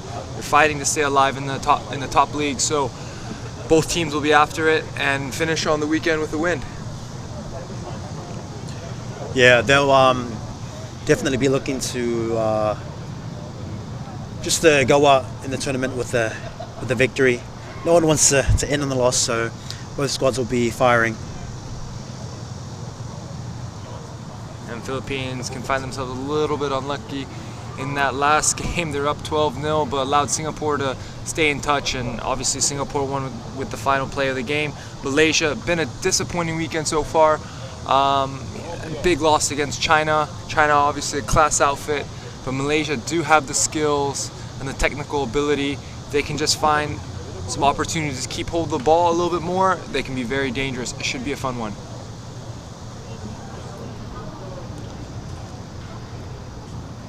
And the weather's just starting to heat up here. Hopefully it will be matched with some hot rugby on this hot day here in Incheon, Korea.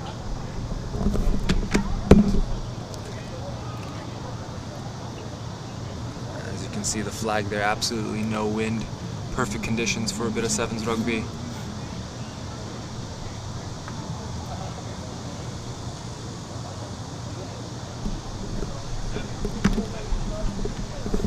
Just waiting for the two teams here to make their way out from the tunnel, and we should have a classic 7-8. Yeah, just going off the earlier games this morning, Malaysia with the flashy stuff, which often didn't come off for them. They'll be looking to go back to basics and just try and do the simple things right. Whereas the Philippines started really strong against Singapore, but then fell away in the second half. So hopefully their tank won't be too empty going into this game. Yeah, the Philippines do play a brand of rugby that does take a lot of fitness from them. Very physical brand of rugby, straight up the guts style of sevens, which is quite unique to their style of play here on the Asian Seven Series. But you know, both teams do have that try-scoring ability. I think for both teams, it's just about making good decisions in crunch times and just holding on to the ball. Yeah, about a minute till kickoff, so we'll be waiting for the teams as they come out.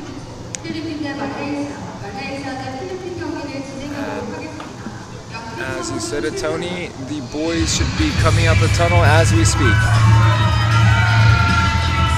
Good to see the Philippine ladies cheering on their men.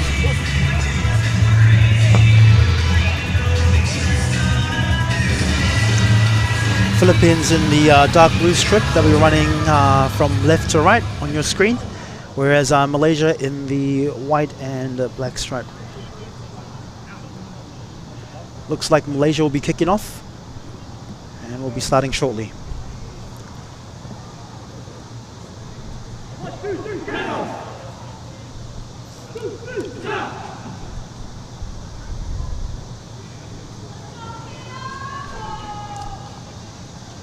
Impact subs making their way to the bench. The referee should nice look at the Malaysian staff there. Malaysia to kick us off.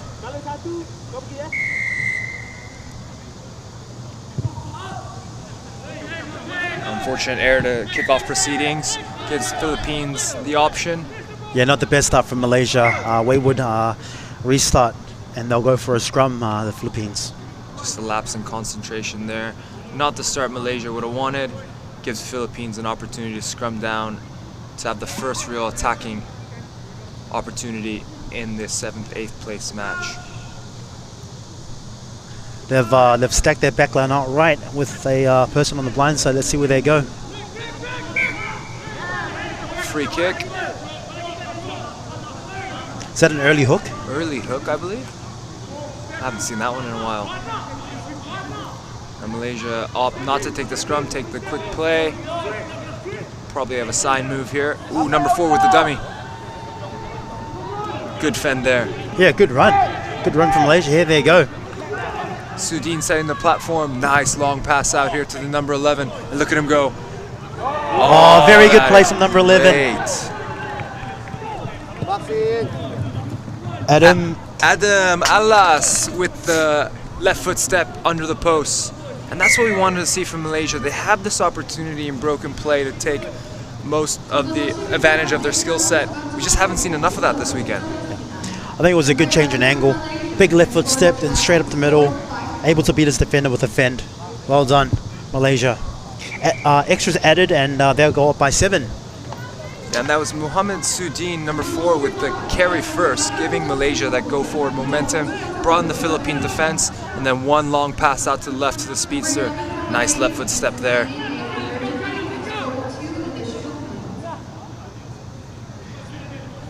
To restart us, number 8 from Malaysia. Better kick this time. Oh, Philippines leaving it for each other. And knock it on. That is a basic error there. Just a lapse in communication. Someone's got to take charge of that kick. Definitely. Maybe the boys are still on the training field. Yeah, it might be the 7th and 8th. They don't want to be here. I'll be sure of that. Both Philippines and Malaysia don't want to be in the 7th, 8th place match, but you still got to play. You still got to win out.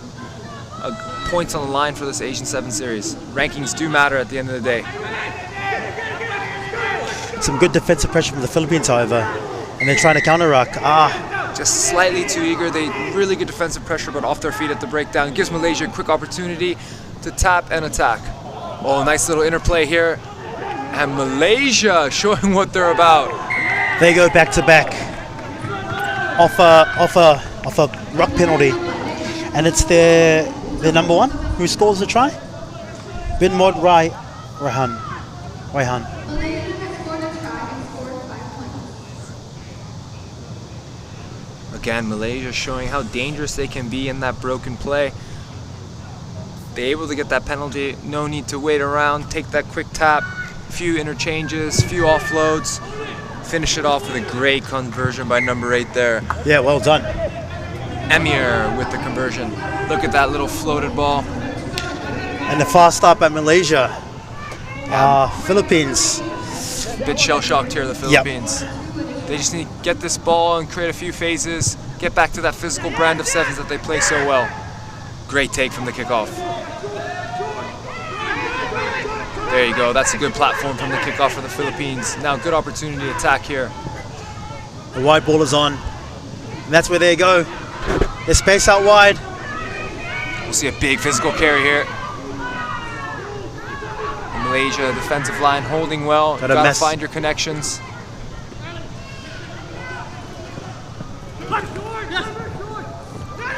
Now Philippines opening up with their offload game.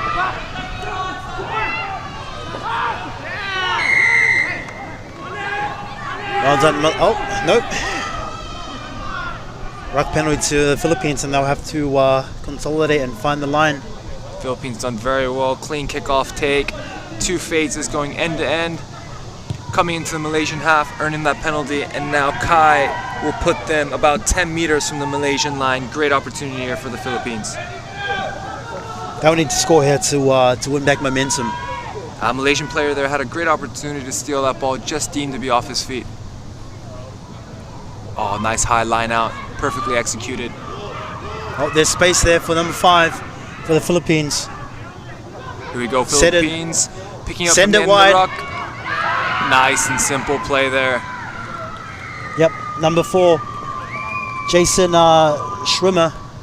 Well done. Gets the Volcanoes on the board, and they'll be happy with that. Just shows what simple structured play with a little go forward can do in the 7s game.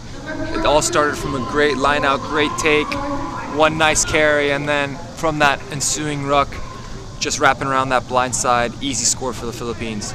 Here's Kai, the all-action Kai with another conversion.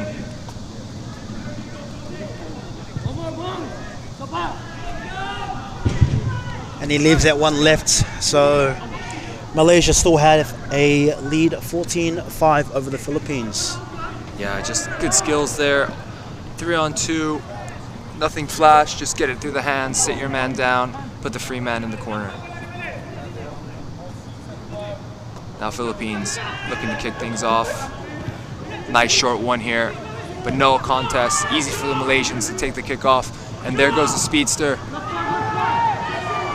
Alas, the first try scorer. Oh, another penalty to the Philippines. We've seen quite a few momentum shifts already in this first half. Yeah, a bit of a seesaw battle. A good touch finder from the Philippines, and they'll be looking to build some phases into the Malaysian half. Mr. Do It All by yourself. Not a one-man team, but definitely one with a lot of responsibilities. Kai Strom, the kickoff, kicks the conversions, kicks the kickoffs, touch finder, and now the line out as well. But it's a nice steal by Malaysia. Deemed to be knocked on by Philippines, so a bit of a free play here for the Malaysians. And they'll go deep. Let's see who has the wheels. Chase. It's a foot race. Getting back is Sherma. He's trying to get rid of his man, but he stays on his feet. Here come Malaysia. Oh, unfortunate knock on there. Malaysians did well to apply the pressure, but with the knock on, Philippines now has an opportunity to attack. Since they're down in this game, you'd imagine they'll keep the ball, High tackle here. It looks like a bit of head-on-head contact. Yeah, some very heavy contact. It's nasty. It's something that you don't want to see. It's going to be reviewed as well. I don't think there was any intent or malice in that. It's just unfortunate. The player was already in his tackle kind of form. We'll have a look here. He's already kind of bending down to make the tackle, and as that happens, number 12 steps in. It's just poor tackle technique, to be honest, there by the Malaysian player. Hopefully both players will be all right. It's a bit of a nasty clash of heads, but number 1, bin Mohid Rahim. That's one of those tackle school moments, right? Send him there with Owen Farrell. Owen Farrell, Billy Vunipola, basically all of the England squad. See, it's that situation where he's stepping inside, but the number 1 from Malaysia didn't lower his body hat. You have to react to the ball carrier. It's unfortunate there. No one wants to see a clash of heads. Yeah, a bit of a bloody nose there for the Filipino player. Number 12, Rafael Phillips. Looked like he's been in a boxing match with that bloody nose. Yeah. There you go. We love to see the Filipino women cheering their boys on. Good energy from the ladies. And good to see number 12, Rafael Phillips, back up on his feet. Now we got decision time here from TMO. I understand there's probably not intent there. He's not going out to hurt somebody. It's just poor tackle technique. As that step's coming in, he's just got his head on the wrong side. Oh, it's in a red. He's been showing a red, so he'll be off for the rest of the game, and Malaysia will be down 1 man for the remainder. And again, that's just one of those situations. I don't think there was intent, but the rules are what they are. Cannot make direct contact with the player, opposition's player's head. Yep. There was no mitigation there, so I think that's why they went straight red. So Malaysia in the lead, but find themselves in a bit of a hole here now. They're going to have to play the rest of this game, the last of this first half, and the next 7 minutes in the second half, down to 6. Philippines go long, and they've gone straight up the middle. Oh, great steal there from the Malaysians. What do you do here, Andre? You get into touch. You get into touch. You're up in the game. You're down to 6. Get to halftime. Get your 2-minute rest. Regroup, and hopefully hang on in the next half. For the Philippines, you're down set 14-5, but you gotta think you have a chance in this game. You're up 7-6 in terms of players, and momentum is firmly back on the Filipino side. Yep, it's going to be an uphill battle for the Malaysians, being down 1 man, but it's possible that they can tough out a win over a resurging Filipino side.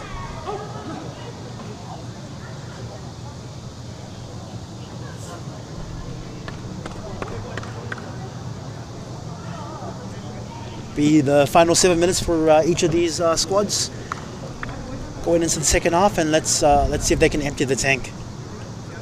Yeah, both teams will want to finish this Incheon tournament on a high. Of course, no one wants to be in the 7th, 8th place match, but you got to make the best of the situation you're in, and there's a bit of that Malaysian flair, that bit of Malaysian offloading that we know that they're capable of.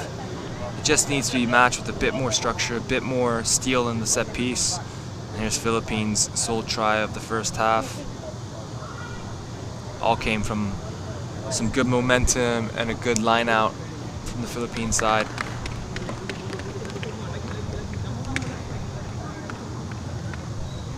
See the boys in the huddle here. I'm sure plenty of tactics will be said. Small little adjustments.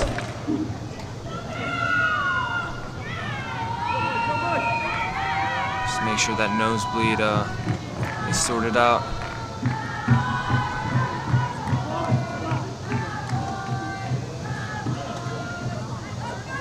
So the Philippines will be running from right to left on your screen, and will be kicking off to Malaysia. Just a reminder, Malaysia are playing 1 man down due to a red card, head contact, and there was no mitigation, so they'll be short by 1 player. Okay, Philippines kick us off for the start of the second half. taken by Malaysia, straight into Jackal. Oh, and that's a great turnover. Philippines showing how physical they can be at the breakdown this afternoon. Yeah, that was their strength in the first game, physicality, and now they're just starting to show it against a Malaysian side. Just Philippines sticking to their structure. They're down, but they know they got plenty of time left. No need for the quick tap. They've got a solid line out. Love the way they play the tempo of this game. That's a nice one to the back. Oh, route one. What a try.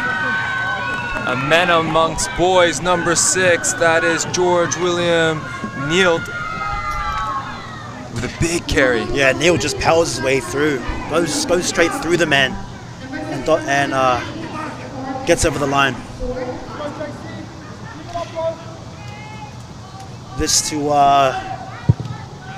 bring the game closer, and he's over. And now we're down to a 2-point game. A lot of momentum shifts in this one.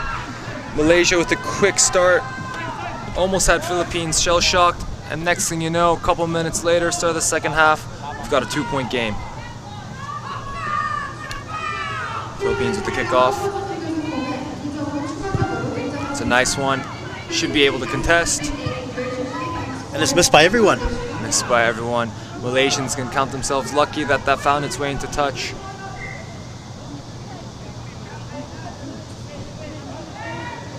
What do you think Malaysia needs to do now to defend or maybe try and attack? That's the thing. It's difficult in the game of sevens to defend your lead. I think the best way to defend a lead is to attack and keep hold of the ball and hopefully nick another try. If anything, you want to shave some time off the clock. So first things first, you got to win your set piece, and Philippines have stole the ball here at the line out. Philippines score again. You find it difficult for Malaysia to come back, especially with all the momentum going the Volcanoes' way.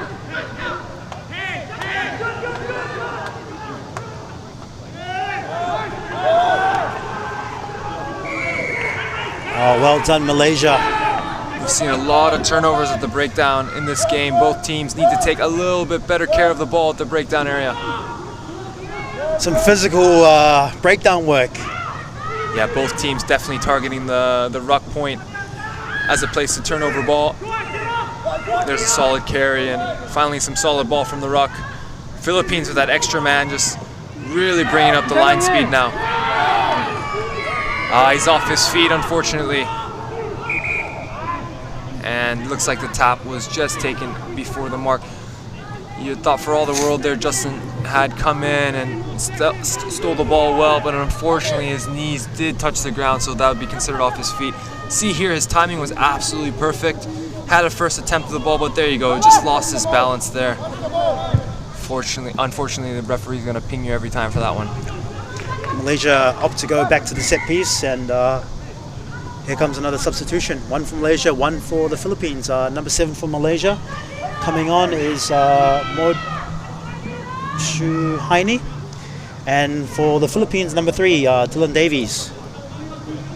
Definitely tired legs out there. This is the 5th game in a 2-day weekend. It's time to see, the bench might be able to win your game at this point. Who's got the fresher legs? Malaysia now with a good line out, opting to just keep it nice and tight.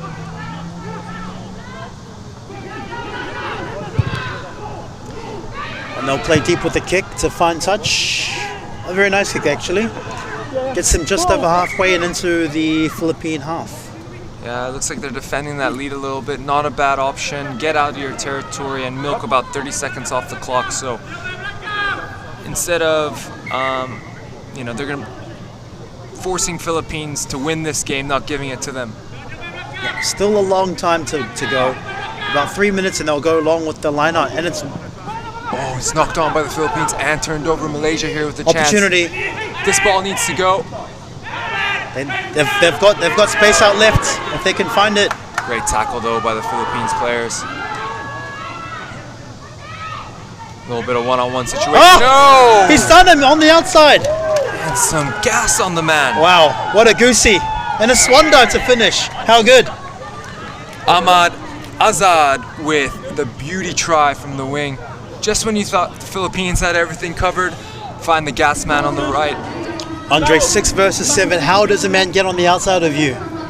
Yeah, that's just poor connections there from the Philippines. Unfortunately, they had a nice dominant tackle, but guys looking at the ruck, maybe watching that tackle more than their man, it looked like they were very bunched up in the middle of the field. There's no reason there that the Malaysians should have been able to get around the outside with Philippines having the man advantage.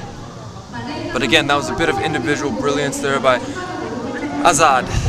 Yes, Azizad with a great touchline run, backs himself and then gets in to extend their lead out to 7.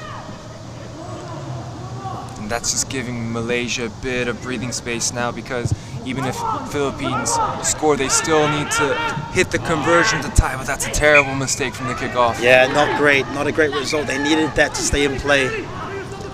Just an easy piggyback for the Philippines. They'll be starting from halfway with great field position. The try scorer, who just went in for a great try, now makes that kicking mistake. He's beside himself. Now for the Philippines, you're kind of gifted a nice set piece platform here, but you got to take advantage of it. They've had a steady scrum all weekend, so getting the ball out of the scrum should not be an issue. It's what you do with it once you get it. Yep, they'll go with the mismatch and come back towards, go back out to the short side. Some fancy footwork and a couple late switches from the Philippines, a little bit disorganized. Right now it seems like the defense is more in control than attack. As that said, penalty given to the Philippines. They'll take the early tap. With less than a minute on the clock, you gotta go. They've got the numbers out wide, they'll switch. Oh! And he's got support. Is he gonna make it close to the posts? It's gonna come down to the conversion now. Number 8 gets it pretty close. Number 8, Edlin Hernandez, scores for the Philippines. And they're in. And a quick conversion. We're all tied up. All tied up, and we'll still have one more kick. Still some time on the clock. It's almost a golden goal situation here, golden try situation. Some exciting stuff in this 7th, 8th place playoff. There's the hooter, so this is the final play of the game. Malaysia are gonna have to dig deep. Oh, it's going really short. Again, I don't want to make this point again, but kickers drive me nuts when they do that. Face the other way, try to sell it, and then mistake. Very poor execution. Mate, you got one job, just get it 10 meters. Leave the acting to somebody else. And Malaysia will kick out, and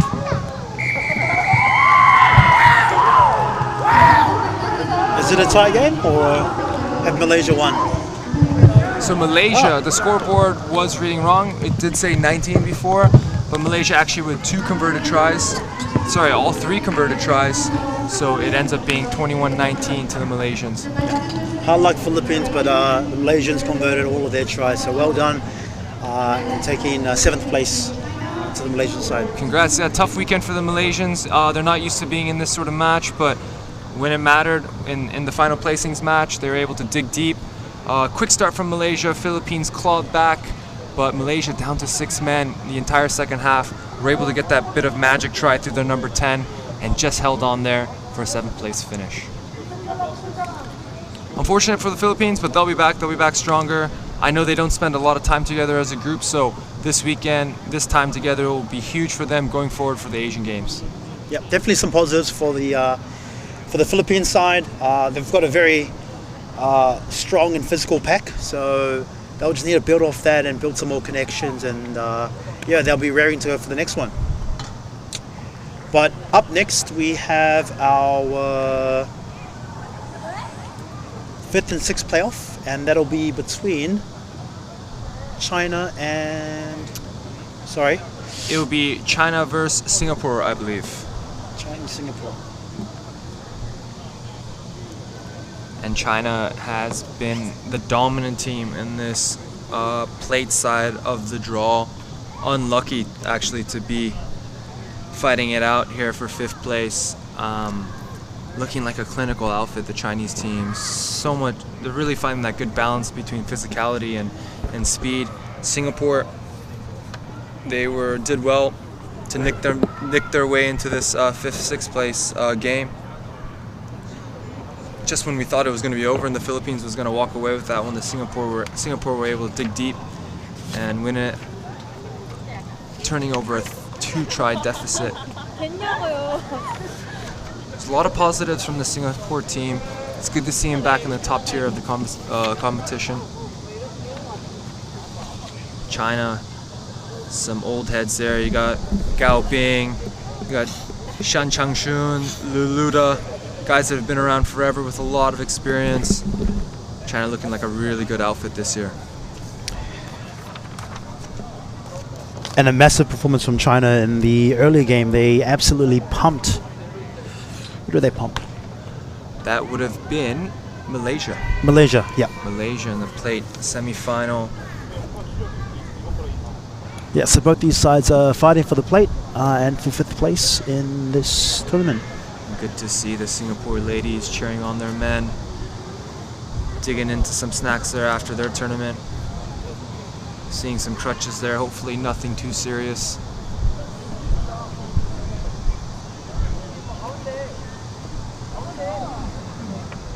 Some future Korean ruggers, I believe, I hope. Oh yeah, wait for the camera.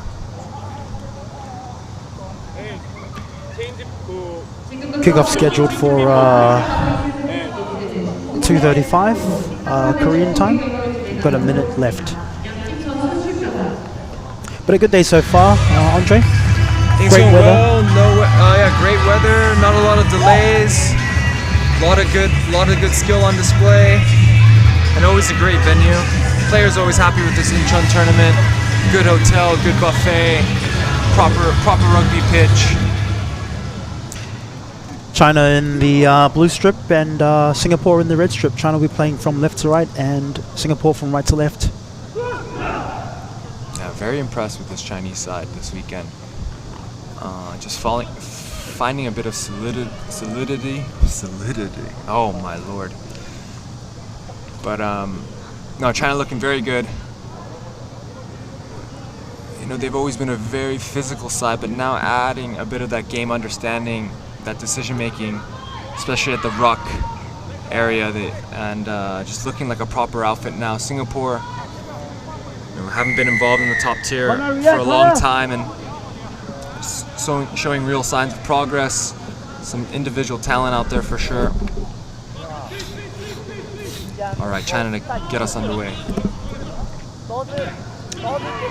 Yeah, it's a great take there by the Singaporean team. Yeah, good work by Singapore to take that restart. China showed in the last game they are very adept at winning back the restarts. So that's a proper weapon for China is their ability to retain their own ball on the kickoff. Singapore doing okay here. They haven't made much yards, but at least they're holding on to the ball, just prying at this Chinese defense, looking for some holes.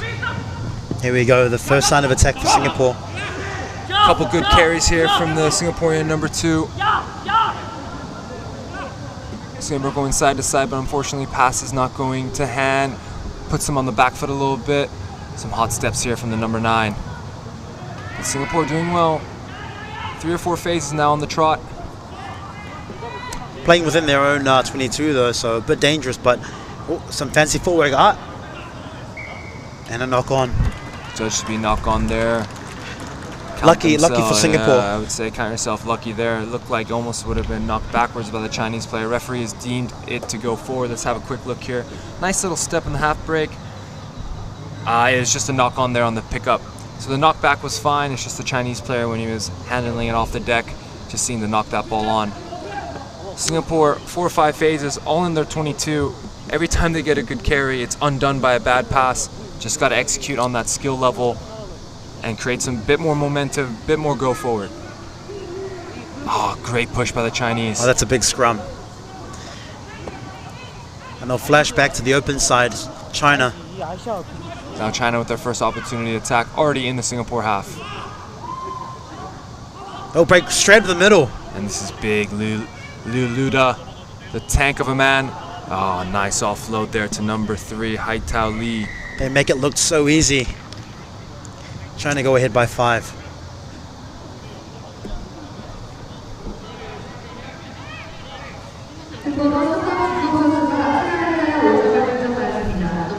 And that's one thing the Chinese, you can always count on them. They're going to have strong physical strike runners.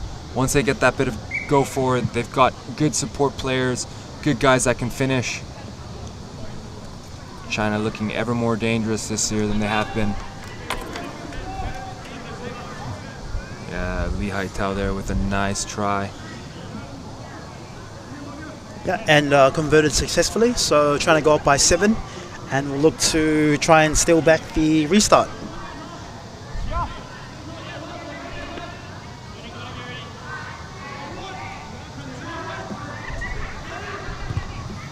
All right, China back with the restart. Nice high kick. Almost well taken by the Singaporeans, but knocked on. And now China with another opportunity to attack. We've got Big Gao Bing here on the touchline. Pops it inside to his support. Singapore doing well, but China somehow managed to keep it in. Oh, he's stuck under the head, just like a boxer, and he goes under the posts. Yeah, a bit of hot potato there from the Chinese team, but managed to stay in touch, or managed to stay in the field of play. A couple offloads under the post. It's the danger man again, Shan for China. Converts his own try, and China go out to a 14-point lead. Look at here, just tippy toes, managed to stay inside, just over the shoulder, just throwing it kind of into no man's land, but the Chinese team reacting quicker than anybody else. Shan there under the post. Yeah, I'd say a great start for China. They've put pressure on the Singaporeans and just kept them in their own half. Just territory-wise, perfect from China. If you're playing rugby in the right areas, opportunities will come. Another restart here from China. Oh, some good work, a good bat back, and China have possession again. Yeah, that's something we've seen all weekend from the Chinese team, is that clinical kickoff. Great passes all in front of the chest here. Big Gao Bing here with another carry. Look at those long levers, get the offload. And here's Shan. The danger man. Oh, sold everyone a dummy there. Maybe a bit of an obstruction, but ref's okay with it, so... Judged to not affect the play, I guess, from the referee's mind. Yep. Try number 3 for China. China making it look easy in this first half. They'll be going up by 21 with this conversion. Yeah, just China looking like a real professional outfit. Got their kickoff, all passes nice and out in front, and then you get into one of your boys with the good footwork. Step, under the post. Andre, what do you do if you're Singapore? First of all, you got to get the ball here. They've only won one of their kickoffs, and after that, a few wayward passes, made them go backwards. For Singapore, it's all about getting this kickoff. Let's see if they can do it. Ooh, here we go. Singapore. Oh, no. Oh, the bounce of a rugby. But you got to dive on it, son. Don't be afraid of the ball. Here goes Shan, the danger man. Finds an offload. Oh, and they're going to be in again. This time, number 11 for China. Wang Shu. Now, look, I don't ever want to call a player out there, but you got a loose ball on the deck on a kickoff. The second ball, it's hard for you to compete with these tall Chinese blokes on the first ball. So Singapore, you got to fight for that second ball. And it's rolling on the ground there, and he's put in a soccer tackle. Put your body on the line for your teammates, gather that ball, and go again. You opt out, China picks up the ball, and scores. And another successful conversion for China. They'll go up by 28 points, and wow, what a first half for China. Last play with 20 seconds remaining on the clock, and they'll be looking to put on another score. Yeah, it's just clockwork for the Chinese. It's almost like we're watching a video on replay. Oh, great take there. That's got to be a penalty. Yeah. Brave stuff there from the Singapore player. Man taken in the air. Singapore too. Ooh, that pass. An elementary mistake there from Singapore passing forward. Yeah, it's just unfortunate. Miguel William really brave to go up there and get that take. And the second things are going well, the second you finally get a kickoff, lapse in concentration, take the penalty, bit too eager, not composed, forward pass. It's unfortunate there.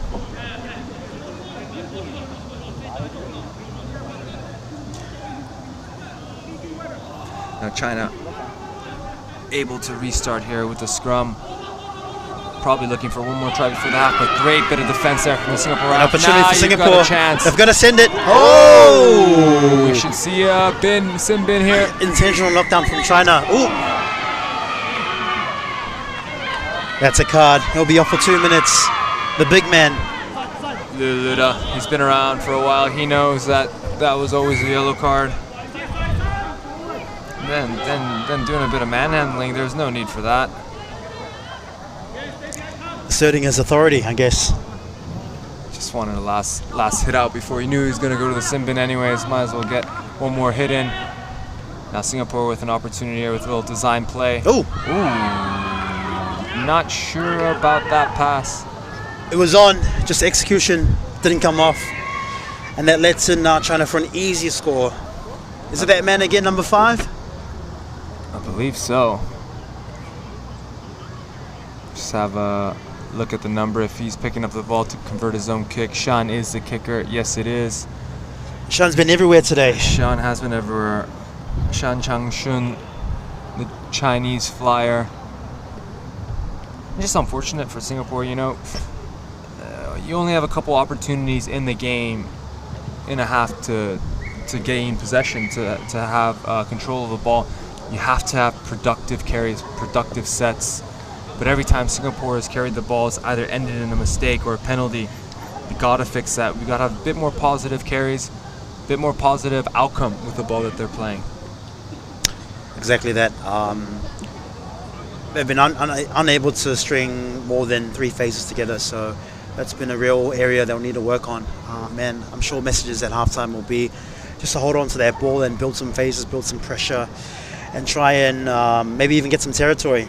Try and push the Chinese back into their own half. And look, I am under no illusions. China is in a full-time program. A lot of these Singaporean boys, rugby is, their second job or second hobby, not even a job, but representing Singapore is a huge honor for these Singaporean boys who do have day jobs. But at the same time, if you can't match these teams physically, you have to find other ways against a team like China to keep the ball alive or run away from these big men. Hopefully in the second half, Singapore can find a bit more in their tank and a bit more ball possession and make it a bit more of a game in the second half. Yep, all to play for Singapore. Down by 35, so yeah, they'll throw caution to the wind and empty the tank. But I've been in this situation before where you've kind of been blown out in the first half. It almost takes the pressure off. The result is probably done. Now it's an opportunity for Singapore now for a couple individuals to put up their hand, show what they've got, or as a team, as a collective, to finish on a high. You might have lost this game, but you can still go out with a couple tries and build momentum for the next tournament. Yeah. So Singaporeans, go ahead, play without pressure. China, more of the same.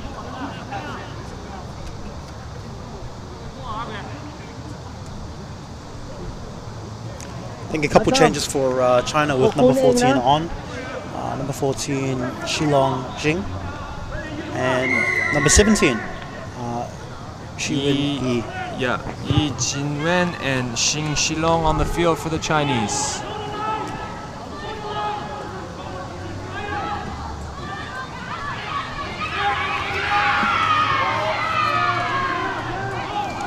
All right, China here and deep in their own half, but they're going to play out, of course. Nice physical carry there. Of course, they're down to 6 men. There's the ghost on the field. They're thrown to nobody. You know what, Tony? If there were 7 men on the field, that was a great pass. Unfortunately, the winger, he's in the sin bin right now, so you got to look before you pass, mate. Yeah, China playing with Casper there on the wing. Okay, Singapore, perfect. Good defensive set. Opportunity here at the set piece. Line out. Yeah, nice and solid. Time for the boys to show what they got. Yep, big opportunity for Singapore. Here they go. They're going to use the outside. Oh! Love the footwork. Also love the defense. It's a high tackle. Go on. Seatbelt tackle. Yeah. And he's in. Beauty. There's some life. Hey, Singapore showing what they can do. Bit of territory, clean line out, passes all out in front, running onto the ball, danger man on the wing, bit of footwork, create a penalty, quick tap. Simple game. Yep, you're absolutely right. The boys are playing without restriction and playing freely, and it just shows. It's just in the first half when they had that a bit of possession, passes weren't going to hand and the skill execution wasn't there. First time Singapore showed the skills that they have. Try. An unsuccessful conversion from Singapore, so the score stays at 30 points, so 35 to 5 at the moment, with Singapore to kick off. If they can build off this and score another try, we might be in for a good finish. Now you like to see both teams go out on a high. Oh, it's a beauty kick. Right on the 10 meter. Oh, just judged Unlucky. not to go 10. Unlucky. Here come China. China back to a full set of 7. Decide to take it quickly. Here's Luluda. Had a nice little recovery in the sin bin. China getting back to their physical brand of rugby. Nice carry there. Oh, here's Big Luda. Ooh, bit of a wayward pass. Intercepted by Singapore. And there's an opportunity if they can find it on the other. Oh! A big, how's your father? Number 3 from Singapore, Brandon Noble. You guys want to play physical? We can too. Doing it for the Singaporeans.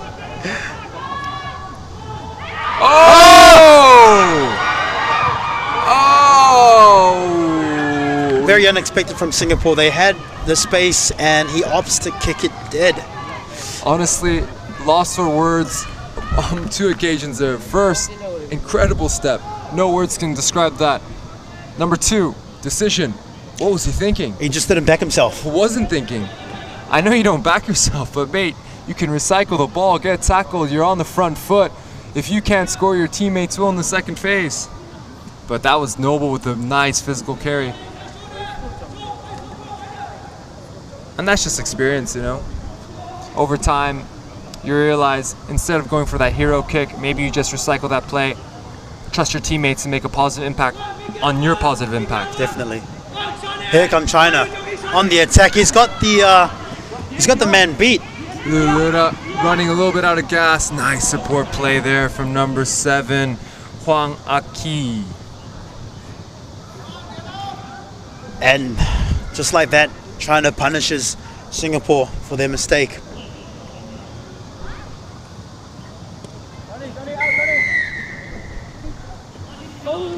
That takes the lead out to 35 and with the kick to come. Yeah, China showing their first points in the second half. They kind of relaxed a little bit in the second half, but one opportunity. Luda here with a big fan, just buying time for a support player. Number 7 there, Huang with a great support line. Just picking off from the good work from Big Luda.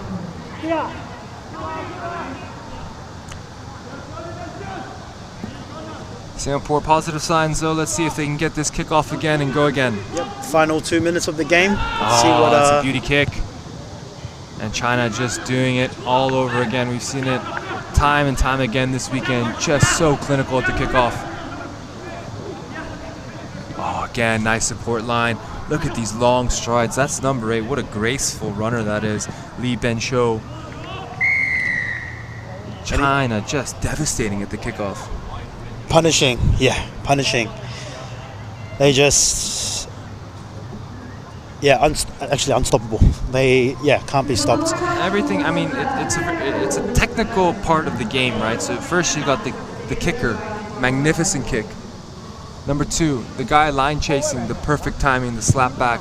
Then you guys anticipating that slap back, getting in the right positions, nice little carry, and then Lee Ben Shou. Let's just look at these legs, man. What a fluid runner. Athlete. Yeah, just nice long strides there. Also a successful conversion, bringing the score out to 49. Big score here. Another tasteful kick. Again, another knockback. China really putting on a clinic here in the kickoff part of the sevens game. Oh, nice, another physical carry there. Here come China looking to pile on the points and break that half century. Oh, Li Ben showing some serious balance today. And that's number 2, Wang Bao in the corner. bringing up the half century for China. Man, I swear it's like an old videotape on loop. It's like an Instagram reel. It's just rewatching a reel. China, I know it's a different play, but everything they do is it's like on repeat. Score, kickoff, slap back, 2 phases, try. It's beautiful stuff. Just to keep the perfect record. Oh, and he's just short.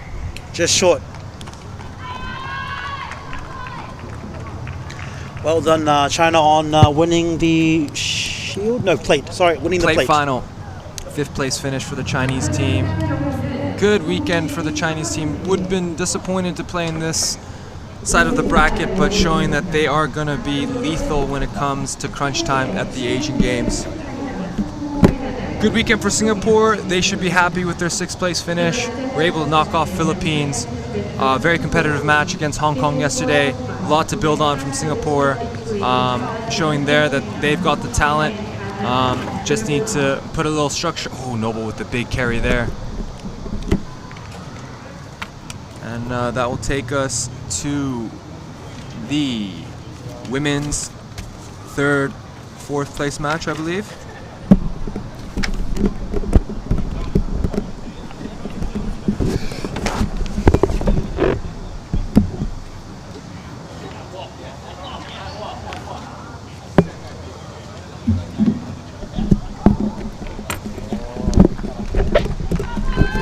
Yes, just getting ready for a start in the women's 3rd, 4th playoff, and that'll be between Thailand and Hong Kong, China, I believe. I'm just going to confirm that. That is correct. So we just quick words from our Since sponsors. 1979, we've been searching for perfection. We've been thinking, sketching, and designing.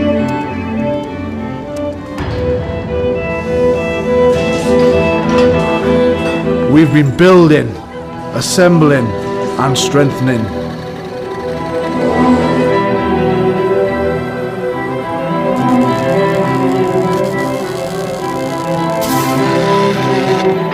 We've been cutting, shaping, and painting.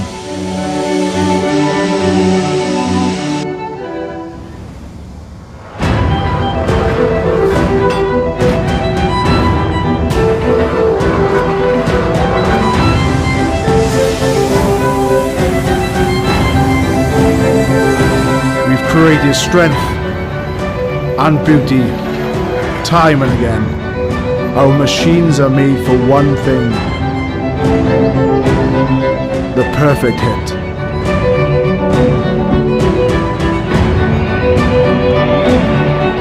We are the crouch, we are the bind, we are the set, we are the squeeze, we are the hit.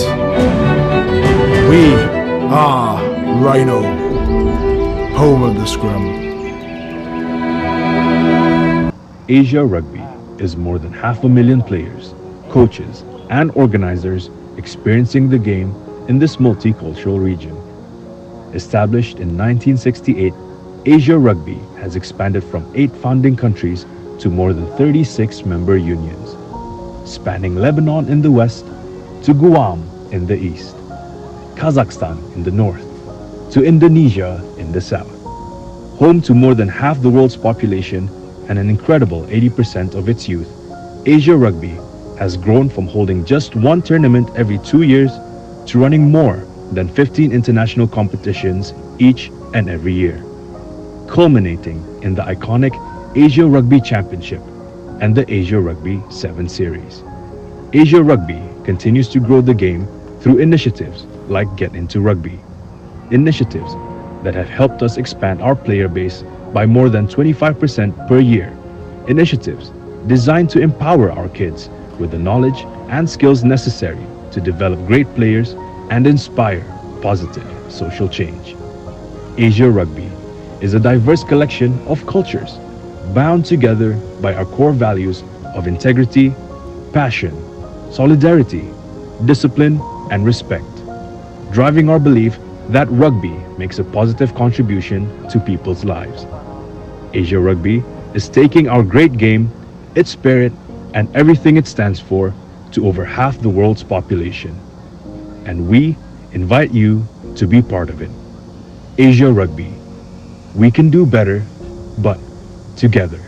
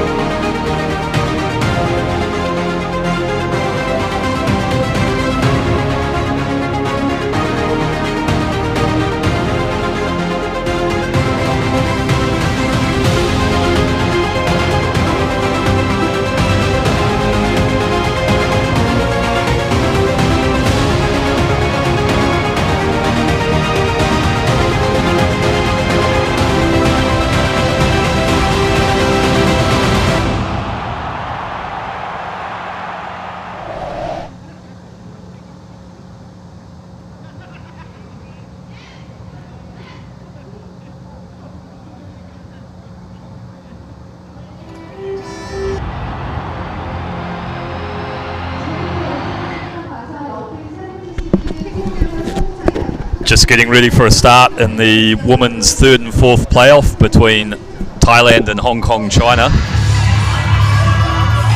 Should be an exciting match. Both of these sides have played some good rugby this weekend. And as they run out onto the field, it'll be Thailand in their blue and gold hoops and Hong Kong, China playing in their white strip. With me in the commentary box, I'm joined by former Korean international 7s and 15s player, Olympian Andre Jin Kokiad. Nailed it. Nailed the pronunciation. I like that intro thing. I might have to take you around with me and have you introduce me to people. Yeah, I could do that for a small fee. Should be an interesting one here. Third, fourth place final. Both teams looking very good this weekend. Thailand with the pace and the skill. Hong Kong with a bit more structure. Should be a clash of two styles. Should be a fun one. Yeah, looking forward to a good encounter, and it'll be controlled by referee Anu Kue, looking sharp in her World Flair uniform. And Thailand get us underway. Kick deep into the Hong Kong half. Hong Kong first opportunity for the ball. Looking to find a bit of space. Olsen Thorne carrying strongly into contact there. Thailand contesting over the ball. I believe they turned it over, yeah. So early turnover for Thailand and a chance for them to exert some pressure. A little bit of footwork there from Thailand. Nice pass. They've got the speedster outside, and the speedster in number 19 goes in. Absolutely great start. Thailand off to a flying start. Hong Kong, a bit of miscommunication, didn't take the ball cleanly from them. They were always under the pump. Thailand was a nice tackle, turnover, quick tap, and just getting out to the pace out in the wing. Easy stuff. That 2-on-1, that little flick pass, that made all the space for the flyer on the wing. Yep, they'll be very satisfied with their start, and they've got a chance to add some extras here. Kicks away though, so Thailand up 5-0. Yeah, just a replay here. The hard work was done on the inside already. Just last man, 2-on-1 situation. Never going to catch her 10 meters from the line. So Hong Kong need to tighten up and retrieve this restart. Nice long kick here from Thailand. Well secured by Hong Kong as they try and work it out into the centre. Strong carry through the contact and a nice ball presentation. Hong Kong inside their 22, fire it wide. Bit of footwork here. A nice ball. Oh, great catch there from the Hong Kong player running down the sideline. That was Yuang and number 2 who held that. Hong Kong again working it out to the flanks. Olsen Thorne gets it on the outside, fires a pass, but it's dribbled over the sideline. Just a little bit unfortunate there. She thought she almost had her beat her defender on the outside, just got caught at the end, and that probably affected the pass a little bit. Unfortunately, inaccurate and into touch. Thailand here with another opportunity to attack with the line out.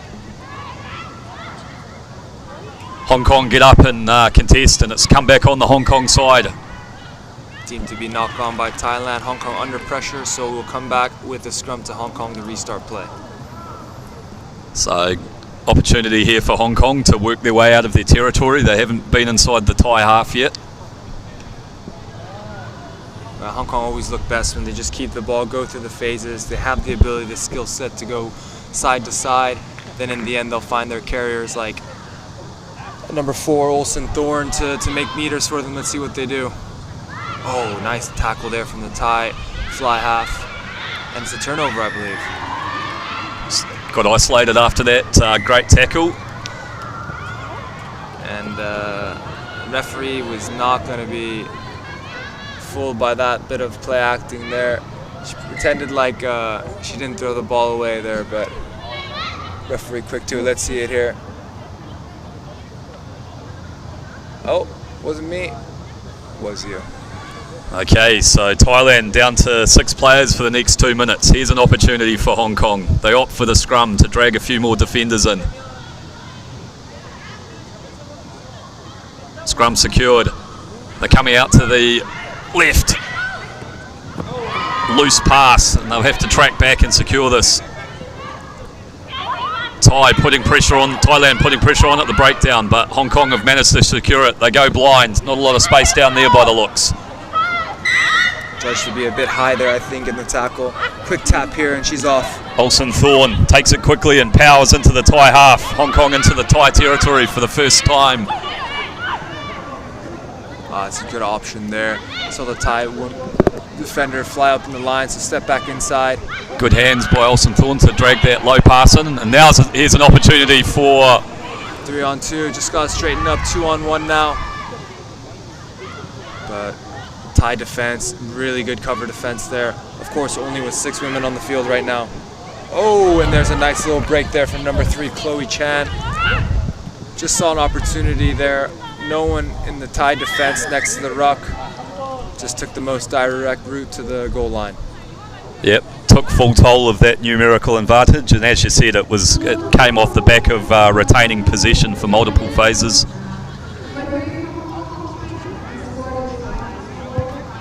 Kick successful, so Hong Kong take the lead. Nice little handoff, and then shows a clean pair of heels to run through, put it under the posts. Those conversions can be pretty critical in tight games. Yeah, just Hong Kong at their best when they're patient, and just don't look so hard for those opportunities. Their team with patience and possession, over time they'll grind you down, and they will score those tries. So Thailand restored to their full complement of 7 players now. That card hurt them though, they coughed up 7 points. Oh, great play by Hong Kong from the kickoff. Hong Kong take it into contact through Olsen Thorne. Breakdown penalty, another high tackle actually from Thailand. They'll have to watch their discipline here. They've already lost 1 player. Yeah, really unfortunate there. The Thai player had really good timing. I thought she had rights to the ball, but referee deemed that tackle was high. Seems like there's even smaller margins for high tackles in the sevens games. They're very stringent on those. Yeah, the thing is, you're getting a lot of one-on-one contact, especially at the ruck or tackle area. So it's easier to see the infringements compared to the 15-man game where it's a bit more complicated. Oh, what a line! Lovely short ball, and Olsen Thorne runs a great line. She'll go through and slam it down under the bar. Almost caught from behind there, but what a line that was. They've been running that play from the scrum all weekend, really, that short option. You know it's coming, but you can't defend it. It's good work by the initial carrier. Take the ball to the line in two hands, bit of a sideways drift, and then Olsen Thorne just times her run to perfection. A hot knife through butter there. And the conversion is good, so that's going to be big coming on. That's 14 now to 5, so even if Thailand score 2 tries, one more try won't be enough because they haven't converted the first one.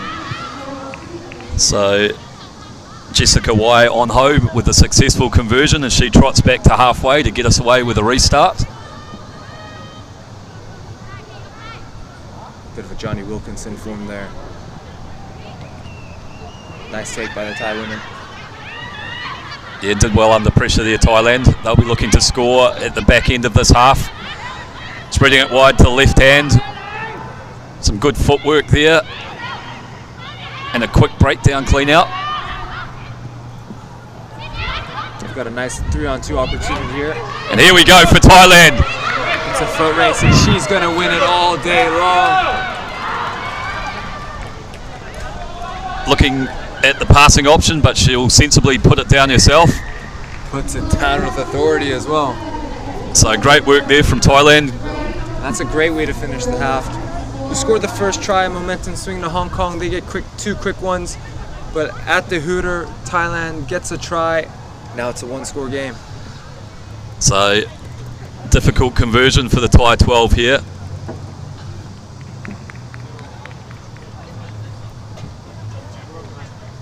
Steps in and it's unsuccessful, so 14 points to 10 at half time.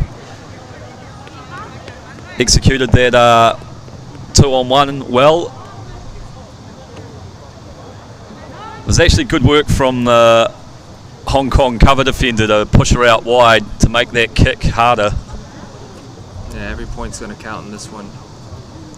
Two teams are so evenly matched. As you said before, it might come down to one conversion. So a good hit first half of rugby here from both sides. 2 tries each, but Hong Kong have managed to put theirs under the bar, and that's been critical. Thailand started proceedings here from the turnover.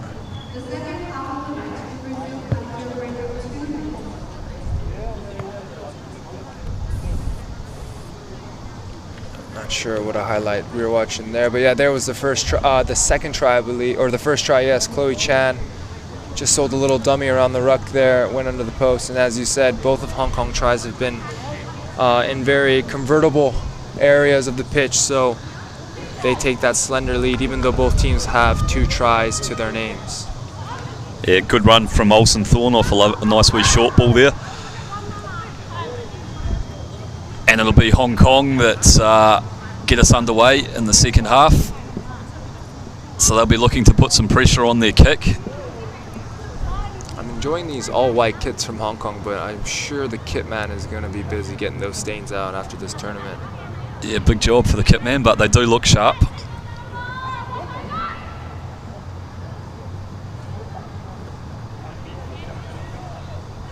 Pitch conditions holding up well after a heavy workload over the past 2 days.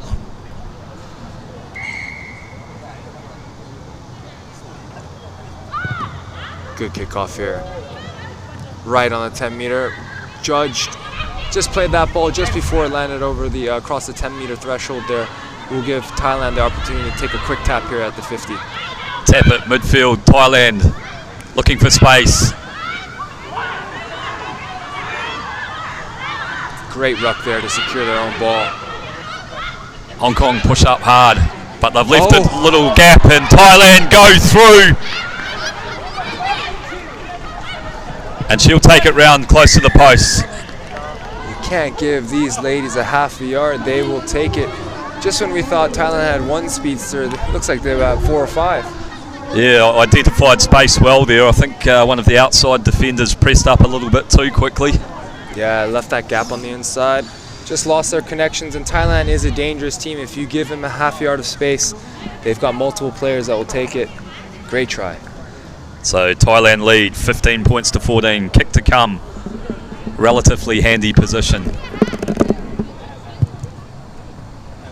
And it's gone over. So Thailand stretch their lead 17 points to 14. The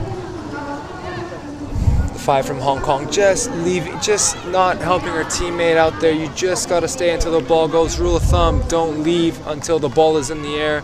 Ball was still in 2 hands. She threw the dummy.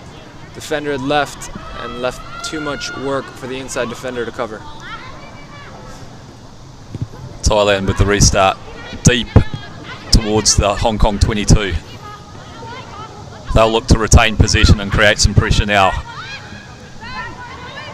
Chong out there in 12, takes it into the contact.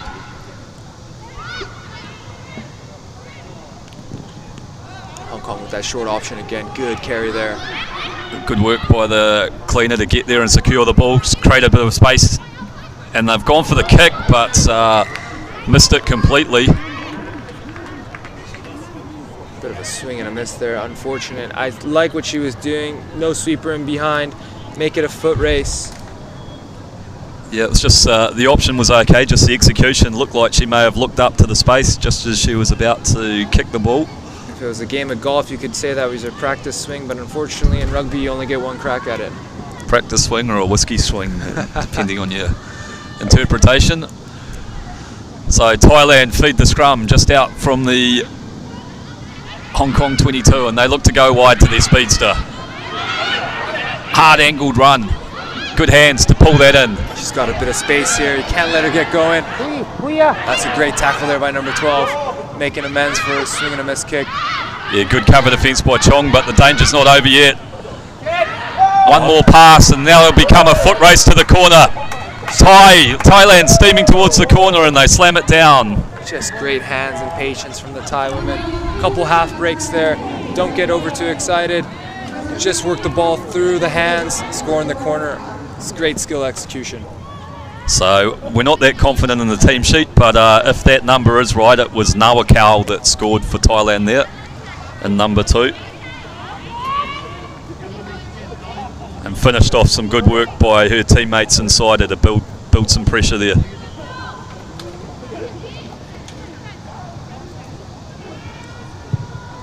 Thailand have a lot of dangerous options around the park. The difference between the two teams. Hong Kong a bit more structure, got to keep the ball in the hand. Thailand have that ability to unlock you with individual brilliance. Yeah, very quick team, Thailand.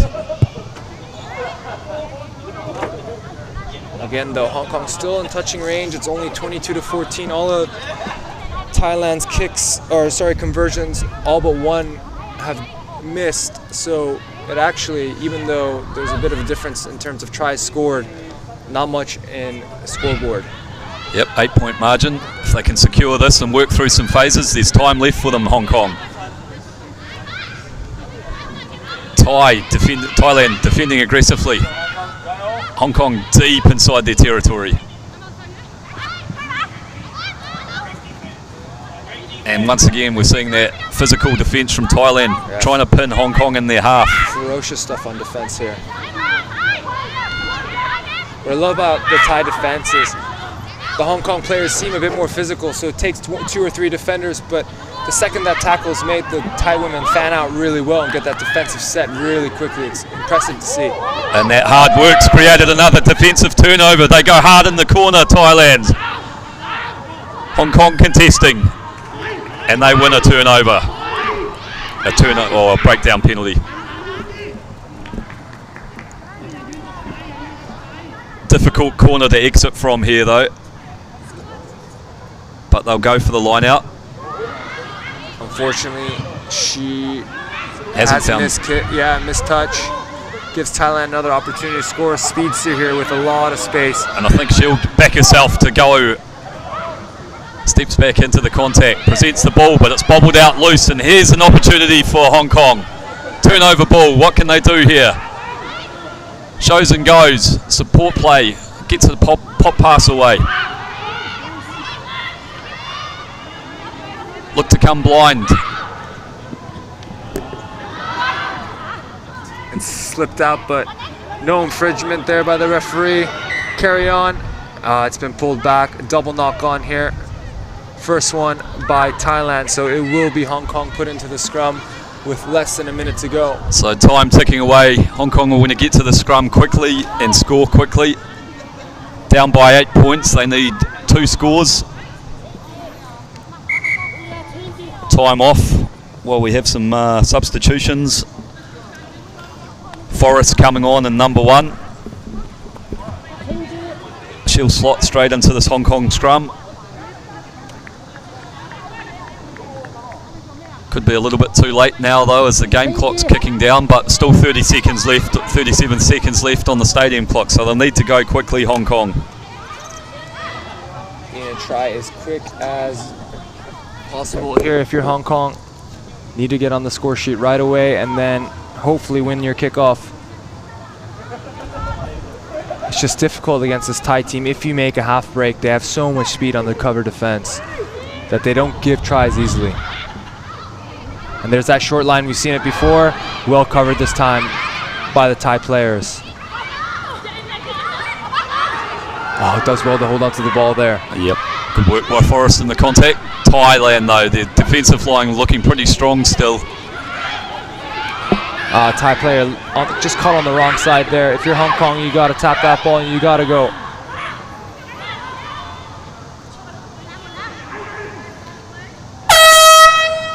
That will be the final play, which means the result is secure, but we still have an opportunity for Hong Kong to finish with the score. Yes, so Thailand have secured 3rd place in the women's division, but an opportunity for Hong Kong to finish their tournament on a high with a try.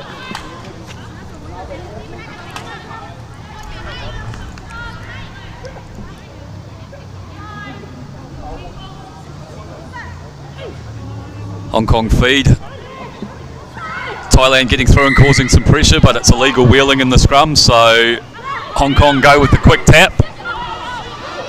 Charge into the Thai half through Olsen Thorn. Nice little bit of stepping there. But they're still swarming in this Thai defence. You love to see it. The result is secure, but they're still playing. And that will take us to the full-time whistle. Congratulations to Thailand finishing the Incheon leg of the Asia Rugby 7 Series in 3rd place. Well fought by Hong Kong, China to finish 4th. Yep, well-deserved victory for Thailand there. They work really hard together, as you mentioned. Sometimes giving up a bit of size, but they work on those 2-person tackles very well. And they've got some lethal finishes when they do get turnover. Pace to burn. I mean, what's evident from the Thai team is just the X factor and the speed and the skill that they have. Multiple players that can create something out of nothing. But what was more impressive was actually what you just said, their defensive structure. Flying into tackles 2-3 women at a time. And the second that tackle's made, they're already on to the next job. So it's just such a good defensive set and defensive pressure. It's actually really impressive to see from Thailand. Yes, obviously in good condition to keep the energy level up throughout the full 14 minutes.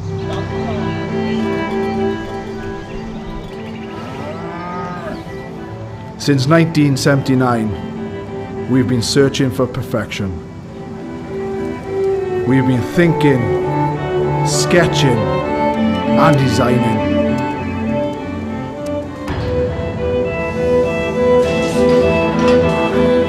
We've been building, assembling, and strengthening.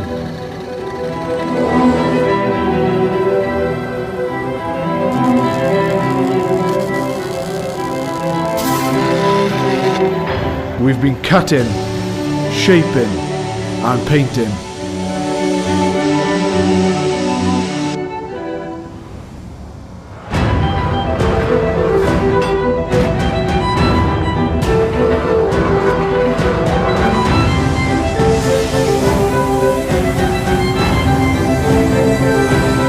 created strength and beauty time and again. Our machines are made for one thing: the perfect hit.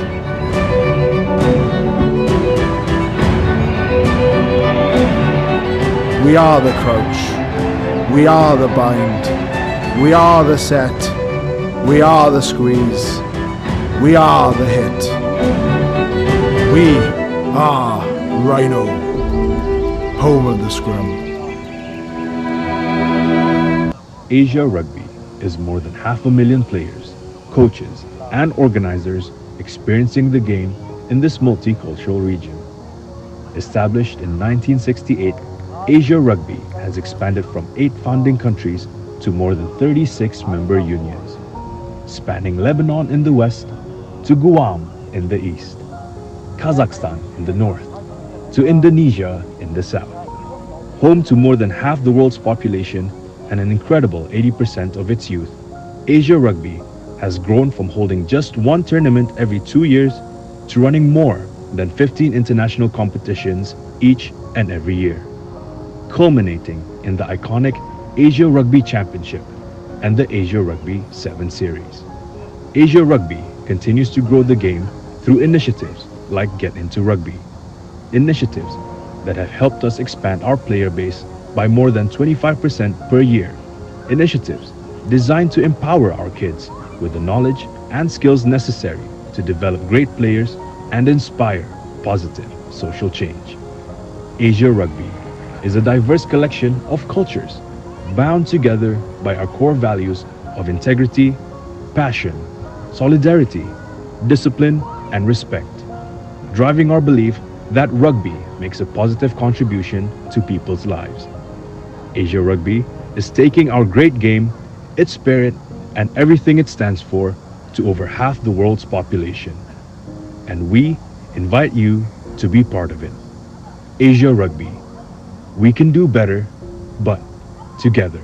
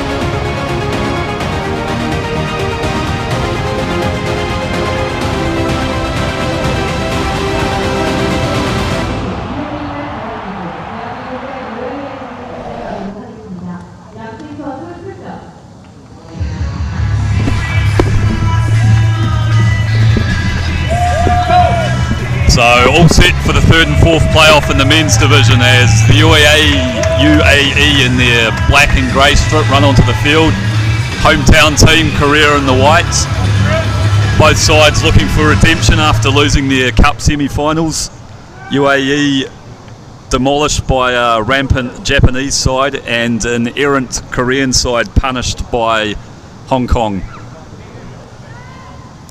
Yeah, a little bit like you said, redemption, revenge, time to right some wrongs for both teams here. Again, this will be the final match for both teams before the Asian Games coming up next month, so both teams will want to finish on a high, carry some momentum going into that major tournament.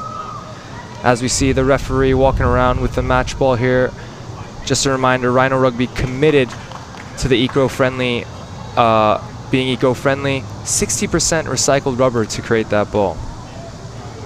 Nice one. And the referee mentioned is Q Shengang, looking sharp in his World Flair uniform. Hot pink looks good on the referees this weekend. All right, UAE to kick us off. Battison with a high hanging kickoff, quite deep, and it gives Korea time to secure it. High tackle, so they're playing under advantage. UAE have shot up. And here's Park Woo-bin, the young boy. He looks like he's got an opportunity to start the final game of the weekend. Jang Jung-min now with the pass. Korea here looking for that deep option. And a number of Korean players steaming through to put pressure on this kick. UAE done well to little kick tennis here, but Korea will manage to get that ball back. And they've connected well. There's an opportunity down this. Choi Sung-duk here. It's been powerful all weekend. Oh, unfortunately the offload doesn't go to hand there. It's a strong run by Choi Sung-duk, but that offload was a bit loose. Good pace for a big man. He's good pace for a big man. Stepped inside, did his job, wanted to make one final pass, but as you said, a bit loose. Left-handed offload there for a right-handed man. Just lost control of the ball as it came out. Unfortunately, knock on there from Kim Chan-ju, UAE, to restart play here with the scrum inside their half. So scrum just outside the 22 for UAE. Done the first part well, secured possession. They look to sling it wide, stretch this defence a little. Steps back against the grain. Drives through the contact, and the UAE get quick ruck ball. That's a good carry, good first phase from the UAE. Good platform to build on. Now here's the big man here. Inside, outside, but well looked after by the Korean defence. Does well to stay inside. They've got to release him now. Song-dok has a second go, but he's given away a penalty. Yeah, just in from the side there. No need for that. Just offside. UAE slinging it wide again, working it out towards this right-hand flank. Cuts back to connect and gets an offload away. Popped out over the top. And they attempt a wide ball, but that's gone a mile forward. It's a very ambitious pass there. You know when a person is about to throw a pass and they do a little hop skip, it's 99% an error about to come out. That just means you don't have the capacity to throw a long pass like that. No need for it. Just go through the hands. Both teams here, both with a bit of a shaky start. Korea, those errors from that Hong Kong game carrying over, already knock on a penalty. UAE just not able to string a few phases together to get out of their half. Yep. Both teams need to tighten up and try and respect their possession a little bit more. Just, yeah, exactly. You said it well. Just look after this pill. But here's Chang Yong. He's been doing it all weekend. And the two speedsters link up very well, nicely for Korea. Center field scrum. It's hard to defend, especially when you got someone as nifty as Yong at the base of it. He picks it up, creates a nice, easy 2-on-1 for his winger, Jang Jung-min. Jang Jung-min, a clinical finisher. Give him half an opportunity. He's got the acceleration. One of the features of Chang's game in the scrum half position this week has been his ability to snipe around the fringes. It's actually how we scored our first ever try at the Olympics, was that exact play right there. Yong he's probably one of the quickest players in the world off that mark, that first 3-4 meters. He's always looking to snipe around that scrum area. And what I love about him is he's not looking to score for himself. He's always looking to set up his teammates. Unselfish player, putting in a captain's performance this weekend. And what a try that was against the All Black Sevens in Tokyo. Yeah, sorry, just living the glory days. I got to bring it up once a year. This is the only opportunity. Yeah, contractual obligation. Oh, that's a great take from the restart there from UAE. Yeah, good take by Vola Vola. UAE look to sling it towards the right-hand touch.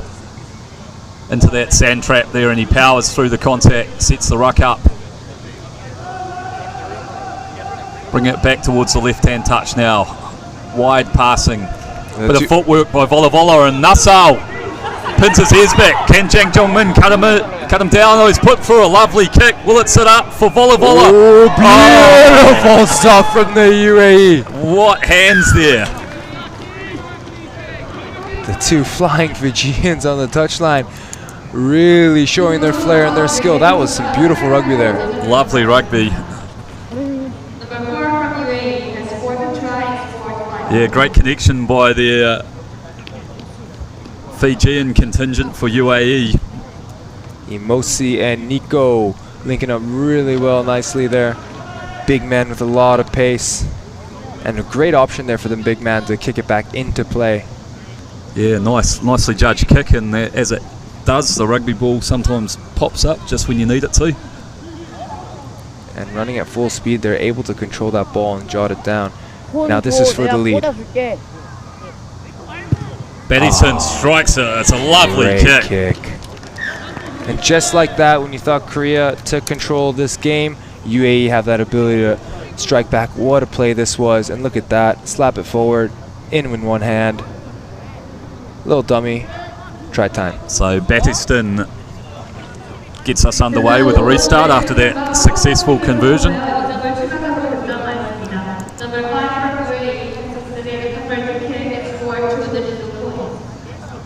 UAE 7-5 up over Korea. About a minute left in this first half.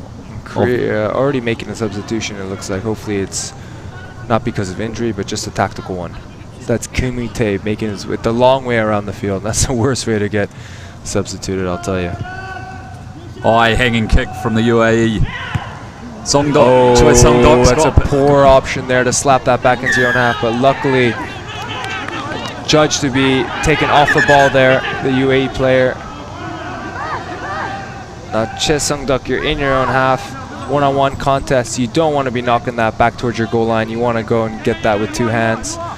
That slap back has now put a lot of pressure for the Koreans, who started the game really well, and now next thing you know, UAE in the lead, and again with another opportunity to score here in the Korean 22. So UAE press forward hard into the Korean 22. Some nice footwork to get halfway through the contact. And now the leg drive. UAE building some pressure. They'll go wide. Finds the try scorer, Vola. He dances around, sets up his outside, and it's well gathered. The little grubber kick again. Oh, the kicks are just working a beauty for the UAE this afternoon. Lovely piece of skill out there on the right flank by Aaron Dubois. Oh, that was lovely. Dancing feet by Vola to create the opportunity, then Dubois finishes with a nice piece of skill. And same story as in the semi-final for Korea, just their own mistakes just kind of unlocking the defense for the UAE. Just kind of falling apart here on day 2, South Korea. Battiston moves in, strikes it nicely again, but this one's away.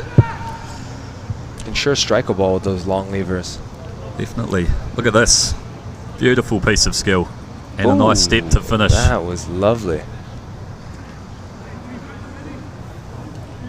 So, half-time oranges and a few stern words, I'd imagine, in the Korean camp.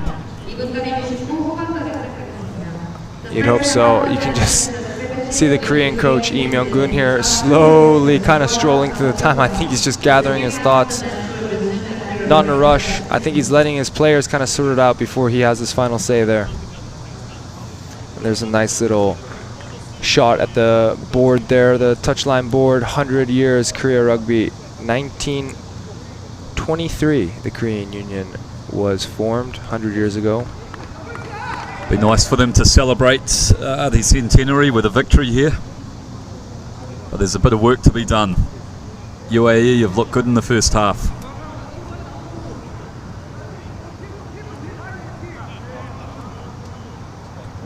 So not a lot of time in a 2-minute half time in sevens. How many messages can you get in? Yeah, it's actually a good point. Players at that point can probably only take about 2 key points, I would think.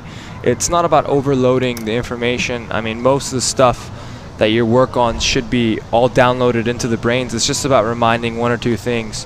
For example, you know, let's work on our catch pass, or let's not slap the ball back on kickoffs. Just 1 or 2 points to just remind the boys, because in the heat of the moment, you can't really retain a lot of information. And of course, the final thing is something like this. It's just calming the boys down, making sure they get a composure. Especially for a team like Korea, they have all the talent in the world. It's just about them, you know, making their own mistakes. So just righting those wrongs. Yep, and we've got a slight injury or taping issue going on here.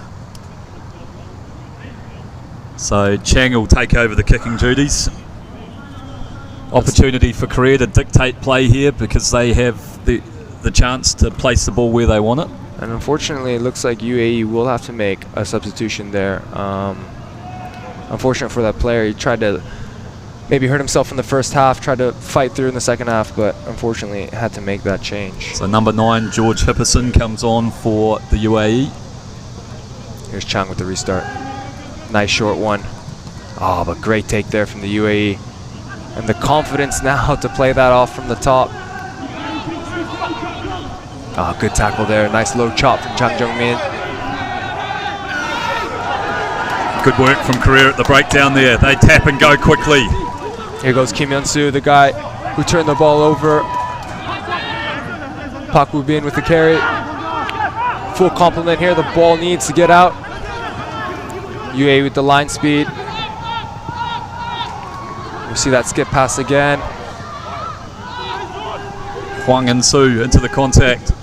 Korea building pressure now. Need to be patient though. Opportunity here. Chang Jung-min. Oh, poor pass. Bit of cleanup work here from Park Woo-bin. Charges hard into that contact. They secure the ruck ball. Korea have an overlap now. Can they finish it off? Korea working hard for it. Nice inside pop. Oh, Kim Kwang-min with a bit of footwork under the post. That showed level things after the conversion. UAE made them work for it, certainly, that's for sure. Great defense, but Korea was able to unlock them in the end. Yeah, some good patience there by Korea. Discipline, worked it through the phases, and eventually the opportunity presented itself, and they've got too much quality with their finishes to be denied this time, Korea. Yeah, just really good to stay patient there. First time they've actually built a few phases in the game. Lost their structure a little bit, just went side to side. And finally, Kim Hyun-soo with a bit of a magic offload. Kwang Min with a little inside-outside. Sat the player down. So Chang's added the extras, so we've got a tied ball game, 12-12. 5 minutes left in this third-fourth playoff. Good to see some crowds there with some signs. Korea, 대한민국 화이팅. Chang with the kickoff here. Oh, it's UAE doing so well with that kickoff. They have an opportunity to exit their half. Offloaded and well secured by the UAE.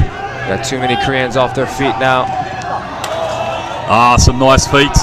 And the grubber kick again. Oh, there was no need for Hyun-sik to do that. Yeah, there was no way that the UAE player was going to win that race. Yeah, there was absolutely no need there. And so Korea reduced to 6 men for the next 2 minutes. Again, Koreans just flying in off their feet. You'd like to see a bit more body control in their defensive tackling. Now this was a foot race that the Koreans were going to win all day. Whoa, no need for that, Hyun-sik. Just ran into him. It was pretty blatant in front of the referee. Blatant in front of the referee and unneeded. Now his teammates got to dig him out of this one. Tapped by Ethan Matthews for the UAE. And Vola puts on a bit of footwork, but he's lost the ball, so an opportunity here for Korea. They're playing under knock-on advantage. With only 6 men here, see what they can do in attack. Here's Kim Hyun-soo looking for that offload. And they'll go, it was actually a penalty for a high tackle, so... If you're Korea here, just slow the tempo down. You're down to 6. Maybe go for a line out, scrum. Take some time off the clock to get Hyun-sik back on the field. Yeah. So it's all about game awareness and managing the clock when you're down to 6 men. Quick injury break. Water's coming on, maybe some more, but he's been told to get off.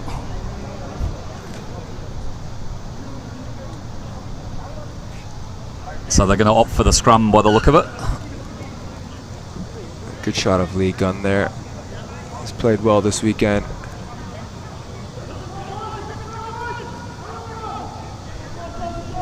Bit of a change, so we'll have Lee Gon feeding the scrum and Chang coming out into the back line.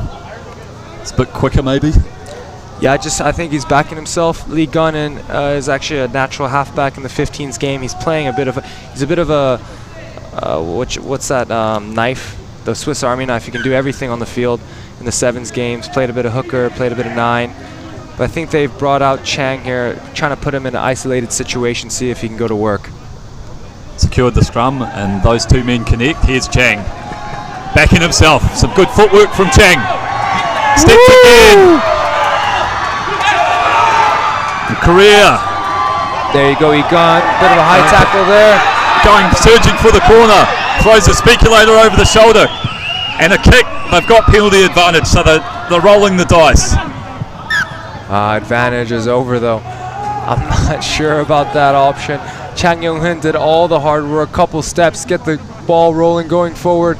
Yi Gun with a good break there, but speculative over the head offload, and then Kim Kwang-min with a horror kick, to be honest. Deep kick by UAE, and there's a race on here. Who's won it? Looks like a knock on. And that is just how fickle the game of 7s is. Korea looks like they're about to score. One poor decision with the kick from Kwang-min, and UAE now turn the tide, come all the way down here into the Korean territory. So Korea back to their full 7, but they've got a dangerous opportunity to defend here. Scrum midfield, halfway between their 22 and halfway.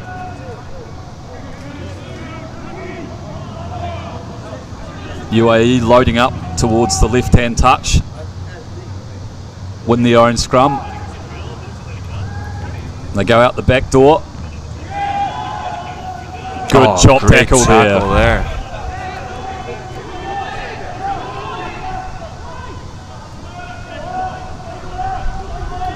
UAE now looking to play here on this right-hand touchline. Matthews with the offload. Gets up and gets into support, but Korea have turned it over. And here's a chance. Here's a Chang. chance now. Here's Jun-shik, the flyer. Oh, how did he wiggle free there?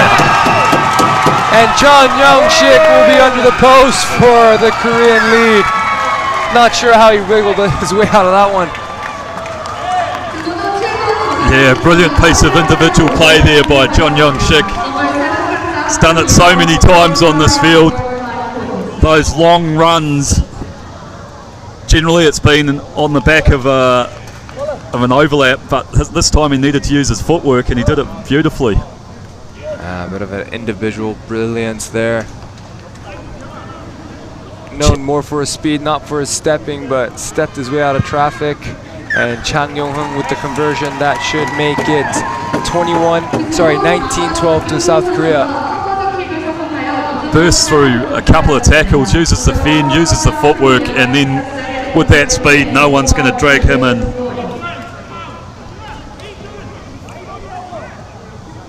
So, clock counting down here. Korean team's probably going to let the hooter go and make this the last play of the game. Just put it deep, or they're going to go for the contest. Going for the contest here. Tap back on the Korean side. Kick it out. No, it's a penalty. Was a penalty there. No knock on as he didn't touch the ball, just kick forward. Now UAE still has an opportunity to tie this game up. And another penalty. They've got to be careful that they don't get themselves into a card situation. That's exactly right. UAE here now with an opportunity to attack. So Matthews out here on the right-hand flank, charges hard, but some good defense by Korea. Oh, and a great turnover there. It all started with the Chung Young-shik tackle. I think that try put a bit of confidence in him, in his shoulders. Big tackle, Korea with the turnover. And there you have it, South Korea finishing the tournament on a high in 3rd place. UAE, very good weekend, finishing 4th. Yeah, good game of rugby, great contest, but Korea prevailed in the end. Down at half-time, but they sorted out a few of their errors, came out with a bit more discipline, looked after their ball and scored some good tries. Yeah, really worthy of a 3-4 match there. Both teams obviously disappointed not to be in the final, but still playing with their hearts out, especially since it's the last game before the Asian Games. Korea should be happy with themselves, finish on a positive note. For UAE, really good weekend finishing in 4th place. Yep. both sides can walk away from this tournament with their heads held high. Local crowd giving their hometown lads a good round of applause.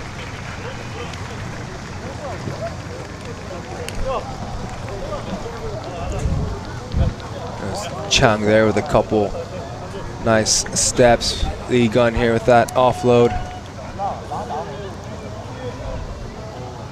There's that Yunshik try. Nice footwork there.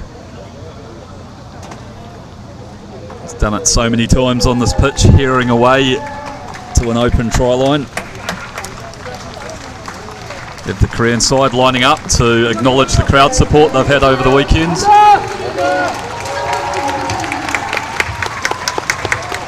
You'd love to see that.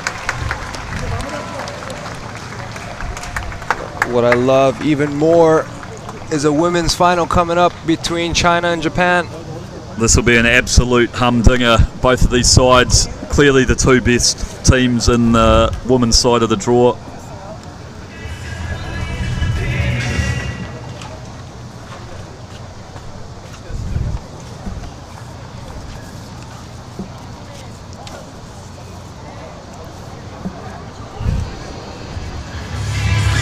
So the Women's Cup final, and it's going to be a cracker. China versus Japan. China won the series last year, but Japan are looking sharp this weekend. China coached by Sean Horan, formerly of the Bay of Plenty Steamers and the New Zealand women's setup, and coach for Japan, Takashi Suzuki. Some very good players on both sides. China in the black and with the red numbers, and Japan in their traditional red and white. As we do before cup finals, we will have some national anthems.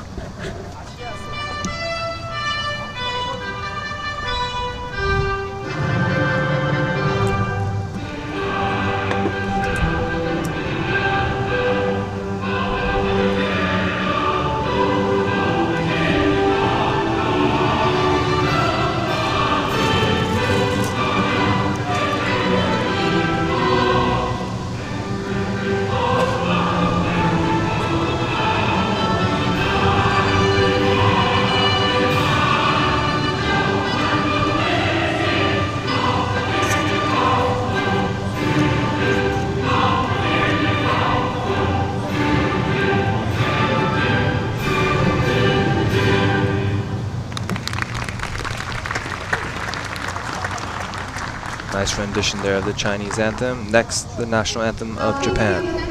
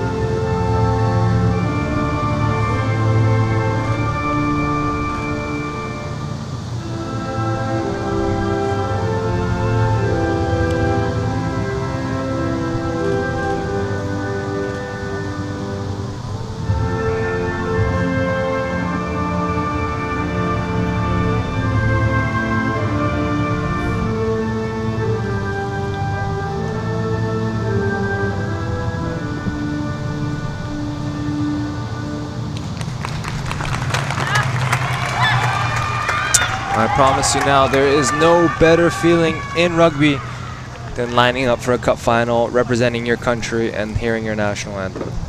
Yeah, proud moment for both these sides. Interesting little pickup there.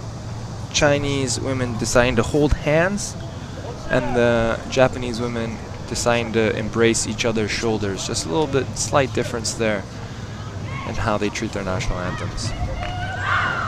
Both showing their team connections though, and the match will be controlled by Craig Chan from Hong Kong. Looks like Japan will get us underway with the kickoff.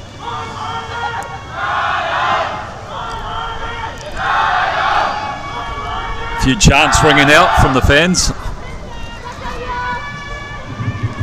It'll be Michio Suda to kick us off. Growing fond of her routine here. We should see her little shake before she kicks off. She's been excellent all week with her restarts. See how she goes here. Oh, great take from Japan there. Good contest.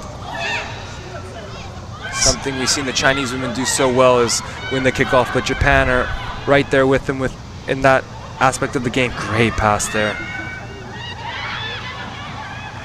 Satsumi gets cut down by Chen on the outside, but Japan have retained possessions. That pass is a little bit high, but they're moving it through. Bit of footwork to try and get on the outside of her marker. Good tackle there. Both teams, a nice set. Both not rushed in defense or in attack. Very composed on the ball. Japan building some pressure through the phases, and now it's the pace speedster Satsumi. Ooh, little knock on there from number 1. Mio. Yeah, just China with a nice defensive line there. Japan was able to win their kickoff, but not really going anywhere. They got a black wall in front of them. That Chinese defense forced them into a turnover, and now China will have an opportunity to attack. Yeah, good discipline from China. They're holding their shape. Japan dragged them left and right. And here's a first opportunity for China, fed by Feifei Yang, and she has a little snipe round the base. Showing good pace here. Goes herself, gets tackled. Done really well to come to the Japanese 22. Chen at the base, clears it. China spin the ball out to the left. Some good stepping here. Oh, and she's found the space. Beautiful. Number 2, Ran Hongting with the try. Some beautiful stepping there. Actually, number 2, sorry, was Mei Ling Yan, just to give her some credit. Apologies. Yeah. But yeah, some great footwork as you mentioned. That's the one danger with the Japanese team is they have a lot of line speed, but if you're going to bring up that line speed, you also have that inside pressure. Since that line speed is coming up, the Chinese player decided to step inside. There was no defense on the inside, so she was able to cut underneath the post. That's the risk you're willing to take when you're going to bring the line speed up. Good analysis there, and the conversion successful too, so China up 7-0 early in this match. Another high-hanging restart, and they get up to pressure the Japanese, but they've done well. They've secured possession, nice long place, taking a bit of time to organise themselves. Cuts back into the traffic, and another strong tackle, but she's knocked it on in the process. Let's play on for now. So Japan have an opportunity out here on the right. Steps back in, brushes off one defender, 2, links with his support. And that'll be a penalty though this time around, and we probably will see a yellow card. So deemed to be a deliberate knock on there. Yeah, just, you know, in that tackle situation, if your arm is in what they call an unnatural place to impede the ball, you're always going to get yellow in the game in 2023. Really stamping down on that in the 7 series. So China down to 6 for the next 2 minutes against a dangerous Japanese side who have looked slick on attack all weekend. And they're playing under penalty advantage again. Japan steam forward into the Chinese half, looking to exploit their numerical advantage in another high tackle. We might see another card. Nope. Fortunate for the Chinese, no yellow card. Japan off to the races again. Looking to connect with the speedster Satsumi, but trying to get across well and make the tackle and get back up on their feet.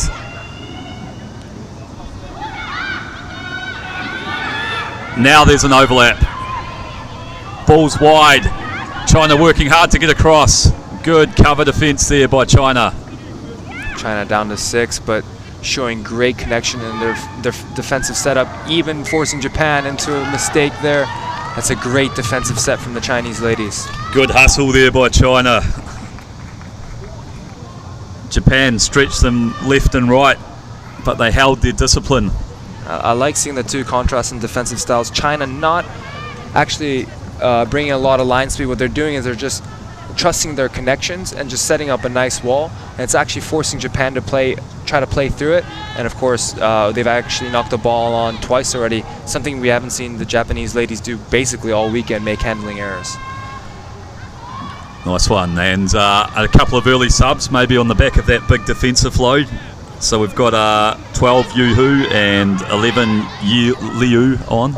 Interesting, already making substitutions in the first half. As you said, big defensive set there, and 5th game of the weekend. There's probably a lot of tired bodies out there. So China have an opportunity to feed a scrum just outside their 22. Strong run from the base, sets up a ruck in midfield. Japan getting over and contesting, but they've retained possession. A little bit of footwork and a goal on the outside. Where's his support? Oh, isolated there, lost the ball, but did really well to stand up and get it back. China still on attack, of course, still down with 6. Working down the narrow channel. China building some phases here. No need for China to be expansive. They're down a player, so just looking to keep it tight, force Japan into a penalty of some sort. And a powerful run by Meiling Yan again. Oh, this is nice. Kei Chan steams into the midfield. Great structured play from China. You know, we're down 1 player, no need to be expansive. We're just going to take it up. On the flip side, Japan doing really well, also showing some physicality on the defensive end. They go again down this 15-metre channel on the right-hand side of the park. Kei Chan places it back. Just loving this game management from China right now. Yeah, really smart play. They drive through the contact. Chan organising things at the base. She'll go back towards the safety of the touchline again. Good, powerful leg drive from her. Satsumi trying to wrestle the ball off her. It's been a while since I've seen a bit of pick-and-go rugby on a 7th pitch. Executed well though, and now they look like they might go a little bit wider. No, makes a smart decision. Chops back towards her support again. Japan. And they've won a penalty. Incredible game management from the Chinese women. Down a player. They know Japan's got that high line speed. They can't go wide even when they have 7 players. Definitely can't do it with 6. What do? We just keep it tight. We pick and go, force Japan to make tackles. What happens? Penalty, player back on the field, back to a full set of 7, and basically halftime and still in the lead. Absolutely amazing game management by the Chinese women. Yep, a very smart phase of rugby and very well executed as well. Would have been quite energy zapping for both teams. A lot of contact in there. I think that just goes to show the improvement that Chinese women have made. They've always been the most athletically gifted side on the series here in Asia, but now they're making that game. They're taking that game understanding to the next level. I think it's that experience they've had on the world stage. Really impressive stuff. Yep, Fei Yang feeds it in, has a wee snipe around the corner, shows and goes, and they've created an opportunity out wide here. Lovely pass. It is beautiful. Liu will go in. Great period of rugby there for China. The game management, the grit, the skill execution at the scrum and at the set piece. Very impressive stuff by the Chinese women. Not showing a lot of emotion, Sean Horan, but I'm sure he would have been proud of that phase of play. That was a beautiful phase to finish that half. Kei Chan lines it up from out wide, strikes it quite nicely, but it's not going to have the legs. Just short, but direction was there. 12-0 China over Japan. Chinese teams actually spent a bit of time in the Bay of Plenty in New Zealand, and they had a few practice matches against the Black Ferns. Certainly paid off because they've taken their game to the next level. And after completing this tournament, they're going to fly back to China briefly, and then they'll be on to Dublin for a training camp with Ireland, and I'm sure that'll help their build up to the Asian Games. It's great to see the Chinese Rugby Union investing in their women who have been so impressive. Of course, they're playing on that World Series, made the Olympics. Real bright future for rugby in China. Now you're getting these athletes, and what's great about those training camps is you're playing against real seasoned sides like the Black Ferns and the Irish women, and China already has the impressive athletes, and now you're putting in those game scenarios, playing against some of the best, and you can see it's paying off right now. They just managed that first half incredibly. And Japan, it's kind of the pace and power of China versus the skills of Japan, but Japan hasn't really been able to get into the rhythm because China is actually just dominating that defensive end. They're making their one-on-one tackles, so it's going to be a tough second half for Japan if things go this way. But things can turn on a knife in sevens, so there's a lot of dangerous players in this Japanese side, so China need to make sure they keep doing what they've been doing. Any let-off in intensity, and Japan have got some players that can hurt them. Good to see the crowd enjoying the Chinese men there cheering on their women.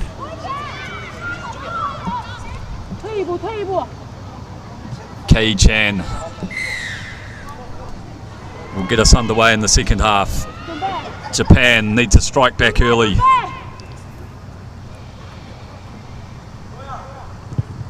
What a kick. Is it going to go 10 though? It's not. So just misjudged that a little, but it was a... Yeah, just got some serious height on that, but unfortunately just coming up a bit short. Not what you wanted if you're China, exactly what you needed if you're Japan. So Japan tap in the center through Tanakashi. Little misdirection. They drive into the contact. Nice long place. Gives them the opportunity to spread the ball wide early. Goes around the back of her runner. Just incredible defensive reads from this Chinese team.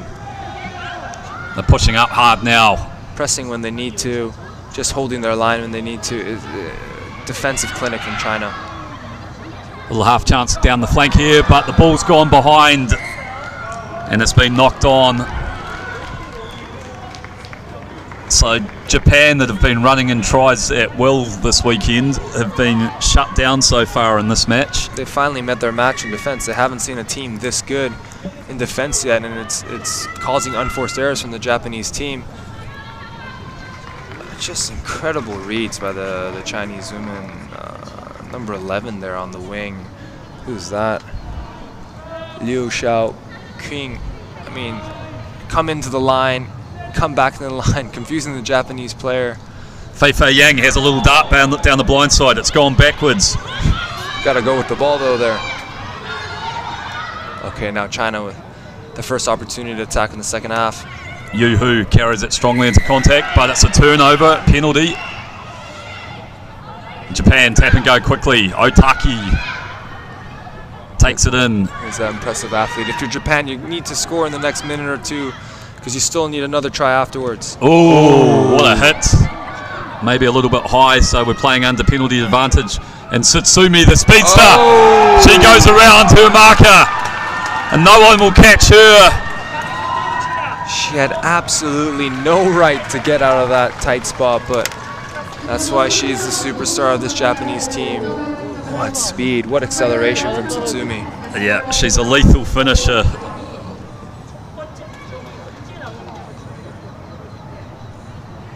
China flew out of the line, made a big hit which dislodged the ball, but Tsutsumi scooped it up and used all her pace, and a great conversion by Suda.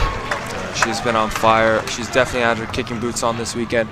Here's Tsutsumi here. Little goosey in the bend.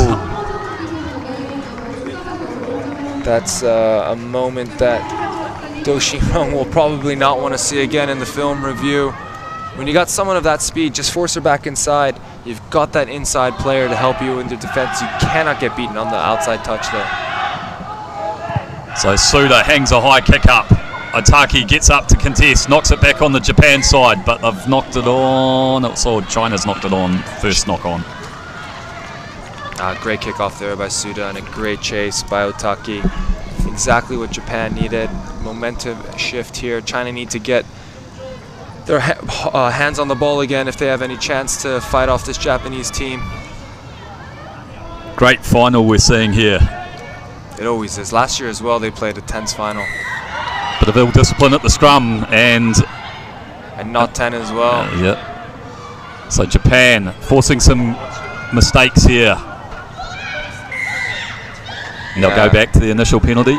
No advantage there, so referee will bring us back to the infringement.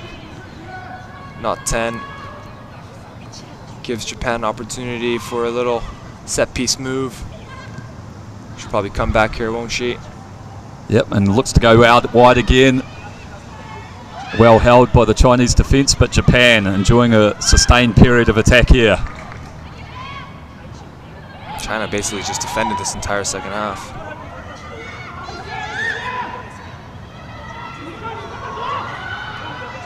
Stepping and looking to connect. Just Chinese not coming on the line, just staying connected. Blindside they go. Driven out towards the touchline, but Japan retain possession, looking to find some space. Japan keeping hold of the ball, but China defending really well as a unit. And now they've spotted an opportunity for a counter-ruck, and they've turned the ball over. Here's a chance for China. Wide they go. Pass is well pulled in, some dazzling feet here up against the grain. And she'll go through, will she? Japan tracking back, desperate tackle. She's held just before the line, has a second go. Oh, double movement. Double movement. Gotta release the ball. Unfortunate there. Just when you thought China had nicked one there. Great cover tackle. So number 2, Fumiko Otaki, worked hard for her team and got back there. Let's have a look here. Everyone thought she was through. Otaki coming back. Oh, ankle tap there. She did release. Hard done by, I would say, to be honest. Looks like she did release that ball before she got back on her feet, but we move on. So Japan will feed a line out inside their 22. Subs, more subs rolling on. It's been a draining match. Minute left. Which situation do you like better? You've got the ball, you're down 5, but you got to go 80 meters, or you're winning by 5 and you can defend the 80 meters. Probably the winning by 5 and defending by the 5. Yeah, how about yourself? Yeah, probably. First job is to secure this line out, and they've gone to the front. Ooh, just got across the 5 metre line there maybe. And Japan shifting it wide, looking to find some space. China giving away a penalty at the breakdown. Japan tap and go quickly through Otaki. She carries strongly. Slinging it out towards the sideline here. Some good footwork. Japan looking to get out of their half. Less than a minute to go. Oh, that should be... Oh, unlucky there. Small margins here. And Japan have won another penalty. Oh, both teams digging deep here. Clock counting down. 24 seconds left. Japan opting for the scrum to drag a few of those defenders in. Yeah, great option. Center field scrum here gives you both sides of, to attack. It's going to be 1 or 2 good decisions or plays here that's going to decide this match.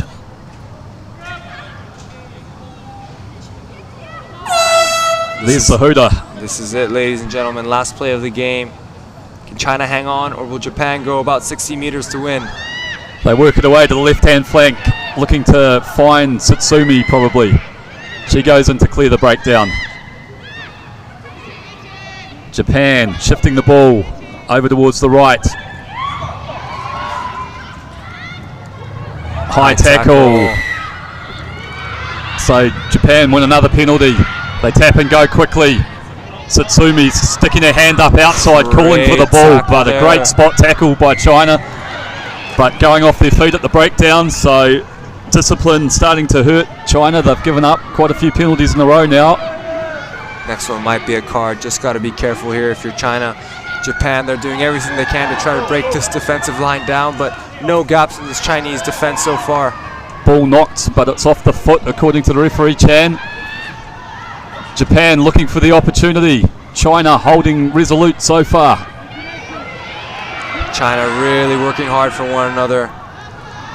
Every time the Japanese player steps inside, she's met with the Chinese defender. Here's Kei Chan steaming across.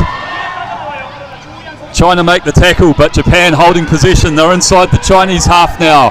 What a final play to this game. Oh, a bit of a miss here, miss pass. And China come through and secure it. But they've given away another penalty.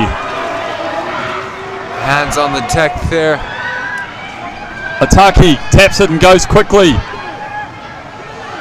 They've found some space.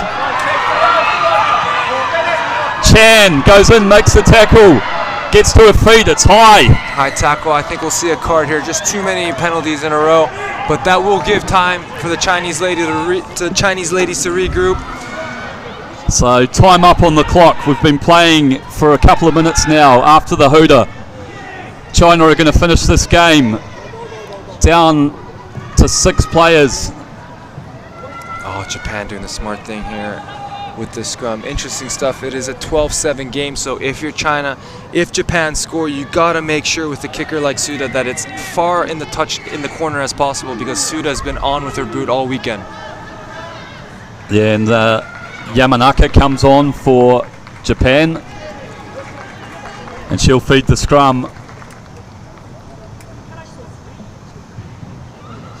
Be a lot of space out here on the left for Japan. Short-handed defence. What a tense final we have here.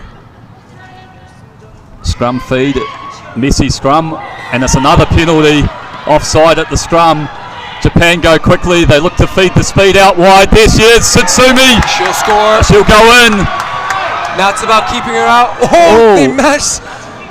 She tried to trot back in, and they'll go round under the posts.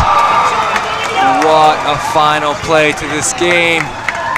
You have to feel sorry for the Chinese women. They did everything they could with their defensive connections, but like you said, multiple penalties allowed Japan to march down the field. Now with a kicker like Suda, she could probably nick this over with her eyes closed. This goes over. Japan will be the champions of this tournament. She makes no mistake, smashes that through, and Japan have stolen it at the death. Congratulations to Japan. What a cup final. Worthy of a cup final. Yeah, great fight back in the second half by Japan. We gave a lot of compliments to China in the first half for that defensive display, but the composure and discipline, ball in hand in the second half from Japan was exceptional. It's a tale of two halves, really. As you said, China, very impressive. Probably the best 7 minutes of game management I've seen all weekend by a team. But Japan, you just can't keep them down. Such a skillful team, so many game breakers. And this was the final play here. Suda, she's been controlling everything for Japan this weekend, and it's only right that she finishes with a try for Japan. It's quite a clever decision in the end for Satsumi. She could have gone herself and scored out wide, but she opted to cut back against the traffic, set up a ruck, and that meant Suda could go in under the posts and win the game with her conversion to her own try. And both sides come over and acknowledge the crowd for their support. Yeah, well played by both sets of women here. What a great outing for the two teams. And you'd imagine, for all money's worth, they'll meet again in that Asian Games final. It will be hotly contested in Hangzhou. China will have the home crowd on their side. Should be an interesting one. Can't wait. 1 month away. Yeah, brilliant final we've just witnessed. Disappointment for China, but a great effort by Japan in the second half.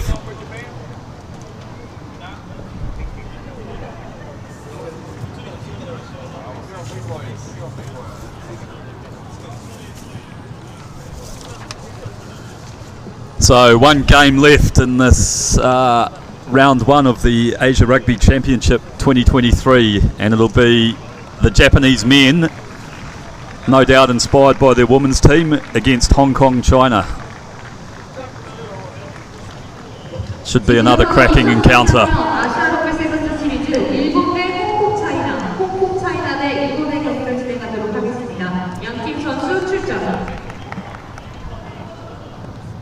And here are the team lists. Been really impressed by Taichi Yoshizawa in the number 3. In the last game, number 5, Fukushi for Japan, doing the hard stuff up front. And for Hong Kong, China, it's all about those two danger men playing in the center and on the wing, Max Denmark and Liam Herbert. Yeah, exciting clash in store here as the teams line up for their national anthems.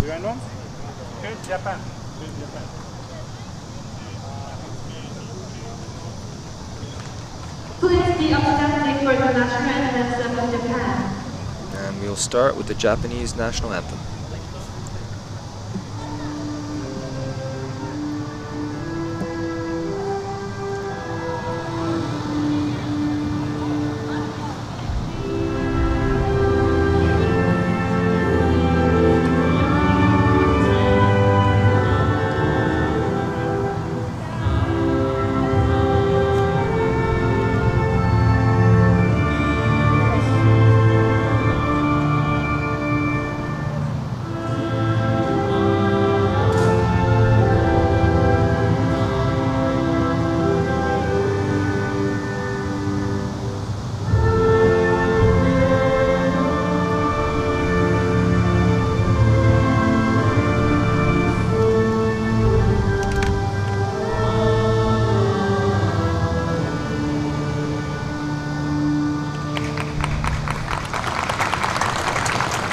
And the national anthem of People's Republic of China, the March of the Volunteers.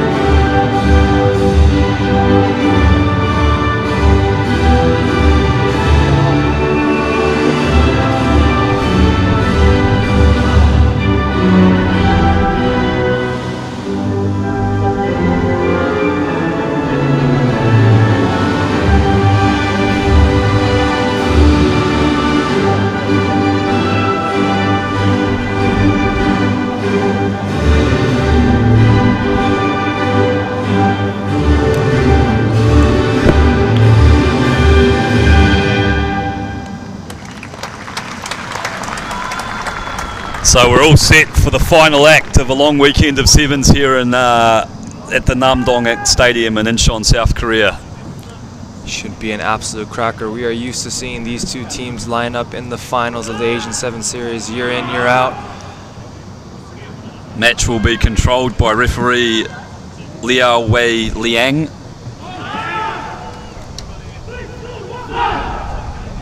Two teams with their final huddles. Japan in their blue strip and Hong Kong, China in the white. Russell Webb will get us underway with the kickoff. He's in money all weekend with the boot, this kid. You just tell him where you want it and he'll put it there. Yeah, very accurate left boot. It's been a feature of this tournament this week. Both teams have been very accurate at the kickoff. Hong Kong really using it as a weapon. Let's see what they do here. They decide to go deep, play territory. Find some space in behind Japan. Strong chase from Max Woodward. But Japan retain possession deep inside their 22. Looking to get out of here. Hong Kong drift across. Japan carries strongly into the contact. Recycle possession. Back towards the left-hand touch. Have they found some space down the flank here? Sophia. The hard carry, but well matched there by number 5, James Christie. Japan playing through the hands out to the right this time, stretching this Hong Kong defence left and right. Retaining possession well. Fast start by both teams here. Bit of a loose pass, but they've got hold of it. Some nice footwork. And Sophia will charge hard down the left-hand flank. Drops the shoulder into the fender, but well held there. Taken off the ball there by Max Woodward. Great cover tackle there by Russell Webb. We're just gonna have to have a look at that again, maybe to the TMO. Let's hope that Timo Sofia isn't in too much trouble here. Japan did well to work this short side, come down this blind. Gets past one. Russell. Tackle comes in. Nice. Maybe just collected a boot on the way through. Nice cover tackle there. Obviously the penalty was on Max Woodward there, taking out the support runner. Good to see Timo standing up.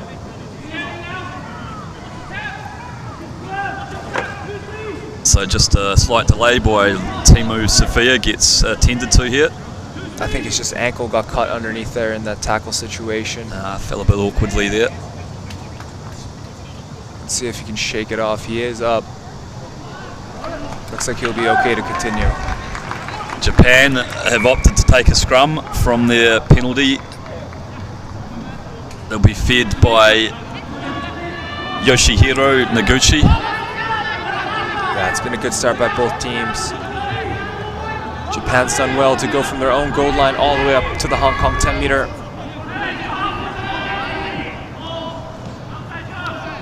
Noguchi feeds the scrum 10 metres inside the Hong Kong half. Clears from the base. Oh, great defensive tackle there. Hong Kong get in initially and contest, but Japan have held it. They look to find some space, cut back, gets an offload away. Nice little interplay there by the Japanese team, but Hong Kong flying into these tackles. Lovely ball there. Timo Sofia out on the flank here. He tries to go round his man and he'll go in. Timo Sofia. Bit of pace from the big man. And that's the two differences in the teams. Japan a bit more light-footed than the Hong Kong team. Definitely have a bit more agility, a bit more pace.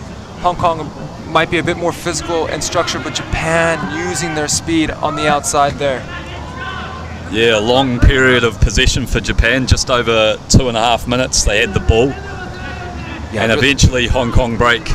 Very impressive stuff. They took that ball from their own 5 meter and went 60, 70, 80 meters until they scored a try. So Noguchi misses with the kick. Let's have a look at Timo Sofia. Just has a little bit too much pace for Max Woodward there on the outside. Nothing better than a big boy, that body shape down the touch line. Can't be deceived by the body shape. He's got pace, that boy.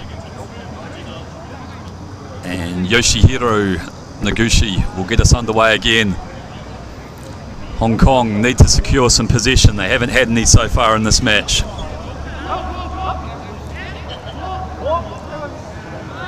Bit of discussion with one of the medical team and the referee down there.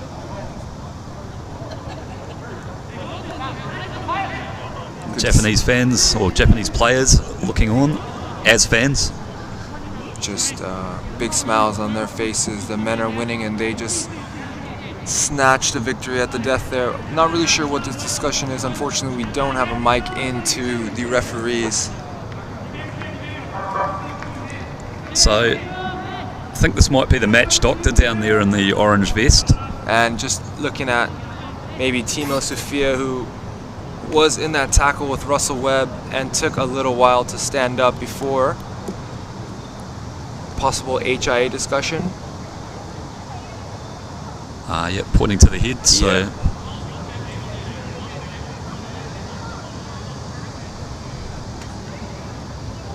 So has he been ordered off? Again, we don't have a mic in, but just going off body language, it seems like in that tackle situation he might have grabbed his head, or there seemed to be maybe contact with his head. There's brandishing a blue card there, which I think means it's part of the HIA protocol. Yeah. Hong Kong might feel a little hard done there because Timo Sufio was the one who actually scored the try. Yeah, I mean, obviously you can't judge it on the action, but he didn't look very... If his running ability is anything to go by, he seems fine. But of course, we need to take the proper protocols. He was in a bit of a tackle situation there with Russell Webb, so he'll get checked. Game will resume here. Great catch there by Kato Lee. So Hong Kong have the ball for the first time, but it's under pressure, bouncing round. Webb slings it wide. Here's Eric Kwok with a powerful carry. Ball spills out the back. Kato Lee connects with Webb, and he's going to put the boot into it. It's a powerful left-footed punt. That's a good touch finder. And this is something that we see Hong Kong use every now and then when they're under the pump, when they feel the pressure. They've got a really good boot in Russell Webb. They're happy to kick for touch and apply pressure at the line out. Yeah, the ball was going backwards behind them, so just decided to calm it down. He's got a powerful punt. Made about 45 metres there. Looks like Max Woodward is in a bit of trouble here, the captain. He's been limping. Looks like they're making the switch here with number 3. So Nardoni will come on. Yeah, Max always puts in a big shift, but maybe just after that tackle situation on the try, looks like he's just got a bit of a limp there. Hopefully it's nothing serious. Month out from the Asian Games. Big part of that Hong Kong team. So Japan to throw the line out halfway between their 22 and halfway on their side of the field. They go deep down the back and secure possession. Wow! Deceived everybody there. Yeah. And they've won themselves a penalty advantage as well. So bit of a breakdancing move there as a tackle. Bit of a goose. Little step inside. Gets through the first line. Recycle the ball, they go blind. Japan doing really well to utilize the space, finding that extra meter on the outside, using their deceptive speed and passing. Oh, it's beautiful off the deck. Russell with the chase here. Great scrambling defense by Russell Webb, but Japan retain possession. They've got the forward momentum now. They're going forward here, 2-on-2 situation, 1-on-1. Ishida uses his feet. Oh, Yoshida! Ishida gets the offload away. Oh, it's beautiful stuff from Japan. And the tall, rangy figure of Yu Okudaira stretches out and slams it over near the post. Oh, it's lovely from Japan. Absolutely. Champagne rugby. The champion Japanese women team approve. Big smiles on their faces. It's all started from that real slick line-out move. Backs got going, came back to the short side. Bit of rumble from the forwards, and then massive steps there from number 12, Ishida, and then your man Okudara under the post. Japan with a strong start here in the cup final. And no mistake from the kicker, Noguchi. So Japan 12, Hong Kong 0. And Hong Kong making some early changes. Interesting about this Hong Kong lineup, they do have that passport holder situation where not every single player in the Hong Kong team has a Hong Kong China passport. So maybe they started with maybe what was not their strongest team, but a team that we will most likely see in the Asian Games. That's why it looks like they made really early subs here now. Got some of the big boys like Max Denmark back on the field. Good insight there. So Noguchi will get us underway. Kicks out towards the right-hand touchline. Japan get up and contest, but Hong Kong, China have done well to get the ball there and win a penalty. They tap and go quickly. Great instinct there by Russell Webb. Just knew where that tap down was going to be. Now it's Hong Kong, China's turn to attack.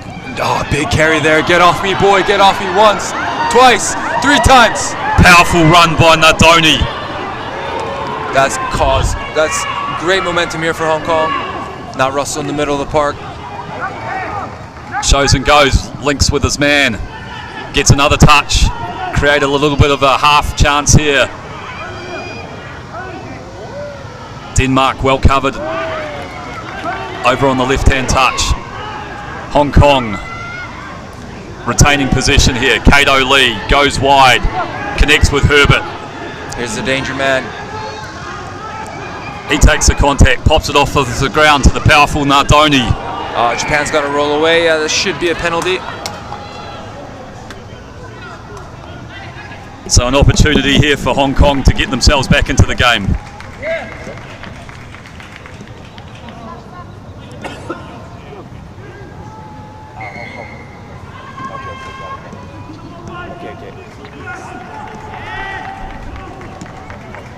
Hong Kong China will feed a scrum.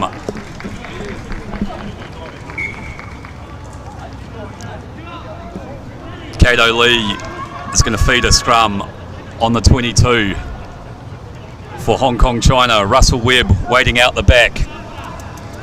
Yeah, if Hong Kong China has any chance to stay in this game, they're going to need to nick a try here at the end of this first half. Webb angles across the field, throws a dummy initially, connects with Herbert. Kato Lee. Oh, they've been stolen by Japan.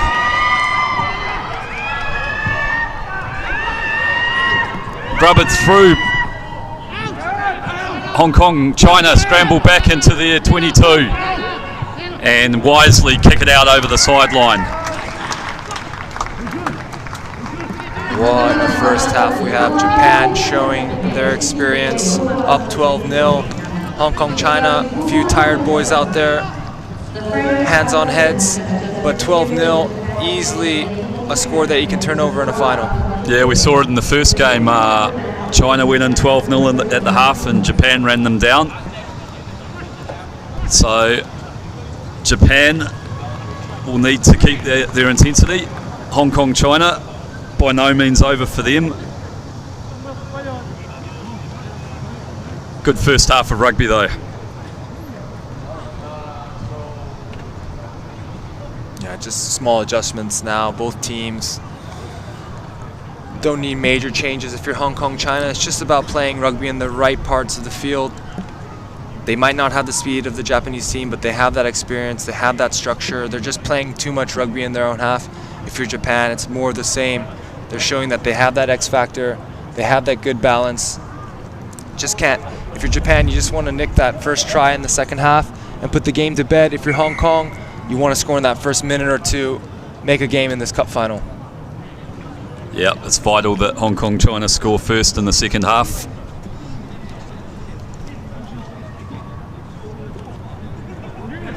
Been a very physical contest. Lots of ball and play time. Last 7 minutes of a long weekend.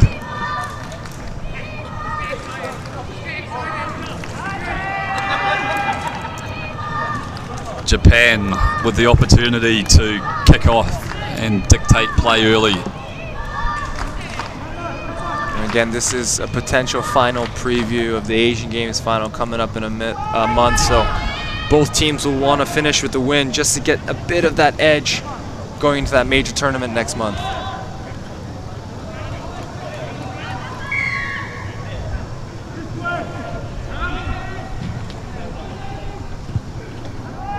Decide to kick to this near touchline.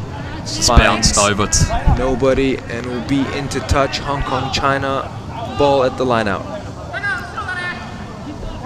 So Kato Lee will trot across here and throw it in.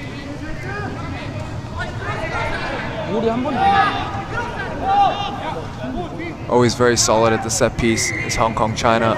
Japan guilty of kind of crouching the tunnel here. Going over the back to Nardoni. He's a powerful runner. He'll go hard into the contact. But well looked after by the Japanese defense. Here's Webb. He's the playmaker. He feeds wide to Denmark. If Hong Kong China have a chance, they need to get these boys going. Max Denmark and Liam Herbert. They've won a penalty. Do they look for another line out?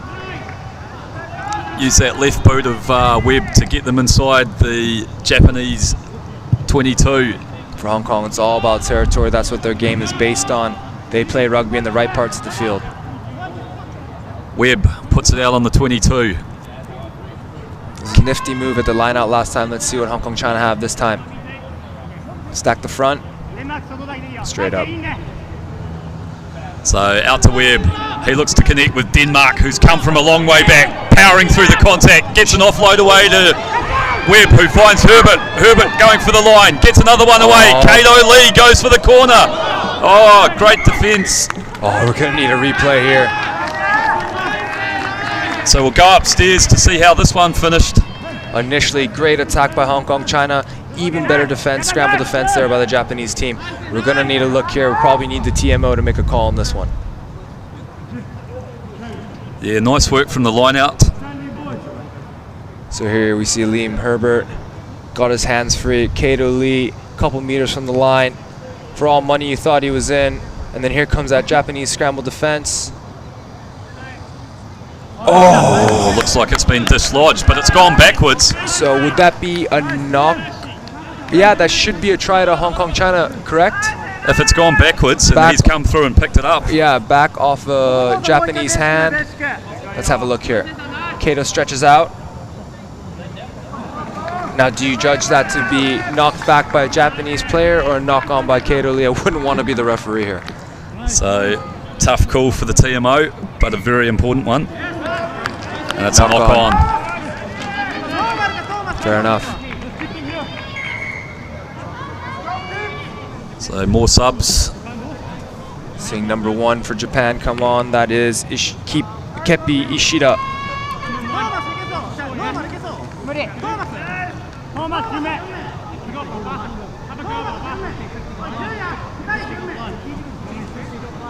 So, still an opportunity for Hong Kong, China to apply some pressure here. Difficult spot to exit from in this corner, left-hand corner of the field. It's the toughest exit in all of rugby, is it not? Be interesting to see how Japan go about this. Bit of scrum pressure coming through, but they've secured it. Yeah, just a hit up, just to create a little space. Done really well for his team there. Massive clean out, but they say that's illegal. And here we go, Nardoni, the powerful figure, bumps one, gets the arms free. Kato Lee has another crack. Kato Lee must be wondering what he needs to do to score a try. This Japanese scramble defense really defending well. So we'll check this to see if he was held up or he got a piece of the ball on the ground. Judging by Kato's body language, Russell Webb took the ball to kick the conversion. Kato said, give it back to me. I don't think he's confident that he scored this one. Yeah, good offload by Nardoni. Went through a couple of tackles and looks like he's wrapped up here. Did he get a part of the ball on the ground? Jeez. Video referee is busy this game. Did the nose of the ball, again, you just need a blade of grass to touch. We just got to see the nose, the front end of the ball here. I know that Japanese leg is coming in. So there's some hands under it, and there's a leg there. Does any part of the ball touch the ground? I think in between Kato's hands, it seems like that's a try to me. Yeah, I thought a little part of the ball may have touched, skimmed the grass there. Webb's got the ball. But is it clear and obvious? Was the call on the field held up? Again, wouldn't want to be the referee in this situation. Try given. Try given. So Webb will line up a conversion off his left foot. Oh, he will not be happy about that one. So Hong Kong, China back in the game with an unconverted try. 12 points to 5. Japan lead. Webb trots back and he'll get us restarted again. Just a converted try in it. Still plenty of time on the clock. Hong Kong, China clawing their way back in this cup final. Kicks deep again over the back, finds some space. Denmark chasing through hard to put the pressure on, but Japan have secured it. Oh, the speed. Good scramble there from Nardoni, but they've turned it over at the breakdown. Just staying to touch there. Did really well keep that ball in touch. Now time to clean it up, get some structure back in your play. There's a knock on. So Hong Kong, China will have a scrum right on the Japanese 22, and a bit of a momentum shift in this game in the second half. Clearly that long kickoff is working. Japan very good under that high kickoff, so Hong Kong, China deciding to kick it deep, back in their defense to create a turnover. It's exactly what's happened. It's gone to script if you're Hong Kong, China. Kato Lee will feed the scrum, Russell Webb directly behind, and then the runners, Herbert and Denmark out here looking for some action. Herbert goes first, has a crack. There's that silky smooth and there's runner. Denmark. One hand off. Oh, what an offload by Max Denmark. The two superstars of this Hong Kong China team linking up in the corner. Some great interplay there between Denmark and Herbert. Looked for all money like he was covered and about to go over the touchline, but somehow he manages to get a ball away. We have been treated to some seriously good rugby in this cup final here today, both in the women's and men's final.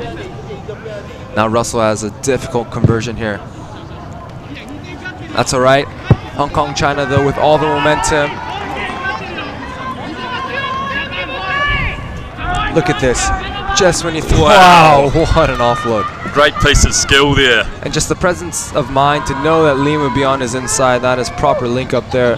Those two have been building connection now for a couple of years. So Japan 12, Hong Kong 10.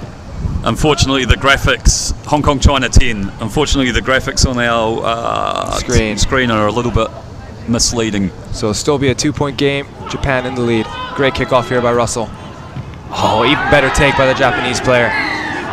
That's Ishida going up for his team. Yeah, and he's been challenged while he was in the air, so Japan win a penalty. Now if you're Japan, he's asking about the scoreboard here. Just checking the time. If you're Japan, you almost just want to sap the energy out of this Hong Kong China team. The one way you can do that is just slow everything down with the scrum. Keep that clock ticking over. At the same time, if you're Hong Kong China, you're going to need to create a turnover here in this next phase of rugby. So less than a minute and a half to go. There's a substitution on, and Ishida feeds the scrum for Japan. They look to retain possession. Yeah, just caught on the wrong side there. Unfortunate. Tap and go quickly.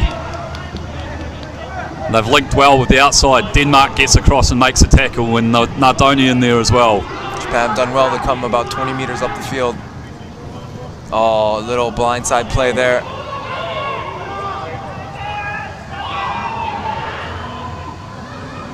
And Japan. Got to be careful here. Japan have a lot of pace, a lot of players on the outside.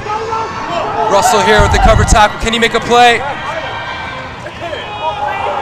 Yes, penalty there. So good defensive scramble by Hong Kong, and they've won a penalty. Wow, two teams really putting their bodies on their line. Well, they look to use that boot of Webb to advance them up the field a little bit. Tight angle. Very tense here. Webb with a wee banana kick, advances the ball up towards the 22. This lineup might be the last play of the game here. We expect a hooter any minute or any second. Just an injury stoppage here for Japan. 2 seconds left, or 5 seconds left on the stadium clock. If you're Hong Kong China, your lineup has been working well all weekend. The issue is, do you have what's in the tank to go about 80 meters to win this cup final? I'm sure they've been working on a few special plays over their training period. Time to pull one out now. First job securing this line out.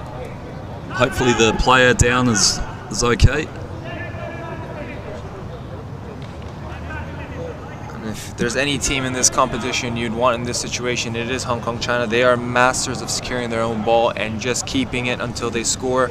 They won't do anything flash. They'll just go touchline to touchline, tire this Japanese team out. It'll just come down to, will they be able to hold on to the ball? They have to play mistake-free rugby until they score. So vital line out here for Hong Kong China, deep inside their own half. Time almost up on the clock, trailing by 2. Possession secured. Kato Lee feeds to Webb. There's a hooter. There's Herbert. Out wide to Denmark. Here's a crack. Well tackled by Japan. Powers forward on another dig. Hong Kong China shifting it towards the left-hand touch. Carry hard into contact again. Japan have got over, but they haven't released. No release there. Nardoni goes quickly, but he hasn't actually tapped the ball. This is a free one for Hong Kong. They'll probably go to the corner again. Use Russell's boot to get about 30-40 meters up the pitch. Bit more of an angle here for Webb. Gets it out towards halfway. So another nail-biting finish here. Time up on the clock. Japan 12, Hong Kong China 10. Kato Lee with the throw. Looked almost a bit skew there, but we play on. And it's Herbert with the ball in his hands. He'll have a crack, goes through the contact, gets up towards halfway. Hong Kong China secure possession. Nardoni, he's a powerful runner. Gets that fin going, drives his legs. Takes 1, 2, 3 players to get him down. And that's the turnover. That's won Japan the cup final. So great work in there by the Japanese defence. Got over the ball and won a breakdown penalty. It's the sub in the number 1 shirt, Kippei Ishida, who's done it. They'll tap and kick it out. And Japan, it's a Japanese double. Both Japanese sides, men and women, win titles here in Incheon this weekend. Japanese double, and what a cup final. What 2 great cup finals we were treated to this weekend. The perfect end, as you said, the final act to this wonderful weekend of rugby here in Incheon Namdong Asia Rugby Stadium. Nick, it has been an absolute pleasure. Great to see the teams before they get out for the Asian Games next month. Yeah, we'll definitely be tuning into the Asian game if we're going to see rugby of this standard. There's some good work from Herbert. Kato Lee diving for the line and just denied. Nardoni was worked hard all day. Kato finally got his try there. Again, we had to go to the video referee for that, and this was a super play by Max Denmark. Finished by Herbert. So both teams scoring 2 tries each, but it came down to the kicking, and Japan managed to get one of their tries closer to the post, and they prevail 12 points to 10. So just going to stand by for some presentations here.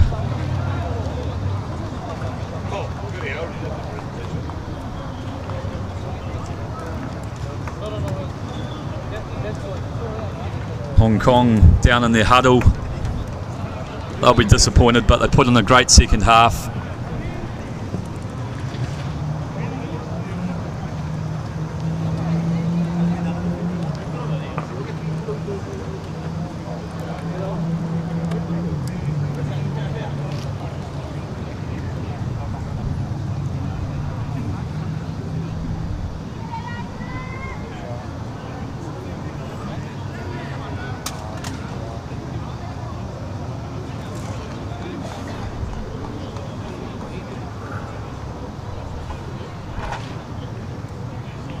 Great to see both teams there just have a final word, final huddle. Should be proud. Hong Kong, China, worthy finalists. Japan, even more worthy champions. Yeah, an excellent display of rugby.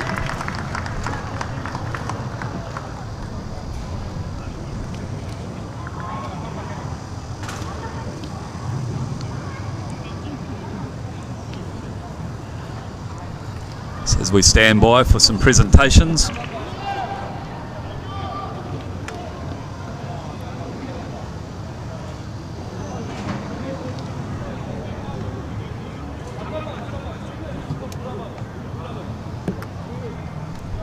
Building a wee fence here. All about getting that perfect backdrop. You got to get that photo. Do it for the gram. Do it for the gram.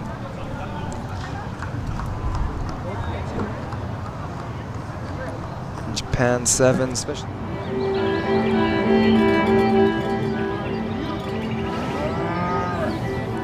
Since 1979, we've been searching for perfection. We've been thinking, sketching, and designing.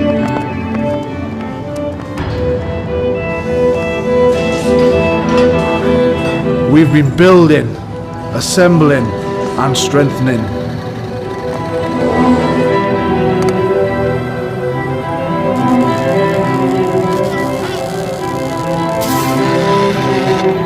We've been cutting, shaping, and painting.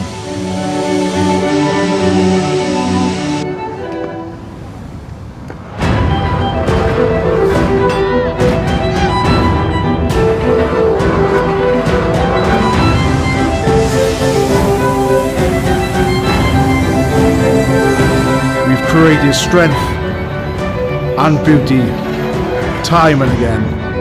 Our machines are made for one thing: the perfect hit.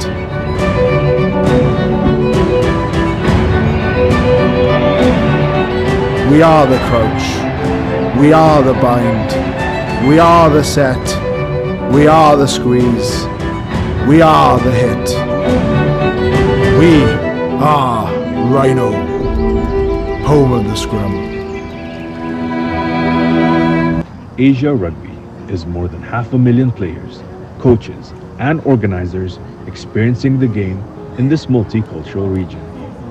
Established in 1968, Asia Rugby has expanded from 8 founding countries to more than 36 member unions, spanning Lebanon in the west to Guam in the east, Kazakhstan in the north to Indonesia in the south. Home to more than half the world's population and an incredible 80% of its youth, Asia Rugby has grown from holding just one tournament every 2 years to running more than 15 international competitions each and every year, culminating in the iconic Asia Rugby Championship and the Asia Rugby 7 Series. Asia Rugby continues to grow the game through initiatives like Get Into Rugby, initiatives that have helped us expand our player base by more than 25% per year, initiatives designed to empower our kids with the knowledge and skills necessary to develop great players and inspire positive social change. Asia Rugby is a diverse collection of cultures bound together by our core values of integrity, passion, solidarity, discipline, and respect, driving our belief that rugby makes a positive contribution to people's lives. Asia Rugby is taking our great game, its spirit, and everything it stands for to over half the world's population. And we invite you to be part of it. Asia Rugby. We can do better, but together.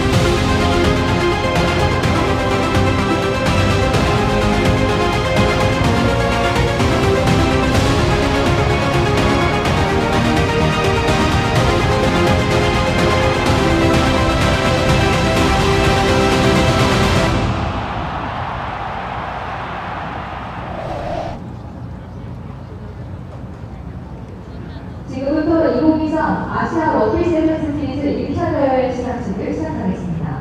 Welcome, ladies and gentlemen, to the closing ceremony for the Asia Rugby 7 Series. 먼저 한국 러비협회, 인천 남도 아시아드 러비 경기장, 그리고 자원봉사자분들께 감사의 말씀을 전합니다. To start the ceremony, Asia Rugby would like to thank the Korean Rugby Union, Incheon Asian Rugby Stadium, and all the volunteers for their hospitality, motivation, and time. 수상에 앞서 성적을 발표하겠습니다. 남자부에 이어 여자부 성적을 발표하겠습니다. 남자부상이 대한민국, 우승 홍콩 차이나, 우승 일본팀, 여자부상이 태국팀, 우승 중국팀, 우승 일본팀입니다. 두 경기의 시상식은 아시아 러비 부회장이 프레스코, 대한 러비협회장 최윤, 그리고 대한 러비협회들 임원분들이 제보해 주시겠습니다. And I request the following grantees to come forward. His Excellency George Wu, Asia Rugby Executive President. His Excellency Yu Chen, President of Korea Rugby Union, and the Korea Rugby Union officials.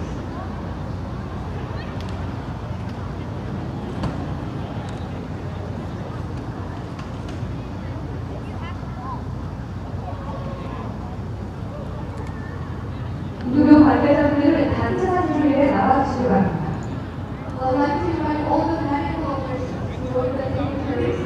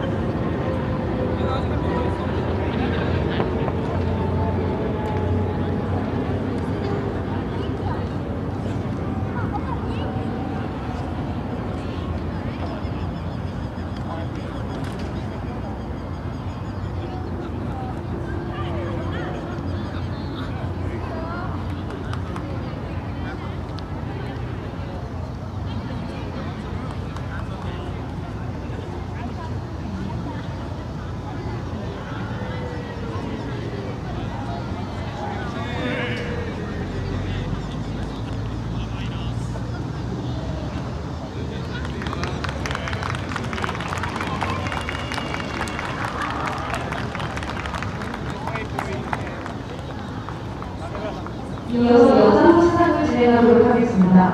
여자 사람이 태국 세계를 대한 러비 연회 세계 사회자님께서 메달을 수여하도록 하겠습니다.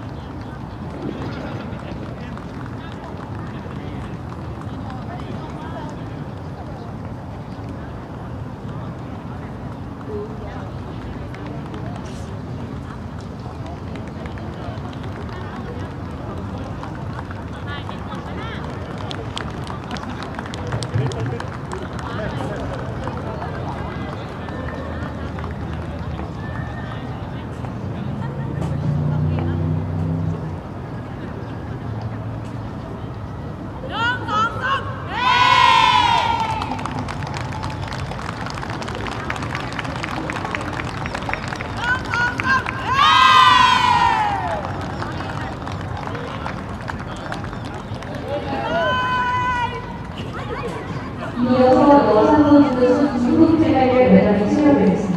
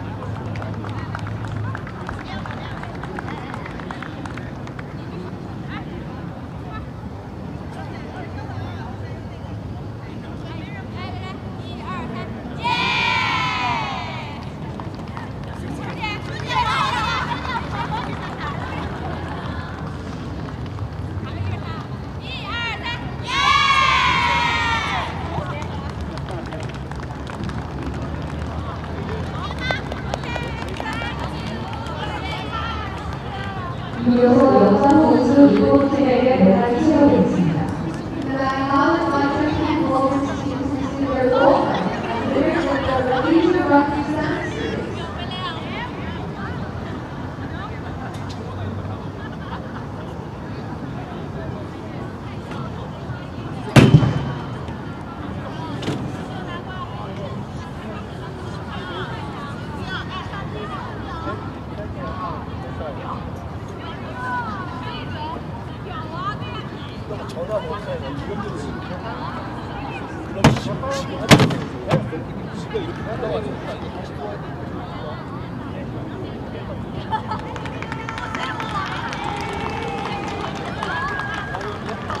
다시 들어와야 되는데 이따 들어와야 되는데 들어오라.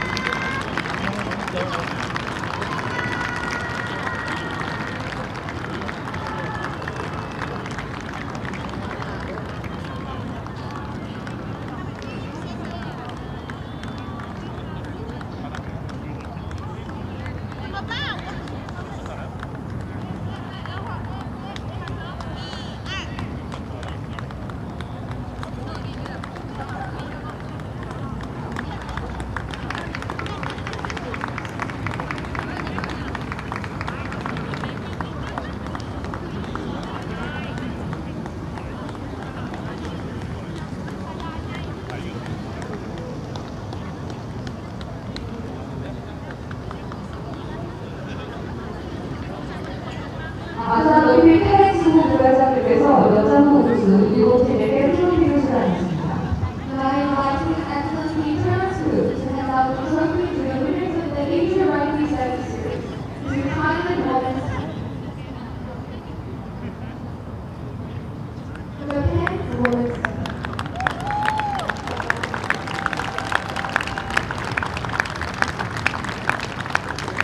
Congratulations to the Japan Women's team for winning the Asia Rugby 7 Series.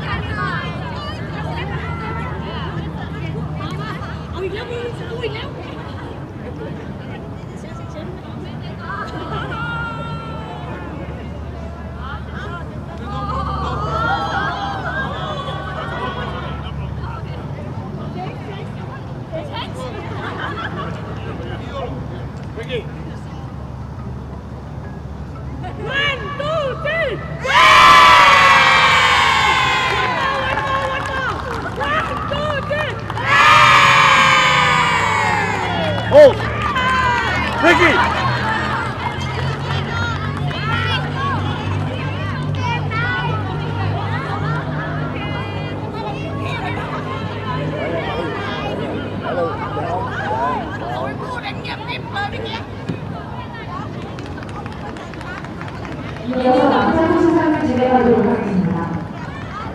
Now we will begin the next award. 이거 들지요. 그냥 이거.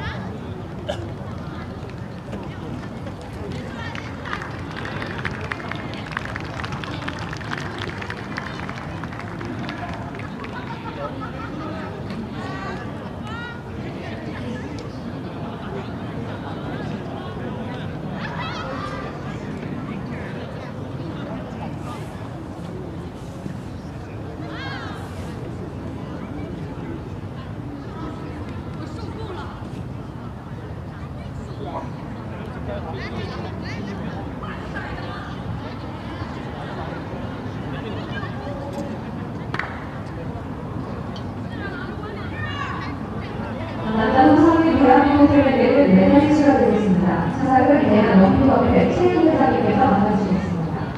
And I now invite each president of her rugby unit to receive their bronze medal.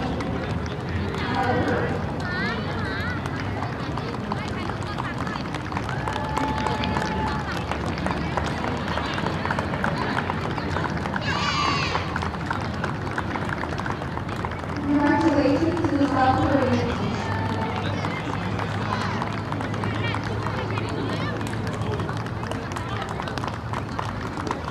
대한민국 선수들에게 메달이 수여되고 있습니다. 큰 박수 부탁드립니다. Medals are being awarded to the athletes of the South Koreans. Please give them a big round of applause.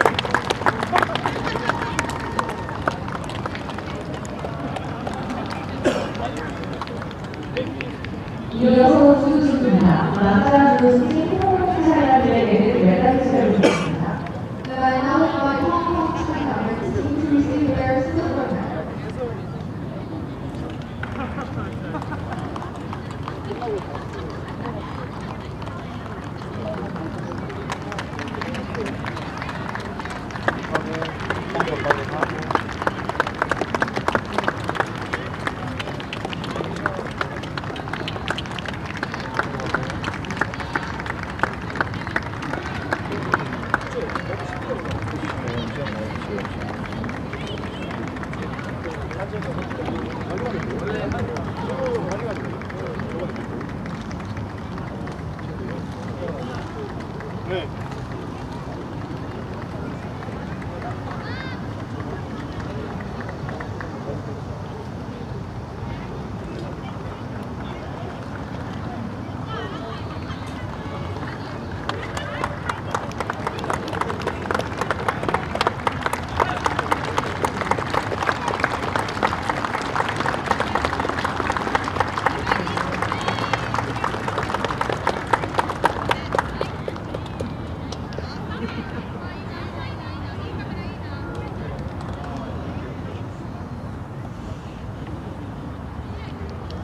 이렇게 벌레 이어서 남자 선수 2번 대회가 메달이 시작되겠습니다.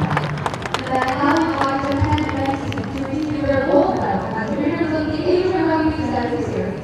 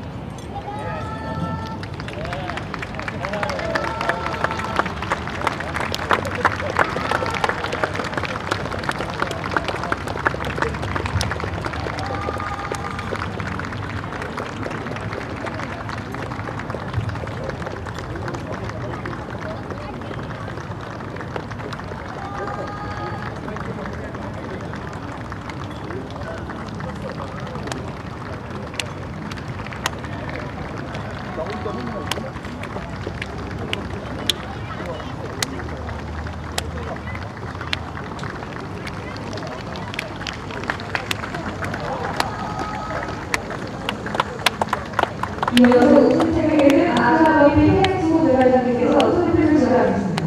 Then like Kathleen Turtle to hand out the trophy to the winners of the Asian Rugby 7 Series to Japan next.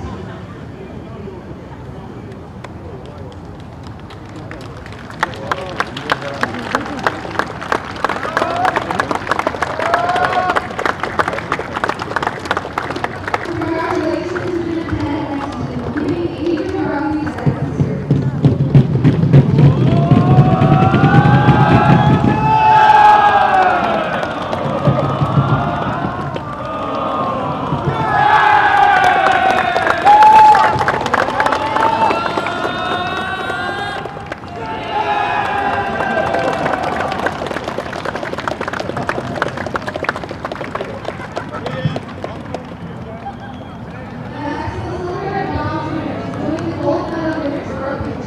이어서 남자부 1, 3위 감사사진이 있겠습니다.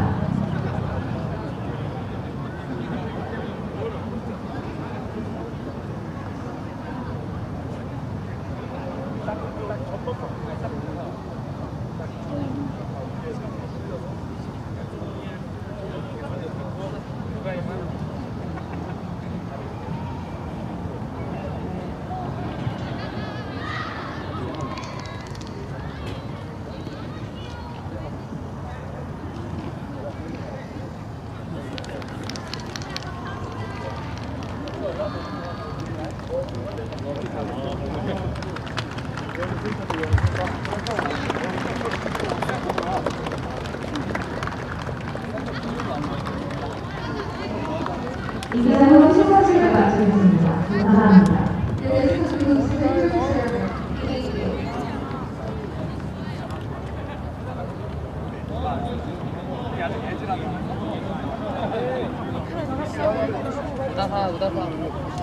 가자 찍고 쭉 서자 那个不是吗？ 넘겨줘야지 우리는 저쪽에서